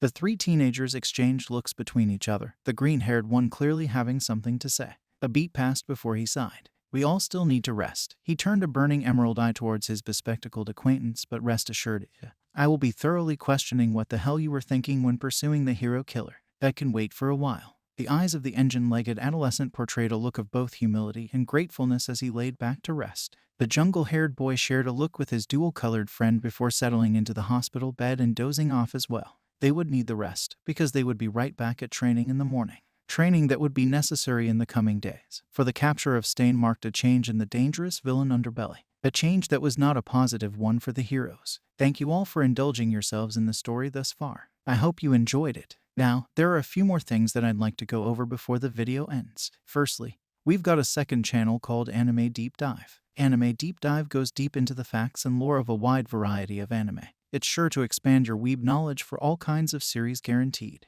On top of that, we have a third channel called We The Celestials Naruto What Ifs. It's what we do on this channel already, but in the vast world and lore of Naruto. Go check it out if you're in the mood for some jutsu action. Secondly, on behalf of We The Celestials, I'd like to thank everyone involved in the production of today's awesome content. Their details will be in the description below. Lastly, if you're interested in what we do here at We The Celestials, then I would like to extend out an invitation to join the team. The only caveat being we only accept members 16 years and up to join our crew. You can sign up for whichever category fulfills your interests by joining the recruitment Discord using the link in the description below. Our Discord is an all-around fantastic place to be. Whether you're a fan or looking to join our band of misfits, we're always looking for members to join us. Well, that's it from us for today's video. So, thank you all for watching, and have a great day. Hey, what is up, mortals? Welcome to Part 7 Season 2 What If Izuku Had a Villain Quirk? I just wanted to greet you guys by just saying, sit back and relax, you're in for a treat. So, we begin. Izuku woke up from his rest, staring up at the brilliant, white ceiling of the hospital. He stretched himself out, wincing a little from the wound on his arm. The teen was glad his quirk had allowed him to be damaged so minimally in the fight against the hero killer. Seeing that Todoroki was not currently in the room, it was the perfect time to talk to his blue-haired classmate. Midoriya hopped up from his bed and strolled over to Tenya, who had noticed his approach and lowered his head. Ida, what you did was incredibly stupid. No matter what reasoning you may have for it. The jungle-haired teen cut off the taller male as he attempted to defend himself. Your brother being attacked does not excuse your recklessness in that situation. I hope that you understand that now. You're one of the most responsible kids in our class, Ida. You can't go around doing something like this again. What if I hadn't heard you? The only reason we managed against the hero killer was because we were in a contained space where my toxin can stay most potent. He takes a deep breath after ranting out his acquaintance. He runs a hand through his hair as he shakes his head. The boy offered his hand towards Ida in a friendly movement. You have the sense and purpose to be an absolutely incredible hero, Ida. Don't ruin it with final words exchanged. Izuku returned to his bed and waited on their doctors to return and receive a prognosis on the wound on his arm. Shoto returned several minutes before the doctors showed up and checked them all out. While he and his heterochromatic friend were mostly fine, Ida's arm had suffered some really bad damage. They were offered several options about what they could do next. Todoroki decided to continue his internship with his father, getting his green-haired friend to agree to return as well. Their classmate revealed he would be staying home with his family while his arm healed. He promised that until he learned to be a proper hero like Midoriya wanted him to, his injured left arm would stay as it was. The duo parted ways with their bespectacled classmate when Endeavor came to retrieve them. The two were instantly scrutinized by Endeavor. The man grudgingly offered his son a compliment on taking down and detaining Stain, choosing to ignore the presence of Izuku completely in that instance. Once they returned to the agency, it was right back on the schedule of training. The green-haired intern was commanded to assist in making sure the youngest Todoroki listened to his father. That was something the duo both snorted at it private. For the remainder of their time at the agency, it was non-stop training for the two with the occasional bit of field work. By the time their internship drew to a close, both of them had grown in power and control.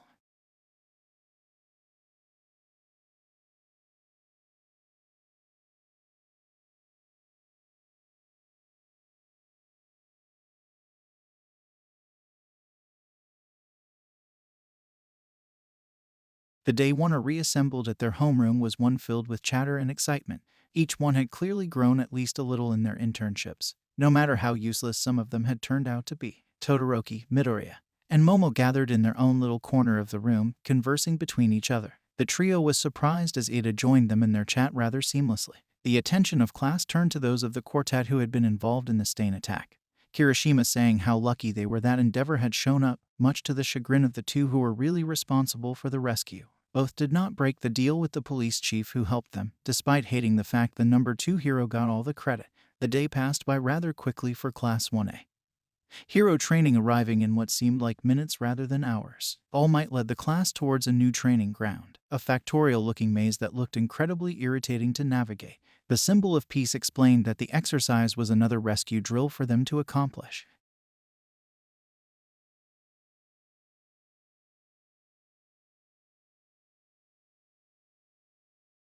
They would be competing to get first in a group of 5 of their classmates. A few moments later, and the first group was created, being composed of Iida, Ajiro, Midoriya, Mina, and Zero.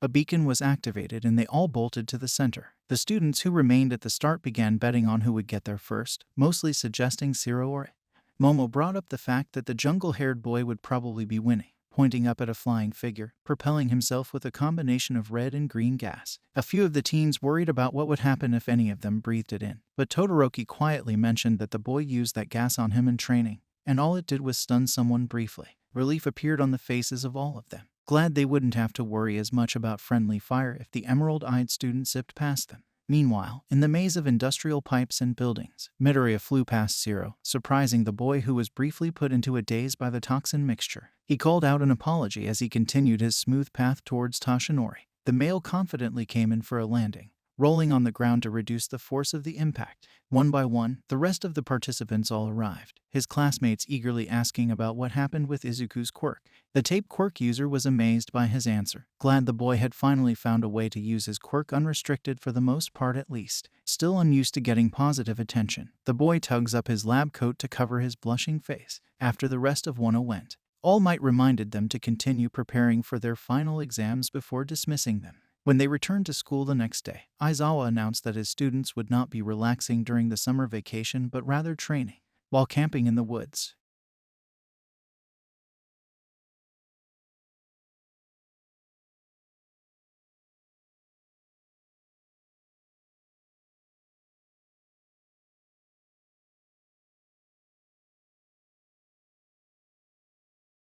Most of the students all rigorously began to study and practice for the final exams, some in a rather precarious situation as they had hardly been taking notes all semester. Their homeroom teacher announced that they had a week remaining to prepare for the exams, reminding them of the practical portion of them to assure they would train their bodies as well as their minds. Momo announced she'd be happy to help anyone, becoming quite ecstatic at how many people wanted her help. The excited girl began ranting about all the things she would do to prepare her home for them, going a little overboard. At lunch, Izuku and his friends received a rather rude disruption from 1B's resident psychotic jerk, Monoma. The blonde began ranting out one until Kendo finally arrived, knocking the boy out. She was quick to apologize and even shared information about what the practical exam could be. Izuku was extremely skeptical of it just being robots again, sure that UA would not reuse something the students had had a good amount of experience dealing with.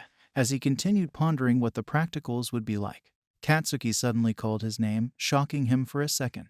The ashen blonde announced that he and half had better be ready for him to put them in their places before exiting the classroom, slamming the door behind him. Over their last week of preparation, all of Wana studied and trained hard to be ready for whatever their exams had in store for them. By the time the written tests began, Midoriya was sure that he would do well, for the most part at least. Those exams took an exhausting 3 days before the torture was over, only leaving practicals for the heroes in training.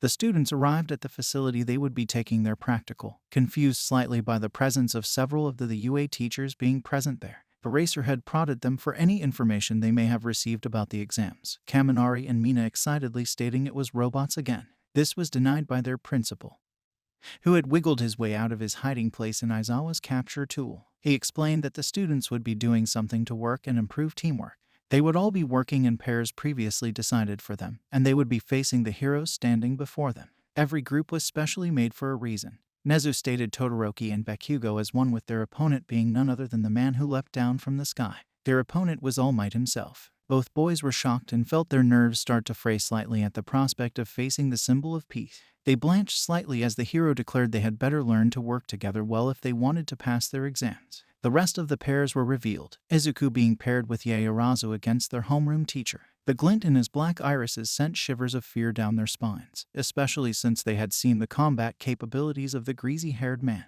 Their classmates felt equal amounts of dread at going up against their pro-hero teachers. The job of the students was to either handcuff the hero they were facing, or for them to escape from the combat zone. A practical exam was a test over their skills and decision-making as much as it was teamwork, especially knowing when one should flee. Shouta was sure to point out his students involved in the stain incident as examples. All Might revealed an accessory made by Hatsum from the support course to handicap the heroes slightly, making it a bit easier on the students. This reminded Midoriya to pass Momo one of the masks May had produced for him, just in case. Kirishima and Sato were first up in the exams, the rest having the option to plan or watch the matches as they progressed. The emitter-Quirk duo both moved to plan how they could defeat their teacher. This isn't going to be easy, Momo. He could easily erase either of our quirks at any time, rendering us a good bit weaker. The Viridian-eyed teen put his hands together in deep thought. Kiyama-sensei taught me some martial arts a while back, which I've been slowly improving on, but I haven't been using it much since I haven't taken the opportunity to use it on someone yet. I've been relying quite a bit on my quirk. What about you? I am experienced in handling a couple of weapons, but I'm best with my bow staff. However, with Aizawa's capture tool, it's likely that our attacks will be hard to land. The raven-haired girl sighed as she looked around. Perhaps if we head to the monitor room and watch some of the matches, we could get a better idea of what we're up against.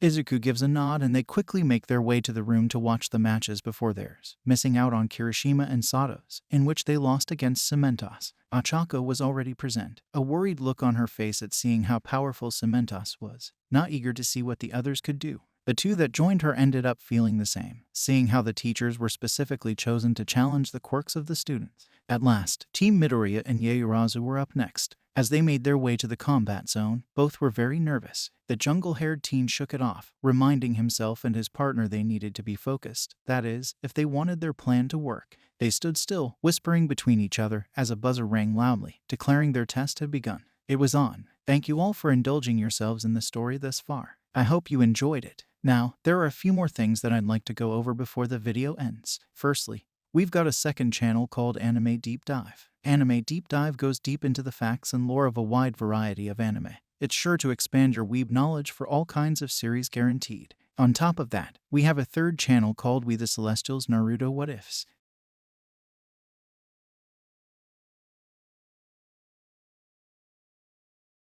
Go check it out if you're in the mood for some jutsu action. Secondly, on behalf of We The Celestials, I'd like to thank everyone involved in the production of today's awesome content. Their details will be in the description below. Lastly, if you're interested in what we do here at We The Celestials, then I would like to extend out an invitation to join the team. The only caveat being we only accept members 16 years and up to join our crew. You can sign up for whichever category fulfills your interests by joining the recruitment Discord using the link in the description below. Our Discord is an all-around fantastic place to be, whether you're a fan or looking to join our band of misfits. We're always looking for members to join us. Well, that's it from us for today's video. So, thank you all for watching, and have a great day. Hey, what is up, mortals? Welcome to Part 1 Season 3 of What If Izuku Had a Villain Quirk. I just wanted to greet you guys by just saying, sit back and relax, you're in for a treat. So, we begin. At the sound of the announcement, the two took off towards the end of the combat zone.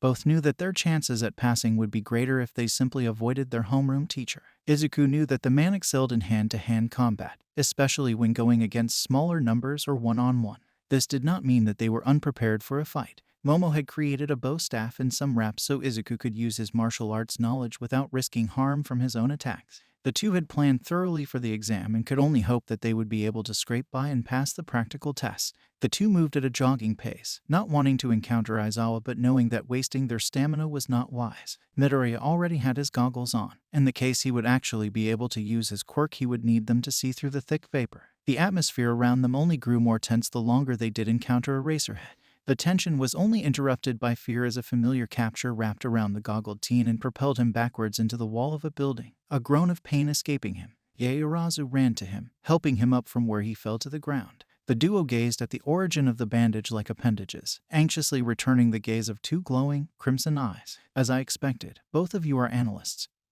and had already determined that I was picked specifically to render your quirks useless. In that planning, I'm guessing you thought you could just avoid me. The greasy-haired man chuckled as he stared at his students. Sorry, brats, but I'm not that easy to avoid or run away from. The man's capture tool shot out at them, and they both narrowly dodged the attack. Izuku attempting to use his stun gas combo, only for his quirk to be nullified at the last moment. The hero instantly lunged towards him and grabbed him by the collar, throwing him at Momo and launching them both back. The duo got back up and charged at their teacher, the raven-haired girl sweeping her staff low at their teacher's knees, instinctively making him jump to dodge it. In midair, the jungle-haired boy slammed the heel of his palm into the solar plexus of their teacher, briefly stunning him. However, he was back to nullifying their quirks before they could even think about using them. The process continued, the duo landing glancing blows on their teacher and receiving bruising ones in return. You two aren't too bad, but you're both far from pro-hero ready. The capture tool successfully caught them both, Yaoyorozu by her ankles and Izuku by his wrists. Both your fighting styles are unrefined and inexperienced. Even when you landed a hit on me, the power of it was unbalanced, allowing me to recover from it quickly. Shadow lifted his goggles, allowing his eyes to bore into his students. He brought his students closer, keeping them just beyond physical reach. The man highly doubted they could do anything to him physically, but wanted to stay on the safe side. You're right, Aizawa-sensei. Our fighting styles aren't ready, and we may overuse and rely on our quirks. Crimson eyes briefly flicked over to the student he had bound by his wrists. But you are also right about us being analysts, the best in our class. Confusion and annoyance crossed the pro's face as he turned to the female student and received a face full of sand. He clutched his eyes and screamed in pain as the tiny particles made contact with his exposed eyes. Cursing his earlier actions, Midoriya let out a concentrated blast of his fear toxin, blasting their teacher away and loosening the capture tool's hold upon them. The hero wiped his eyes and opened them, struggling to keep them open. The greasy-haired man's face paled slightly at whatever hallucination he began to see. Quiet murmurs of "it's not real" came from him as he tried his hardest to fight the poison. Suddenly, the thud of a bow staff hitting his head echoed in the area as he was flung onto his back. In his daze from the blow and the fear-inducing mirages he was experiencing, the student team managed to truss up their opponent in handcuffs, rope, and a blindfold. As a final touch, Izuku forcefully removed their instructor's support items, putting them in a box his friend had supplied. They wanted to be absolutely sure that, unlike their teacher, their foe would not be able to turn the tides of the battle. The triumphant students dragged their captured teacher outside of the combat zones and cheered as the robotic voice declared they had passed. The two quickly set to work on releasing their captive, who rubbed his wrists where the handcuffs had been. "Oh, I'm impressed, you two. I never saw that coming." Eraserhead's black eyes peered down at them as he stood up. "That wasn't just luck. That was intelligence and skill. I'm happy to see that, despite the both of you still relying heavily on your quirk, you can bode without it." Twin smiles of excitement met the praise of 1A's teacher as the three of them exited the area, heading to the monitor room, albeit a little more bruised than when they had first entered. The group in the room slowly began to grow as the other students completed their practicals, each new addition cheering for their fellow classmate. At the same time, they all collectively felt sympathy towards Kaminari and Mina, who had lost rather miserably to the incredible intellect and sadistic nature of Principal Nezu. While they were happy about Zero appearing to pass his exams, they weren't exactly thrilled at the idea of Minda coming with them on the trip. Izuku was quick to suggest that his female friend buy some pepper spray for the camping trip in case the diminutive pervert tried anything.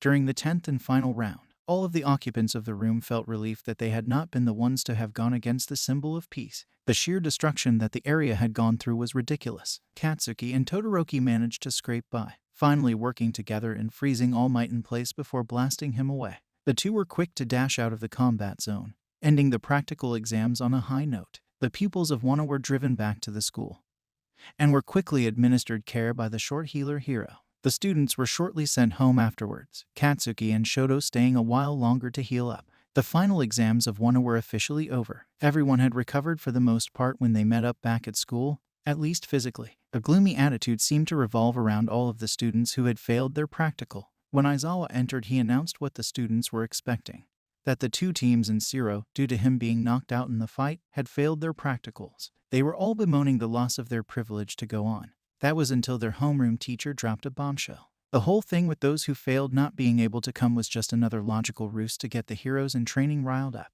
The 5 teens were quick to celebrate. The once gloomy aura now sunny and cheerful, that is until Aizawa revealed that they would be receiving extra lessons in order for them to catch up. Excitement was palpable in the air for the entire day, only being amplified as the last bell tolled for the day. The one class was chatting amongst themselves about the trip, some of them thinking aloud how he would need to go looking for things to prepare. The idea began to snowball until Hagakure stopped it, suggesting that they all went on a shopping spree together on their day off tomorrow. The idea was met with no resistance except for Bakugo, who couldn't be bothered, and Todoroki, who was going to visit his mother. The very next day, majority of Wano was gathered in the Kiyoshi Ward shopping mall, all ecstatic to be on an outing together. However, the togetherness of the group quickly fell somewhat apart as they all split into groups to look for stuff to buy, leaving Izuku all on his own.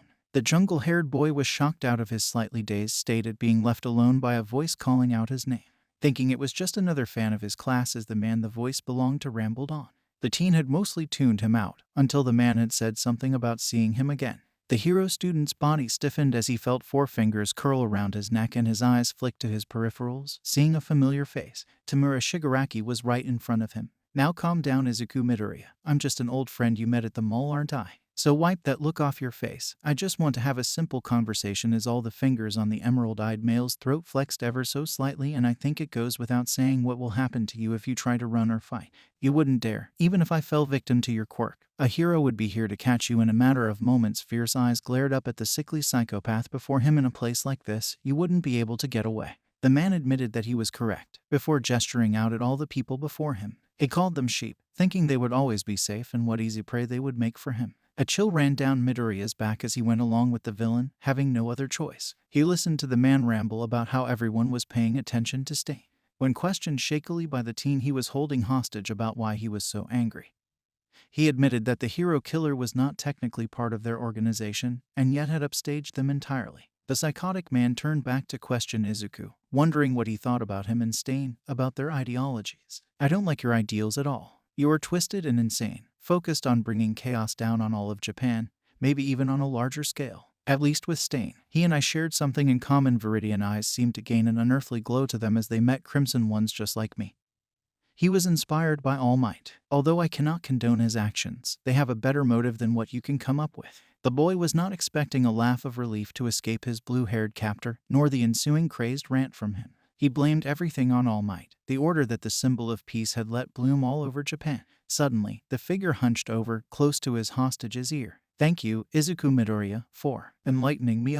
Don't struggle." Fingers tensed and clenched as the boy attempted to struggle. "You know, I can see now what makes them think you are a worthy candidate for being a villain." Midoriya immediately tensed up, shaken to his core. Who were the people who thought that? Did that mean he was going to be kidnapped? What could he do? "You aren't like some of the others in your class. You're actually pretty smart. Not to mention that quirk of yours, if it was possible." The young man's body seemed to tense further. "I bet you were bullied, weren't you, with your quirk? Everyone saying you were gonna turn out to be a villain. Wouldn't it be so satisfying to watch as they cry out for mercy, begging with you to stop torturing them as they did you so long ago?" The jungle-haired boy felt like his whole body was ice. Fear had taken a deep root in his heart. He was tugged up by the man and gulped silently as he thought he might be taken away, when a familiar voice called out. Momo and Jiru had found him, both noticing the position he was in. 2 pairs of eyes shot over to the hooded figure, recognizing the scraggly, blue hair and crimson eyes. They both got in fighting stances, and Izuku was about to tell them to stop when he was shoved forwards into them.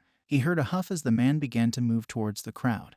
The relief he felt was stamped out as he heard the villain's parting words. "Be ready, Izuku Midoriya. You just may be a villain." Yet those words did him in, and the boy's knees collapsed as he began shaking full force, clinging to his classmates like a lifeline. The trio had reported the incident, and the mall had been closed while the police and pro-heroes performed a massive sweep of the area. Nothing came up. Izuku did his best to give Detective Naomasa a good description of Tamura and what the conversation had been about. They exited the building, a familiar voice calling out to him. It was midnight. "Zuku, I came as quickly as I could. I'm so glad you're okay." The woman hugged the boy from the side, genuinely worried. "I wish I could have been there to help you, even though I'm not the strongest pro-I." Her protege cut her off and just hugged her back. She shut up and silence reigned for a few moments before the student pulled away. "Kakeyama-sensei, I want you to promise me something, please." A serious look entered the hero's eyes. Hearing the honorific following her name, "If I ever become a villain, you have to stop me. Okay, don't let me hurt anyone." The words of the young male dazed Nimari for a moment. She snapped out of it and looked at Tsukachi. The detective told her that Izuku was probably still shaken from the conversation he had with Shigaraki. The woman gently put a hand on her apprentice's shoulder. I can't make that promise, Izuku, because you will never be a villain. Blue and green eyes met each other. You may not have been my student for the longest time, but I feel as though I know you through and through. You have the heart of a true hero. Never forget that. Tears filled the teen's eyes as he gave his teacher one last hug. His name was called from behind him, causing him to turn and see his sobbing mother. The small family embraced as Inko continued to sob. The duo was driven home by a police officer, ensuring they would get home safely.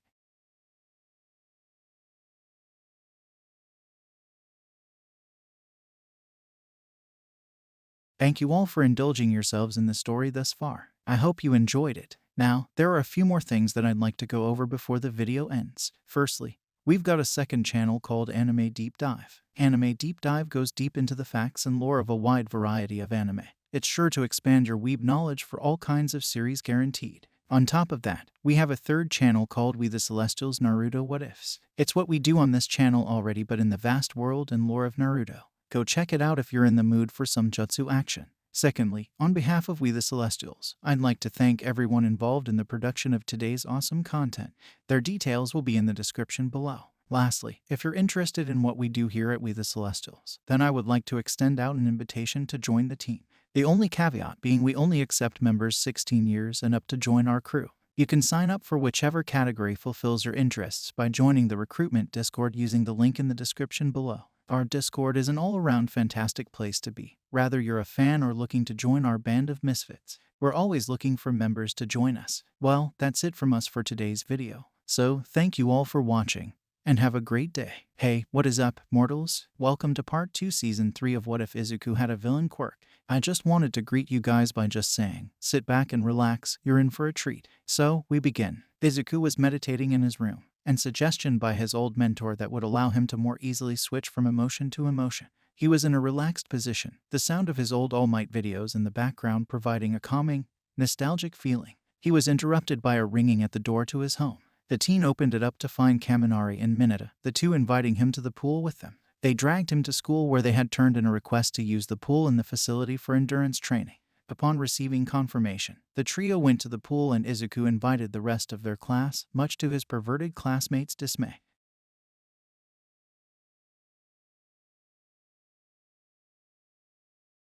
They were absolutely worn out when Ida finally called for everyone to have a break. The blue-haired male went over to Midoriya, handing him a drink as he sat next to him. The Viridian-eyed youth noticed this and started up conversation. Is there something wrong, Ada? No, not at all. I was just thinking. The teen huffed a laugh as he sipped his drink. Out of all of the people who lectured me after the Hasu incident, it was your words that really struck a chord. We were never really close and yet you knew exactly what to say to me. Well, I guess that's just how my mind works. The jungle-haired adolescent laughed softly. I've always been one for analysis.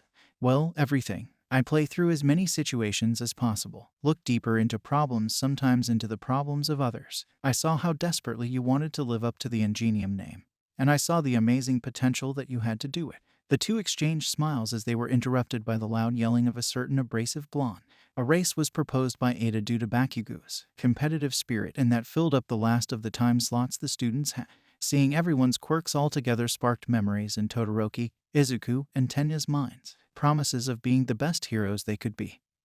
Heroes that were in a league all on their own. Everyone left to head home afterwards, thoroughly exhausted. Class 1 met up the next day right outside UA. Aizawa was giving them a speech of how they would be improving themselves at the training camp to go beyond plus ultra. Izuku was chatting with Momo and Shoto, the trio conversing on what could go down at the camp. The excitement was even getting to their normally stoic, heterochromatic friend, his dual-colored eyes gleaming with a readiness and determination. That seemed to be the general mood. Even Class 1B, who would be joining them, had the same level of excitement. Aizawa turned his head, starting a sentence of how they would be arriving at their first stop in an hour, only to find literally no one was listening to him. The bus came to a stop at a mountain overlook, everyone stretching out from the hour they spent shoulder to shoulder on the bus. Several questioned why they stopped at such a place, hearing the one a homeroom teacher ask them if they really thought they were here just for a pit stop. The question was answered by the door to a car next to them opening. Figures that only some of the students had only seen in videos and magazines stepping out. The duo that was there performed a choreographed dance, introducing themselves as the Wild Wild Pussycats. They explained that their group owned a giant stretch of the land in the mountain range and pointed out the location of the camp. several miles from where they were and down the mountain. Catching on to what was going to happen, the students all began to inch back towards the bus, some beginning to sprint towards it. This was all for naught as a wave of earth swallowed them all and tossed them carelessly off the cliff they were perched on. Mandalay called down to where the students fell, saying they should be able to make it to the camp by lunch if they could make it past the forest of beasts. They promptly found out it was aptly named as a monstrous thing blocked the way of Minta as the diminutive boy attempted to speed through. It raised a three-fingered hand, preparing to crush the purple-haired boy. Koda attempted to use his quirk to calm the beast. However, Izuku could see it had no effect and used his quirk to propel himself forward and knock Minoru out of the monster's way. He pondered why his classmate's Anavoice had no effect. When he saw part of the thing's jaw crumble away, he called out his discovery to his classmates, several of them assisting in taking down their opponent in a matter of seconds. Just as they thought they had a break, they heard roaring in the distance, everyone's guard being up again. The students knew their only possible method of getting to the camp in time was to cut through the forest and take the quickest possible route together. The class separated into groups, everyone working together to take down the wave of earthen monsters coming their way. Midoriya, despite being at a disadvantage due to their foes being abiotic, still used his quirk as best he could. The team called for Ada to help launch him faster through the air, where he swung up onto the monster and used his gas to slam it into the ground. Despite their best efforts, the never-ending wave of enemies exhausted them, extending the time it took to get to the camp to sunset. They all looked like zombies as they stumbled out of the tree line.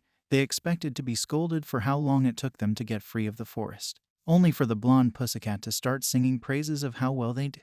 She even pointed out Tenya, Shoto, Katsuki, and Izuku, saying they did exceptionally well. The woman was so hyped up she claimed dibs on the students, much to their dismay. Eventually, the emerald-eyed boy spoke up and pointed out the little kid that had been with the two pros since the beginning of the day, wondering who he was. Mandalay explained that Koda was the son of her cousin and that he now lived with them. When the boy was asked to say hello to them, all he did was glower silently. The protege of Midnight was extremely hesitant to approach him, noting how intense the glare he had aimed at him was. He prompted Ada to do so in his stead, somewhat glad he did as the tall boy received an uppercut directly to a sensitive place. The jungle-haired boy went to help his friend, gently scolding the little kid about how wrong it was to kick someone there when they were only introducing themselves. The menacing tyke turned back towards them, saying how he didn't wish to be around wannabe heroes and stalked off. The students were given a hearty dinner to make up for the fact they lost out on lunch. In the corner of his eyes, Midoriya saw Mandalay's second cousin stalk off with a box of vegetables. He wondered whatever could have given him such an attitude.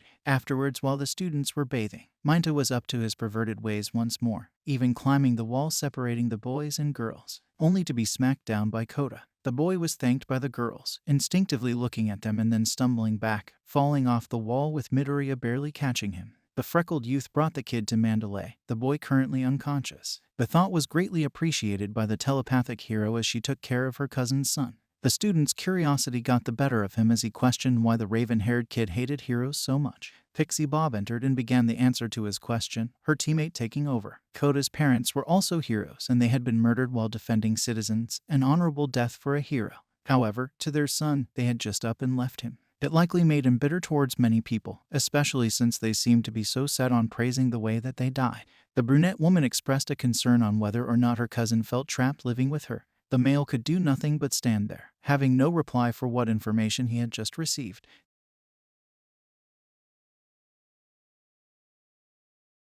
Eraserhead was being vague about what they were doing, handing a ball for Bakugo to throw, exactly like when he first tested them. Some of the pupils guessed it was like a benchmark to see how much stronger their quirks had gotten. However, when the ball finally landed, the ashen blonde discovered his score had barely improved. Their teacher admitted that, while they had been through a lot and some aspects of their abilities had improved, the raw potential of their quirks were still lacking.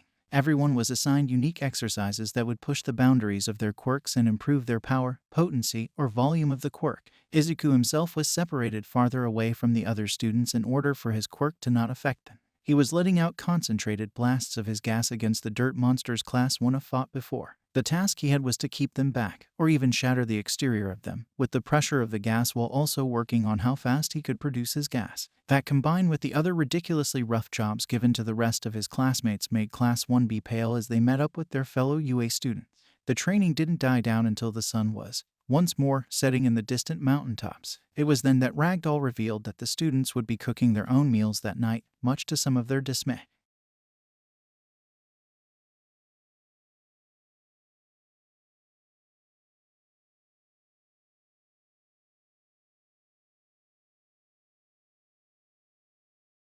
as everyone had begun to eat. Emerald Eyes watched as a certain black-haired kid stalked away from all the commotion. He grabbed a plate of rice and curry, quietly following the boy to a small cliff overhanging the forest. The sound of his stomach rumbling made Midoriya shake his head as he announced his presence. "It sounds like you're rather hungry." The tyke's head snapped around as he glared at the intruder. "I brought some curry for you from the camp. I would suggest you eat it before it gets cold. Just leave me alone." "How did you even get here?"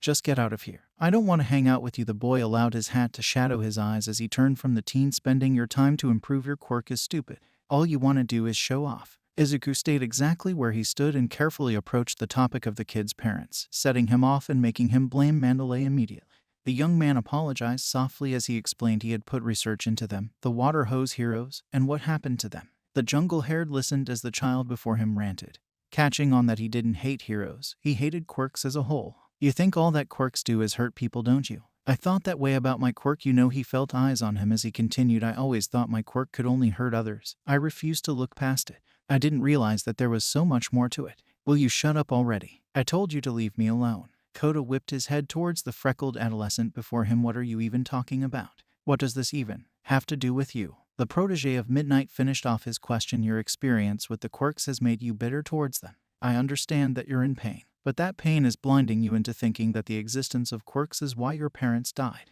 If you want to blame anything, blame the messed up persona that the villain that killed them had.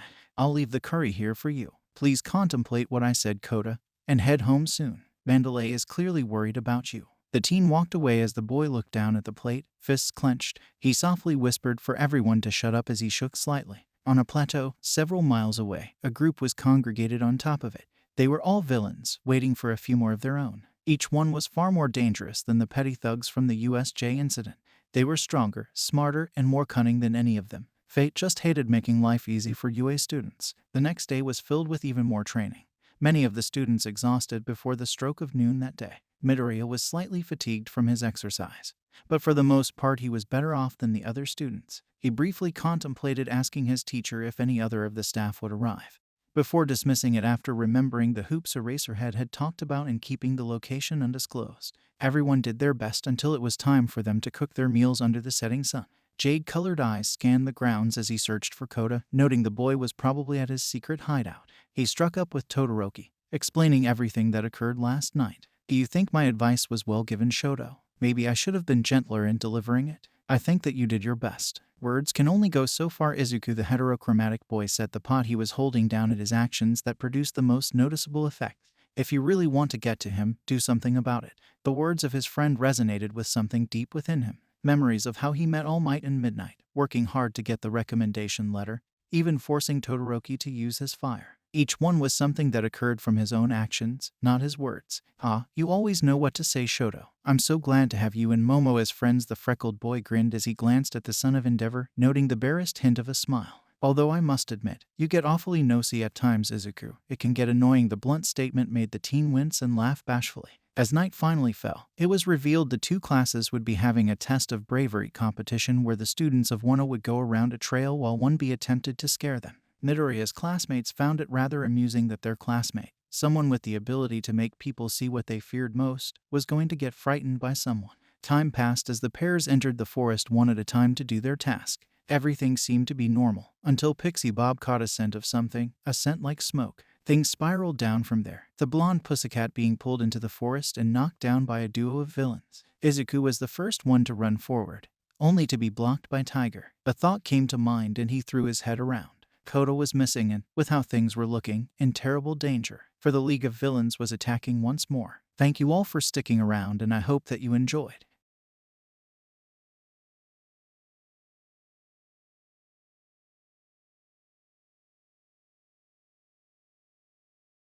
All the information you'll need is right below here in the description, so feel free to check out all the other incredible projects our team creates. Secondly, on behalf of We the Celestials, I'd like to thank everyone involved in the production of today's awesome content.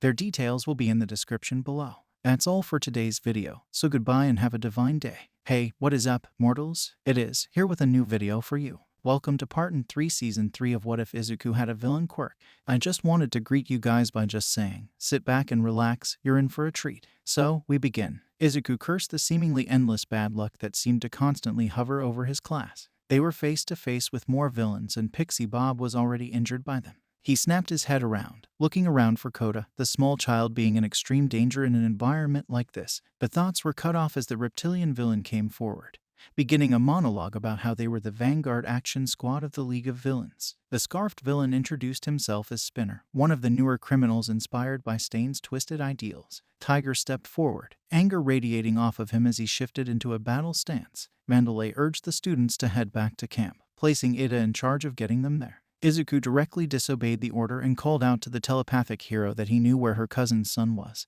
and pointed it subtly out so she could send a psychic message. The message arrived there, but the child was already in an encounter with a villain, a familiar one to him, the very murderer of his parents, Goto Amasuji Aka Muscular. The psychotic man raised a hand to crush him when a hissing sound caught their ears and a green and red gas filled the air as Koda was tackled away. The black-haired tyke questioned why Midoriya was here, internally grateful he had saved him. A quick analysis flashed through the teen's mind.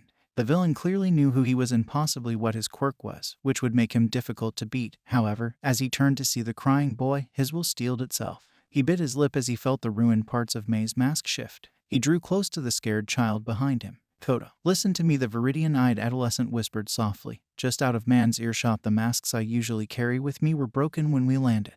I'm going to use my quirk, and whatever you do, don't breathe it in. A shaky nod was the response Izuku received, being enough for him as he stood up to face the hulking felon before him. The villain began taunting the hero in training, letting his enhancement quirk recede. You're different than those other kids, aren't you? Shigaraki was watching you at the sports festival. He saw how merciless you can be with your quirk. Some of the color in the student's face drained. I was told that we couldn't bang you or that Katsuki kid up as much as the other little heroes, but that won't stop me from seeing your blood.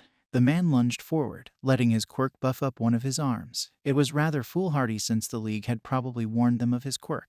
He launched him and Koda back with a quick plume of gas before aiming his arms at the murderer. A sea of opaque fear toxin shot out from his arms, the pressure affecting the flight path of his foe and sending him to the edge of the overhang. An insane laugh was all he heard as a fist slammed him against the cliff face. Mocking words continued to spill from the villain's mouth, both worrying and angering the protege of Midnight. A blast that potent should have neutralized the meathead criminal. Another punch was wound back, ready to hit him, and the teenager gritted his teeth, yelling out in rage as he unleashed another wave of his toxin. He was batted away again, the man stepping through it, confusion on his face for a moment before he shook it off. He began to mentally torture the injured young man, a voice calling him from behind. Koda had snapped out of his shock and began yelling questions at the gigantic male, whether he had hurt and tormented his parents the same way. The psychopathic criminal dismissed the question, stating the only reason they had died in the first place was that they got in the way. Their deaths were just the result of the participants of the fight doing their best. He turned around and got another faceful of gas, slamming the source into the mountain again. A weak voice emanated from the dent in the mountainside. The bloodied male stepped out. I won't let you hurt him, you sick bastard. A laugh came from the villain as he prepared to kill the child of two of his previous victims. He took a single step before blinking for a second, rubbing his eyes. Fear began to fill them as he yelled out no, over and over again. He began wildly swinging around in the empty night air. Midoriya leapt through the air and bathed Muscular in even more of the hallucinogen. The yelling began to evolve into screams as the sheer amount of toxin he had inhaled began to register in his large bodily system. The man was attacking wildly, stumbling off the cliff and continuing to attack on landing. Damn it, took long enough. I really wish that my quirk didn't act like actual toxins sometimes. The teen winced as he held his stomach, feeling his ribs possibly broken, bruised at least, and was in immense pain. Grab on Koda, we need to get out of here, now. The child nodded and hopped onto the hero in training's back, the teen taking off into the forest, gliding along the tree line with a judicious use of his quirk. For a while, the hissing of the gas was all that was heard. Why did you do that? The tyke spoke softly. You could have been killed, just like. I did it because that's my duty. Koda, a small smile was revealed for a second as Izuku turned to look at his passenger for a brief moment. Heroes help people, no matter what it costs. Your parents never meant to leave you all alone.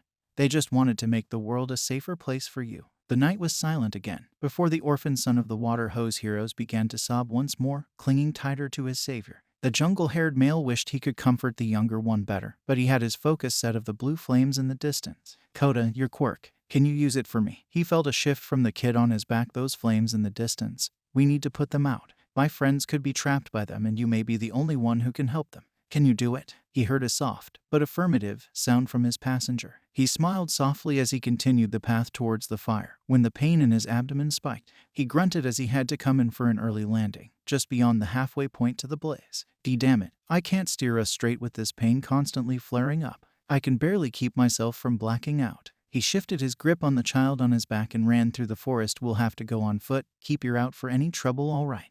The two kept silent, the sound of their footfalls being the only audible thing around them. They heard the sound of another person approaching as they turned to see a homeroom teacher there. The student called out to the pro, extremely glad to see him. He pleaded with the pro to take care of Kota being stopped by him for a second so he could talk to Mandalay.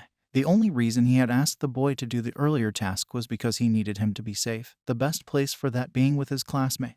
Knowing he wouldn't be able to talk him out, Eraserhead simply passed on a message for his fellow pro and squeezed a promise from the problematic boy that he'd remain safe. It was several minutes before the teen arrived at the clearing where he had left the wild pussycats. As he arrived, he saw a gigantic blade coming down at Mandalay and let loose a pressurized blast, knocking the sword and its owner astray. Mandalay, I found Kota's, he's okay. Izuku breathed heavily and painfully as he met the relieved eyes of the woman. Aizawa wanted you to pass a message to Class 1 and B. He has given us all permission to engage in fights against the villains. The two villains recognized the injured adolescent immediately as one of the people they were set to capture. I also need one more message sent. Viridian eyes met with Magni and Spinners, seeing the recognition in them. They're not just here to attack. They're on a mission and searching for Kachin. And me. Mandalay's eyes widened as she asked who Kachin was, hoping to find out who else was being targeted, only to see the boy launch into the air with his hallucinogen. The distracted felons were struck down by the opponents they seemed to have forgotten. The telepathic pussycat sent out another telepathic message, alerting the entire camp of the danger the two were in, asking them to stay safe. Midoriya landed roughly from his sudden flight, taking off in a sprint. As he continued on his path, he heard the distinctive sound of a gunshot, drawing his attention momentarily. He heard even more echoing out, the sound eventually stopping. The jungle-haired boy could only hope that meant the students had beaten whoever held the weapon. He was suddenly stopped by a monstrous noise and a figure snatching him up. He cried out in pain and heard an apology from Shaoji, the figure that had grabbed him. He questioned the injury the multi-limbed male had sustained, receiving news that a villain had attacked him, one that Bakugo and Todoroki were likely facing. Izuku was ready to go help them, when he was warned by Mizo that if they wanted to proceed, they'd have to face down Dark Shadow. He realized what he meant and paled as the distorted roar and shadowy figure came into view. He had his fellow student explain the events so he could get an idea on how Tokoyami's quirk managed to grow into the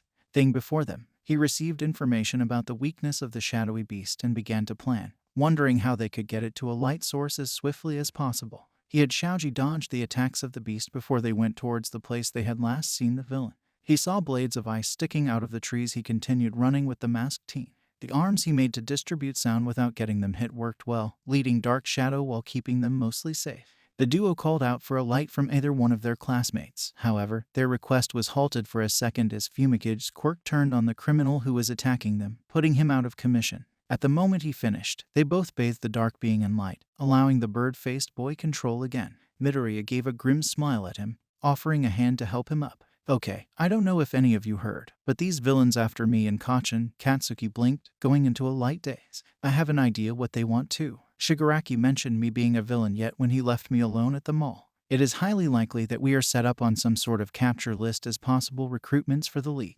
The implications made the situation much more grim as Katsuki began to yell about never being a shitty criminal. He was mostly ignored as they all planned a route that would keep the two targets safe while getting them back to camp as soon as possible.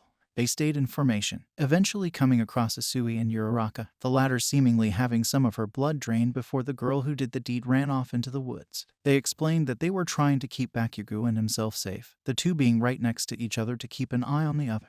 They had all turned when a hand was pressed against the neck of the protege of Midnight, the blonde next to him, instantly noticing the presence of the villain. An explosive attack was issued from him, but it was too late. A second hand grabbed the blonde and in a flash, both became marbles. The masked man grabbed them and hopped up into a tree as the remaining students snapped around. Shado's eyes blazed in hidden anger at the fact his classmates were so easily kidnapped. He let loose a wave of ice to try and trap the criminal, only to see him flying through the air, contacting his fellow villains that they had captured their quarry and to meet up at a rendezvous. The student chased after him, desperate to try and get to them in time. The son of Endeavor forced his anger aside, thinking what his friend would plan if he were here. An insane idea flashed across his mind, and he had Tsuyu wrap her tongue around him, Ochako and Shaoji, flinging them high into the sky, right in Mr. Compress, and slamming him down to the earth. The villains instantly went on the attack, trying to free their ally. Ochako dodged a tongue of blue flames that was aimed at them, flipping backwards. Their heterochromatic classmate stopped an aerial assault from another villain as Mizo dodged a needle from the blonde girl they saw earlier. He grasped a plastic tube, pulled it tight, and swung the girl directly into a tree. While they were distracted, the man they slammed into the ground popped up from a marble he had left, annoyed at his performance being ruined. The scarred villain next to him questioned if he really had the students. He checked his pockets, shocked to find them empty. Mizo revealed they had taken their classmates back and fled, seeking shelter in the forest. However, luck was not on their side as the misty figure of the Warp Gate villain appeared in front of them. The figure appeared by his allies, allowing those there to escape. The source of the blue flames was prepared to go after them to retrieve the students they were after, only to be stopped by the magician. He revealed that he performed a bout of prestidigitation on the student who had routed around in his pockets. He removed his masks, revealing the real marbles were concealed in his mouth. He donned it once more as he began to sink into the rift. The trio sprinted towards him, desperate to get back their classmates. Only the masked face was left sticking out, just as a laser, Yama's to be precise, caught his face, knocking their compressed friends out of his mouth. They all reached out for them, one being caught by a hero in training, the other by a villain. Dabai let Shoto skid to a halt as he had his accomplice release their captives to check who they managed to keep. The form of Bakugo appeared next to the heroes, and Izuku was held by his throat, in shock as he was dragged through the portal. Todoroki ran and thrusted his hand out, trying to save one of his only friends. He missed. The portal closed and whisked the jungle-haired teen to somewhere else. Shock and anger registered on all their faces. The son of Endeavor screamed as a mountain of ice shot from his hands into the forest in front of him.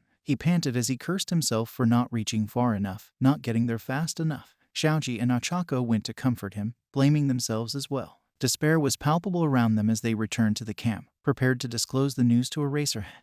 Midoriya blinked as his eyes adjusted to the lighting of what appeared to be a bar. He heard a voice call him from behind, turning to see familiar red eyes. "I told you that you'd be a villain," yet the grin across Tamura's face chilled the teenager's spine. He felt a small flash of pain across the back of his head before the world went black. "Thank you all for sticking around, and I hope that you enjoyed. Before you leave, we would just like to let you know that We the Celestials has many other channels for your entertainment and viewing purposes. All the information you'll need is right below here in the description, so feel free to check out all the other incredible projects our team creates. Secondly, on behalf of We the Celestials, I'd like to thank everyone involved in the production of today's awesome content. Their details will be in the description below. That's all for today's video, so goodbye and have a divine day. Welcome to Season 4 Part 3. I just wanted to greet you guys by just saying, sit back and relax, you're in for a treat. So, we begin. The capture of a UA student by the League of Villains had the public in an uproar. The media questioned if the school could truly keep their students safe with the newest development being laid bare. The school, and more specifically Eraserhead, swore that they were doing all they could to keep their kids safe while searching for the captive pupil. Many were doubtful of those promises. Inko Midoriya was a mess, sobbing over the disappearance of her son. She was currently at UA, attending a meeting with Nezu to see what they were doing about his kidnapping.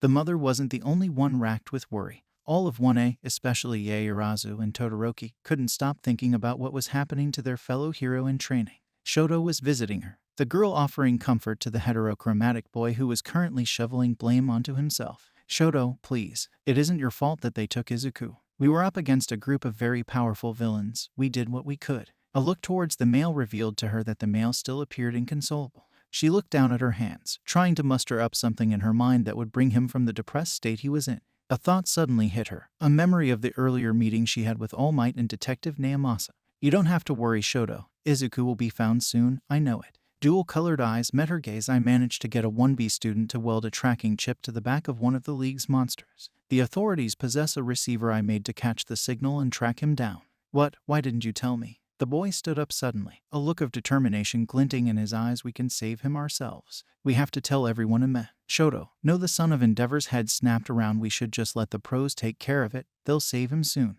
"How soon is that going to be, Momo? Our friend is in the hands of villains currently trying to convert him into one of their own. Who knows what they're doing to him?" The overwhelming amount of emotion from Todoroki was shocking to his friend. "I can't just sit here and do nothing, Momo." He angrily clenched his fists, flames starting to lick up his left side. They extinguished as her hand found his shoulder and pulled him into a hug. He went limp, accepting the gesture of affection. "Please, Momo, I have to do something." Izuku has helped me us. So much the desperate tone grated on the girl's conscience as she released a sigh. We should talk to everyone else first, get their opinions on it first. But I agree with you, Shoto. The heroes have been very overly cautious. It could be many days until they go to rescue him. She creates another receiver and gently places it into his palm. Curling his finger over it, don't let anyone see you with it and talk to the rest of our classmates as soon as possible. Understood. He nodded and the plan was set into action. The stars seemed to align for him as the entirety of the class, other than a couple of students who were recovering or otherwise, they had gathered in Hagakir's room. The upbeat girl being one of the more injured students. Idle chatter was started, the topic of the class's missing piece being purposefully avoided, until the heterochromatic boy joined the conversation. I have a method of getting Midoriya back, not being one to waste time. He cut to the chase as silence quickly spread across the room. He explained the tracking chip Yaoyorozu had implanted and revealed the receiver as well as his rather reckless plan of going to save him himself. That idea is utter insanity, Todoroki. We can't do something like that. Dual-colored eyes glared at the bespectacled boy who spoke against him. You said yourself that the heroes have the information. Let's leave it to them. You don't get it, do you? Anger seemed to burn behind Shoto's gray and blue eyes. They'll take way too long to do it. You've seen the articles too, about cases where the heroes just weren't able to get there in time. We all know how slow the hero system can move, and we can't waste precious time. This is unlike you, Todoroki. Why are you being so rash? Because one of my closest friends is trapped by villains who are probably trying to get them to join their side at any cost. Everyone flinched at the male's loss of composure, a quiet shock registering in the room. I would have thought that you would understand my turmoil. After all, Izuku helped you out just as much as he did with me. Tenya flinched as if he was struck by his classmate, staring down at the ground in shame. Some of the other students came to his aid, while others went against it. The most shocking case of argument was Katsuki agreeing that they should help their jungle-haired schoolmate. I'm going to be 100% honest. There's a chance they could turn the shitty nerd. A vein twitched in his forehead as everyone began to deny his claims. He quickly yelled at all of them to shut up. You haven't seen what I have, you damn extra. Scarlet eyes blazed in a fury. So many people, including me, ridiculed and tormented the nerd over his quirk, but never once did he retaliate, even when things turned physical. He probably has a bunch of shit repressed inside of him. Can you imagine the temptation he would feel because of that? Half of those damn villains were probably outcasts or unwanted, people that could strike a kinship with Deku. Horrified realization spread across the class as they deduced there was an actual chance that the intelligent and calculative boy could actually be turned against them. The thought caused quite a few of their stomachs to roil and turn anxiously. You see why we must act now. A calm facade was back on Todoroki's face as he glanced at one. We can't let them turn him. You don't have to accompany us, but keep quiet about this, got it? Sharp eyes glared down at the other heroes in training. Most anxiously shifted, but two more stepped up to join the rescue team, Kirishima and Eda. The recruitment stage was over. No one else seemed to step up. The son of Endeavor nodded at the ones who had stepped forward to assist him. They would soon be moving out, but for now, it was time to prepare and quickly heal. Meanwhile, their missing classmate was also healing in a location still unknown to them. Viridian eyes snapped awake as Izuku jolted up. He was panting as he panickedly looked at his unfamiliar surroundings. He was in a bed within a barren room. The walls and floor were a dark gray, and the monotony of the room reminded the adolescent of a prison cell. Ah, I see you have awoken. Izuku Midoriya, the male's head whirled towards the voice, saying, the teleportation villain, I do apologize for your state. Muscular went a bit too far. Although, the punishment you gave him balanced the scales. It wasn't a punishment. I was defending myself in Koda. Of course you were, but you dosed the man quite heavily, didn't you? The jungle-haired teen swore if the misty figure had a mouth, it would be twisted into a smirk. It took a while for your toxin to finally reach his brain due to his sheer size, but it did so in a powerful way. The dosage was so high that, eventually, he was left whimpering on the ground, muttering about how he wasn't a weakling. I must admit it was amusing, although it's such a shame that he's of no use to us now because of it. He seems to be a shell of his old self currently. The color drained completely from the boy's face as he shook his head, grasping tightly at one of his wrists. His breaths began to speed up as a repetitive chant of no quietly left his lips. He didn't mean to do that to the felon. Yes, he was a villain, but a hero isn't supposed to do that to a villain. A good hero only incapacitated the villain, not cripple their minds. You'll make an incredible villain, Izu. No, I'll never be one of you. He thrust his hands forward, fully intending to blast away the felon, only to find nothing happened. What? Ah yes, while we did not bind you in fear of agitating your injuries, we do have you in quirk nullification bracelets. I shall be leaving you now to fetch you some food, as I have no doubt you're starving. The sentence was punctuated by a stomach growl from Midoriya's stomach. I'll also be returning with a visitor. Tamura has been dying. Talk to you. No, don't you dare leave me in here. He ran to the villain, ribs aching in protest, only to arrive too late to grab hold of him. The hero in training stumbled to the floor before slamming the side of his fist against the floor repeatedly. He was all alone in a building which was likely full of villains. Life hated being pleasant towards him, didn't it? It was hours later until the one door that he had faced creaked open and the misty figure came in with a tray of food and shigaraki. "Ah, it's great to see you again, Midoriya." The man opened his arms in a friendly gesture that did not soothe the teen at all. "In a place where we can talk without being disturbed by any heroes." He spat out the word with pure venom. The villain recomposed himself, staring at the jungle-haired adolescent from behind the hand on his face. "You know why you're here, right, Midoriya? So that we can convince you to join the side you belong on."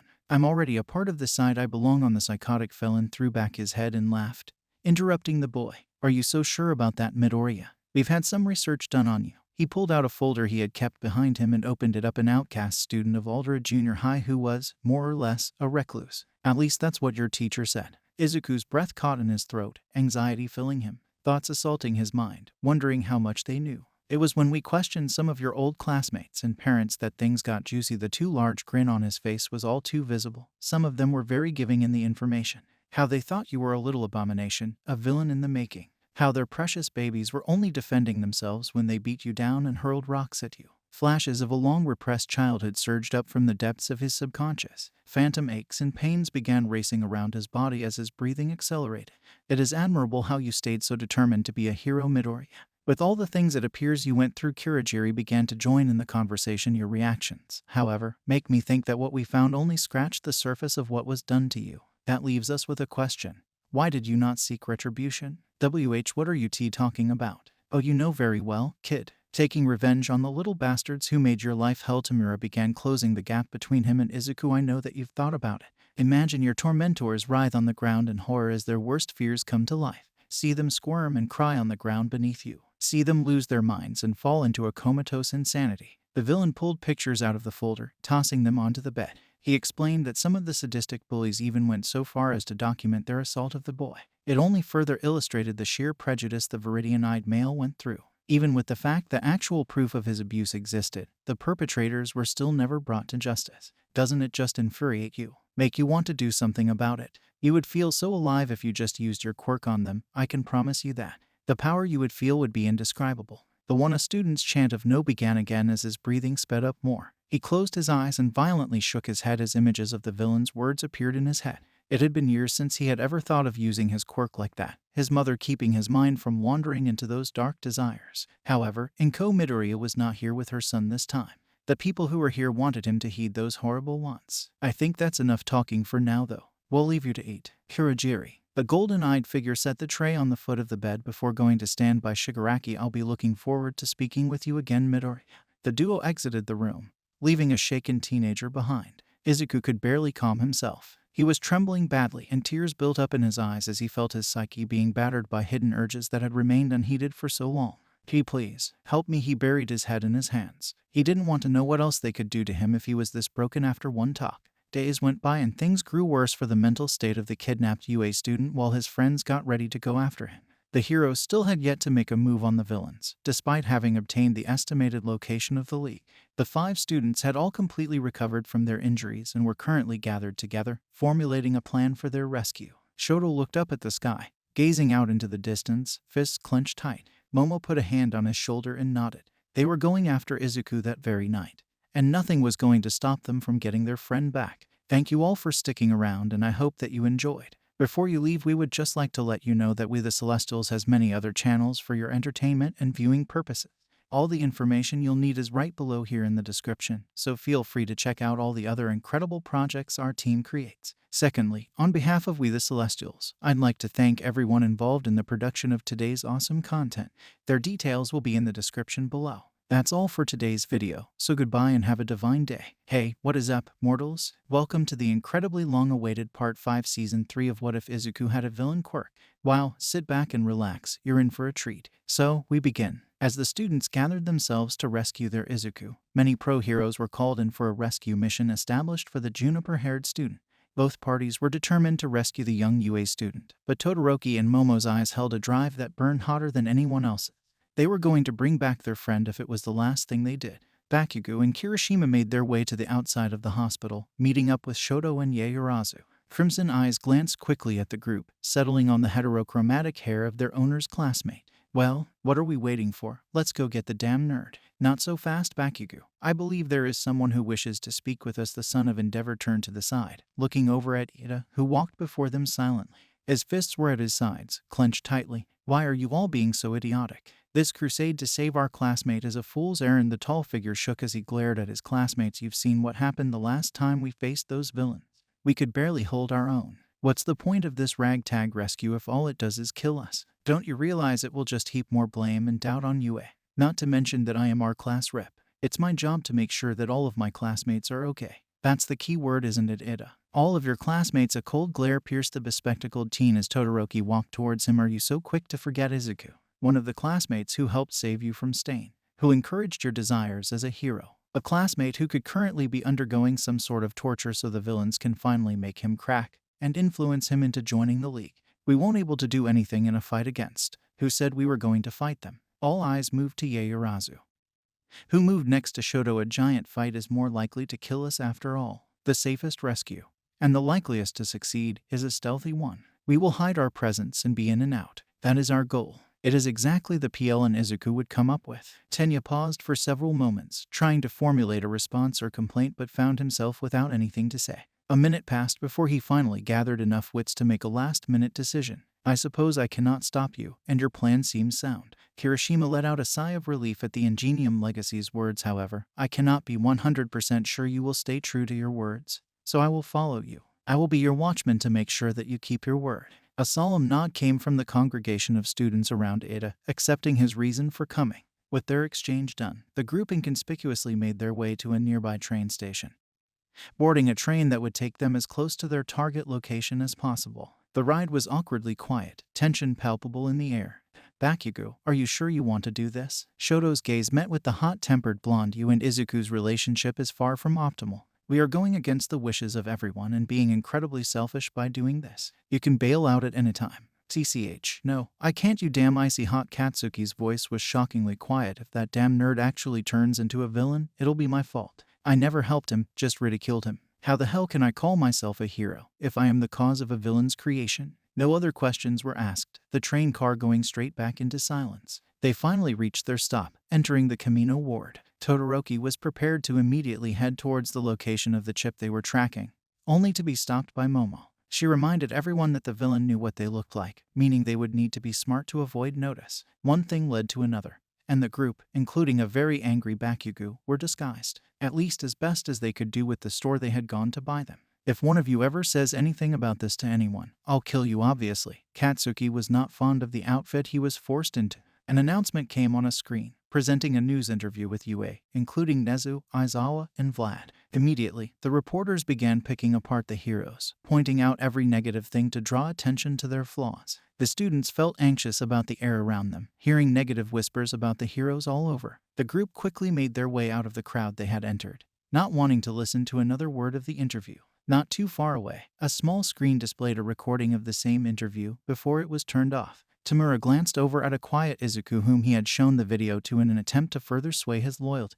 He had brought him out to the bar, Quirk suppressing cuffs still enclosing his wrists, so that the other villains could add their own thoughts in. He grinned as he saw slight twitches and shakes coming, glad that he was finally rousing a reaction from their potential recruit. After the second day, Midoriya has gone nearly catatonic, barely acknowledging the words or presence of the league. Oh, do you find yourself agreeing with us, Midoriya? Someone as intelligent as you can surely see the limitless flaws within our hero-centric society. Shigaraki's grin was so wide that it peeked out from the corners of the prosthetic hand on his face. Come now, Midoriya. We're dying to hear what you think. Silence reigned over the room for several agonizing seconds. Then, the freckled male slowly lifted his head, viridian eyes seeming to glow in the dark as they gazed upon the villains. A sneer twisted on the UA student's lips as he prepared to speak.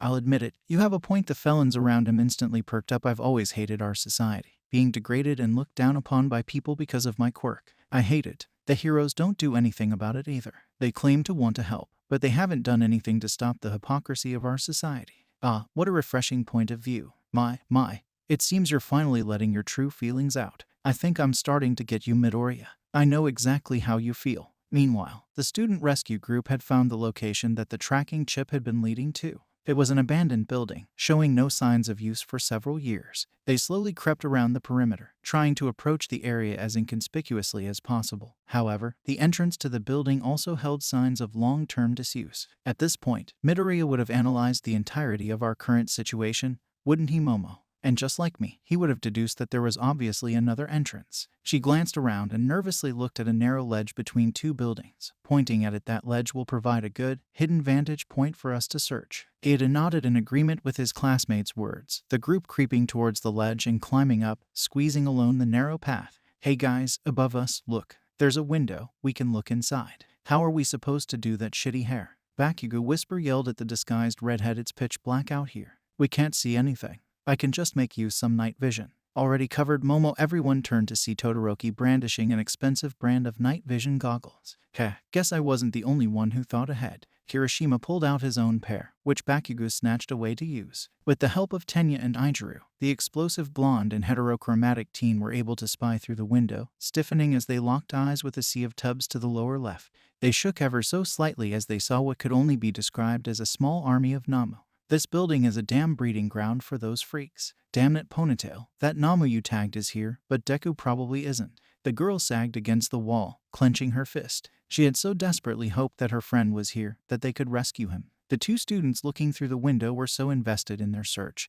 They didn't notice a giant, glove-covered hand picking up a truck until it slammed down onto the building. Izuku had been released from his cuffs, allowing his quirk to work once more. He let out a few experimental puffs of his gas but did not attack the villains. A deranged look seemed to glint in his eyes as he looked towards Tamura. So then, leader, what is it that I'll be doing to help the League? Shigaraki's face held a large amount of self-satisfaction as he moved closer to their recruit. He began speaking to his master and the rest of the League, using Midoriya as proof of the fragility of the system of heroes. He was cut off by a knock on the back door, announcing a pizza delivery. Confusion was the only emotion felt in the room before one of the walls caved in, the figure of All Might charging straight through. Behind him, Kamui Woods sent out a capture attack, entangling all the villains. Gran Torino, a veteran hero, assisted in knocking out one of the belligerent villains attempting to burn away the binds.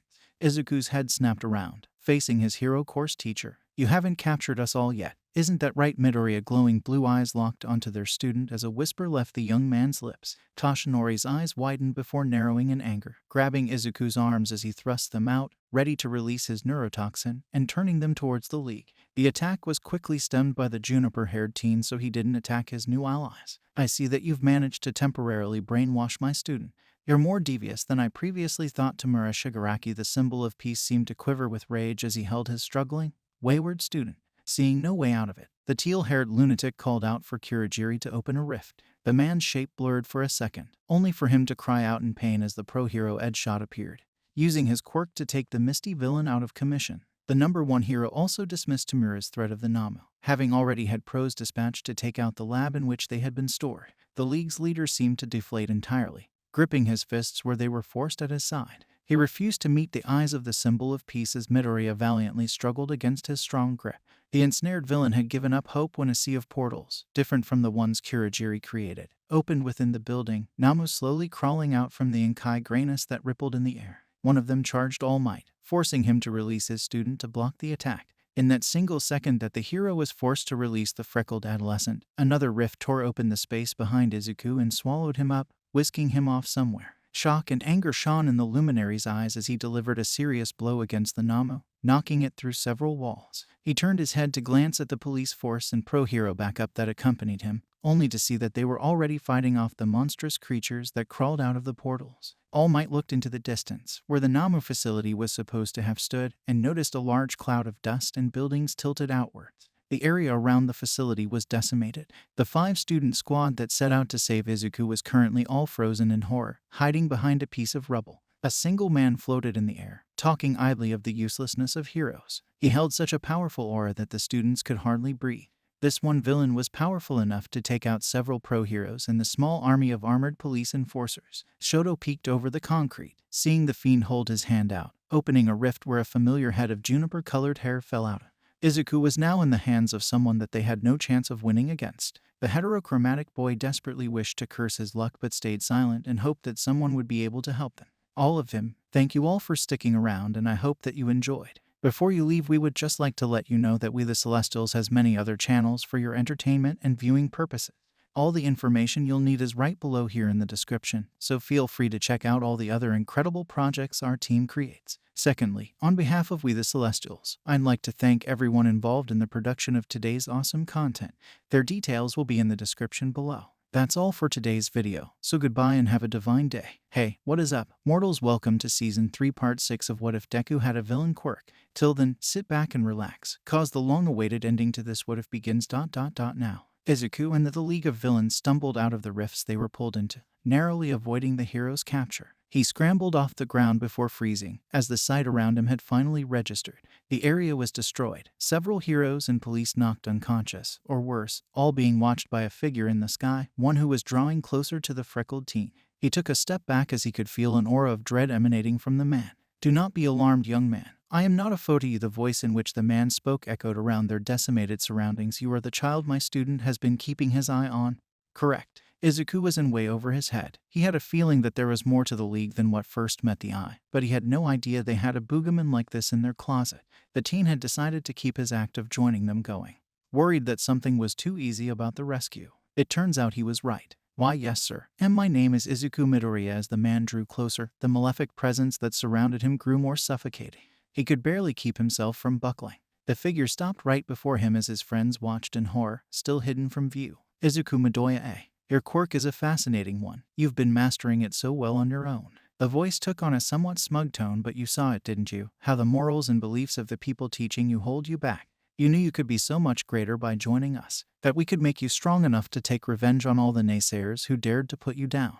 Izuku forced his face to morph into an eager-looking expression. From behind their cover, his friends looked on in silent shock. Momo was shaking her head as tears threatened to spill from her eyes, and Todoroki clenched his hands so tightly, his nails threatened to spill blood from his palms. "This has to be some sort of facade, right, Shoto?" Yaoyorozu ran a hand through her hair. "There's no way he would turn to villainy. Not after all the work and dedication he's put in. He just can't. I won't believe that he..." "It's all right, Momo. I don't believe he would either." Shoto's voice was steady on the surface, but the rest of the students could hear its shaky undertone. "This has to be an act. Then again, if whoever that villain is finds out it's all a bluff, I don't even want to think about what'll happen." Izuku couldn't help but tense up as the other members of the League stepped out of the gray rifts from before, surrounding him. He kept his breathing as steady as he could, knowing that if they even got a hint of his act, his life would be forfeit. "Master, you saved me." From the heroes, Izuku glanced over as Shigaraki spoke, shuddering internally at the sheer adoration in the man's eyes as he spoke to his sensei. "Of course, I couldn't just stand by as the heroes took you and your allies away, now could I?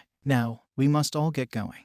All Might and the others will arrive soon." Izuku gulped quietly as the man began to open up another rift, silently praying that the symbol of peace would make it in time. In a blustering whirlwind, his prayers were answered as the boogerman was interrupted by a fist nearly crashing into him, being caught in his hand. "I'm not letting you escape again, all for one. Let alone with one of my students." Toshinori's other hand flashed forward, meeting another block by the powerful man. "Are you so foolish that you've forgotten that said student has already been liberated of your views?" All for one threw the giant luminary to the ground, a crater forming upon his landing as Izuku and the villains were almost sent flying back from the force. "I believe he has used his quirk against you once already. Why don't you do so again, young Midoriya?" Izuku gulped as he saw the villains stare expectantly at him. He would be in grave danger if he blew his cover now, but if he didn't, then he'd be dragged along to the League's next hideout. As precious seconds ticked away, Izuku raised his arms, meeting the gaze of his hero, before he smiled ever so slightly. In a flash, he spun around and unleashed a giant cloud of his sickly,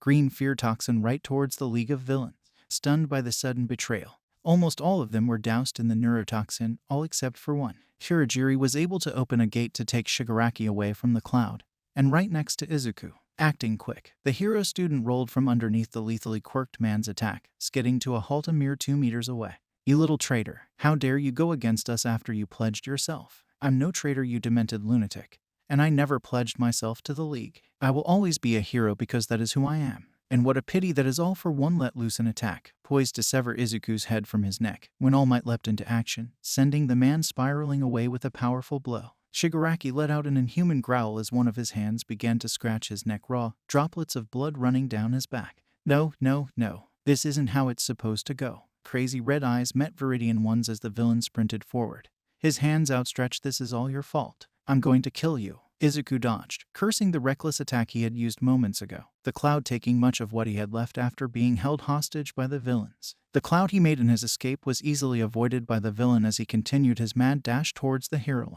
Izuku was stuck playing defense as Tamura relentlessly pursued him, not allowing him long enough to unleash a bigger attack. Ad break. Before we continue, I'd like to talk about our new channel Celestia, our channel dedicated to all things Dungeon and Dragons. Currently, we have a series breaking down the different spells in D&D, and soon we'll be starting some new series as well, so if you're a fan of D&D or have an interest in learning about it, check it out. Additionally, if there is something you've always wanted to see get made into a video, head over there and leave a comment mentioning it. Ad break over. Suddenly, the fight between the symbol of peace and the symbol of evil caused an earth-shaking tremor to run along the ground, causing Izuku to slip and allowing Shigaraki's hand to find purchase along his leg. The teenager let out a horrible cry of pain, the sound making his friends and teacher cringe as Izuku's leg tissue started to decay. We have to do something. Shigaraki is going to kill him, Yaoyorozu. Normally the picture of calm was nearing hysteria until Shoto slapped her. The girl clutched her face for a moment before quietly thanking her friend.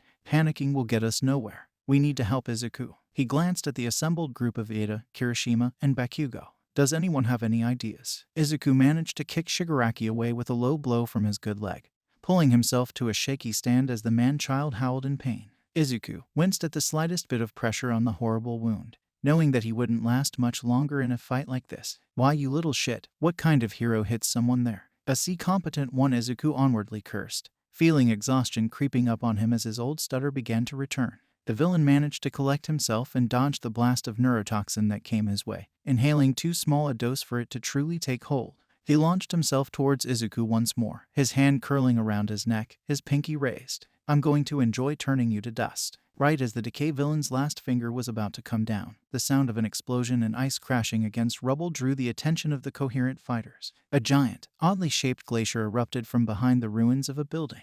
Atop it, a figure with two others on its back appeared, sprinting up to the glacier before the two jumped off, one landing on the other's back as explosions crackled, propelling them faster as flames licked along an odd hole into the glacier, causing the frozen substance to sublimate, turning to vapor at a rapid pace, and causing a massive detonation that sent the two flying into the air at just the height that Izuku might still be able to reach. Taking advantage of the confusion, Izuku delivered a throat punch to Shigaraki as he freed himself, before unleashing a torrent of gas, sending him spiraling up into the air. He finally peeked, his hand outstretched, before it was captured by a softer one. We've got you, Izuku. Momo held on tight as the extra weight shook the stability of their flight, sending them down away from the villains at a rapid pace. Bakugo managed to suit the landing with well-aimed explosions, but they were still left tumbling as Izuku screaming in pain as rubble entered his leg wound. By the time the trio collected themselves, another blustering wind threatened to topple them over. At its end, all three pairs of eyes snapped to its source, All Might and All for One. They saw an older man behind the number one hero and the man himself holding All for One down, a fist planted in the man's head. The three of them relaxed for a second, believing for a second that All Might had ended the threat, when an explosion knocked them to their backs, whisking the air from their lungs. Once more, they pulled themselves up, their eyes seeing how the battlefield had changed, causing them to widen. Before them stood All Might, but half deflated, standing protectively in front of a woman trapped under rubble. Suddenly, the man deflated completely, making the heroes in training pale. All they could hear was the laughter of All for One as he aimed a shockwave down towards All Might. However, just before dust filled their view, they saw one arm of All Might swell up. Their vision was obscured for several seconds as they held onto each other, keeping themselves from being thrown back once more. When their sight was cleared, they saw All for One sprout a monstrous-looking arm, meeting a blow from All Might head-on, obscuring the outcome for just a beat. In the next second, All Might rose above the villain, bringing his arm down in his ultimate move, the United States of Smash. All for One was slammed down at near Mach speeds, a crater forming as wind whipped in every direction from the impact zone. Izuku watched as All Might raised his fist in victory above the villain, blood running down the horribly mangled hand. And that was all he saw before spots danced before his vision. He stumbled back, drawing the concern of Yaoyorozu, who called out his name. Her voice sounded so far away from him. Izuku, Izuku, no, don't. Then it was lost to silence, lost to the darkness. Izuku's was engulfed by an inkai, black space. He couldn't see anything. It was all dark. However, as he turned his head upwards, a light began to shine into view. He felt as if his soul was being sent upwards, towards the light as it grew brighter and brighter and brighter until Izuku blinked his eyes as they opened to a stark white space around him. He heard some sort of incessant beeping close to his ear and felt the softness of a mattress below him. Upon closer inspection, he found that he was in the hospital. He leaned up, hissing as he felt a small twinge of pain coming from his ribs. He was quickly distracted from that as the door to the room opened, a despondent Inko entering with a small Tupperware full of food. "Mom," Inko froze, her head craning up to see her baby awake. Her eyes filled with tears as the food fell to the white floors. She flew across the room, throwing her arms around her son. As if it was magic, tears began to flow from Izuku's own eyes as he embraced his mother tightly. He was safe. It was a week later that Izuku was released from the hospital, being accompanied by Yaoyorozu and Todoroki, who visited him the day of his release. Although the circumstances were not the best for him, he could no longer be in the hero course due to the permanent damage caused when Shigaraki had grabbed his leg. "This isn't fair for you, Izuku. You were so strong through everything. You've worked so hard," Momo said as she wiped tears from her eyes. "If only we had just moved faster, we could have." "Momo ... don't say that. Without all of you, I wouldn't be here," Midoriya interrupted her with a soft smile. "Besides, I won't be going too far. Principal Nezu recognized my aptitude in quirk analyzation and will be personally tutoring me. Besides, I was told by Aizawa that the support course is whipping up some prosthetics for me, so I'll be able to walk again soon. I may have lost my leg, but I can still become a hero again." "You'll always be a hero, Izuku." The jungle-haired teen turned as Todoroki spoke, the heterochromatic male placing a hand on his friend's shoulder, an almost unnoticeable smile on his face. The fight between good and evil may have crippled Izuku Midoriya, but he was far from hopeless. Within him, he still held the heart of a hero, and that would never change. Thank you all for sticking around to the conclusion of this story. I hope you enjoyed it. Before the video ends, I'd like to thank our patrons: EDFLAMES, Ethan Davis, Terry Chills, Shifter Mules, Adam Zangel, Zill, ExaVBeat3, and Joshua Phelps. Secondly, I'd also like to thank our YouTube members: Toy Acosta, Rob Thecking, Sithlord906, CF2364 and Knuckles, Rimu Tempest, Angel Juarez, Donald C. Stewart, Bryant Grier, and Demonized Fox. On behalf of We the Celestials, I'd like to thank everyone involved in today's excellent content. Their details are in the description below. Well, that's it from us for today's video. So thank you all for watching and have a great day.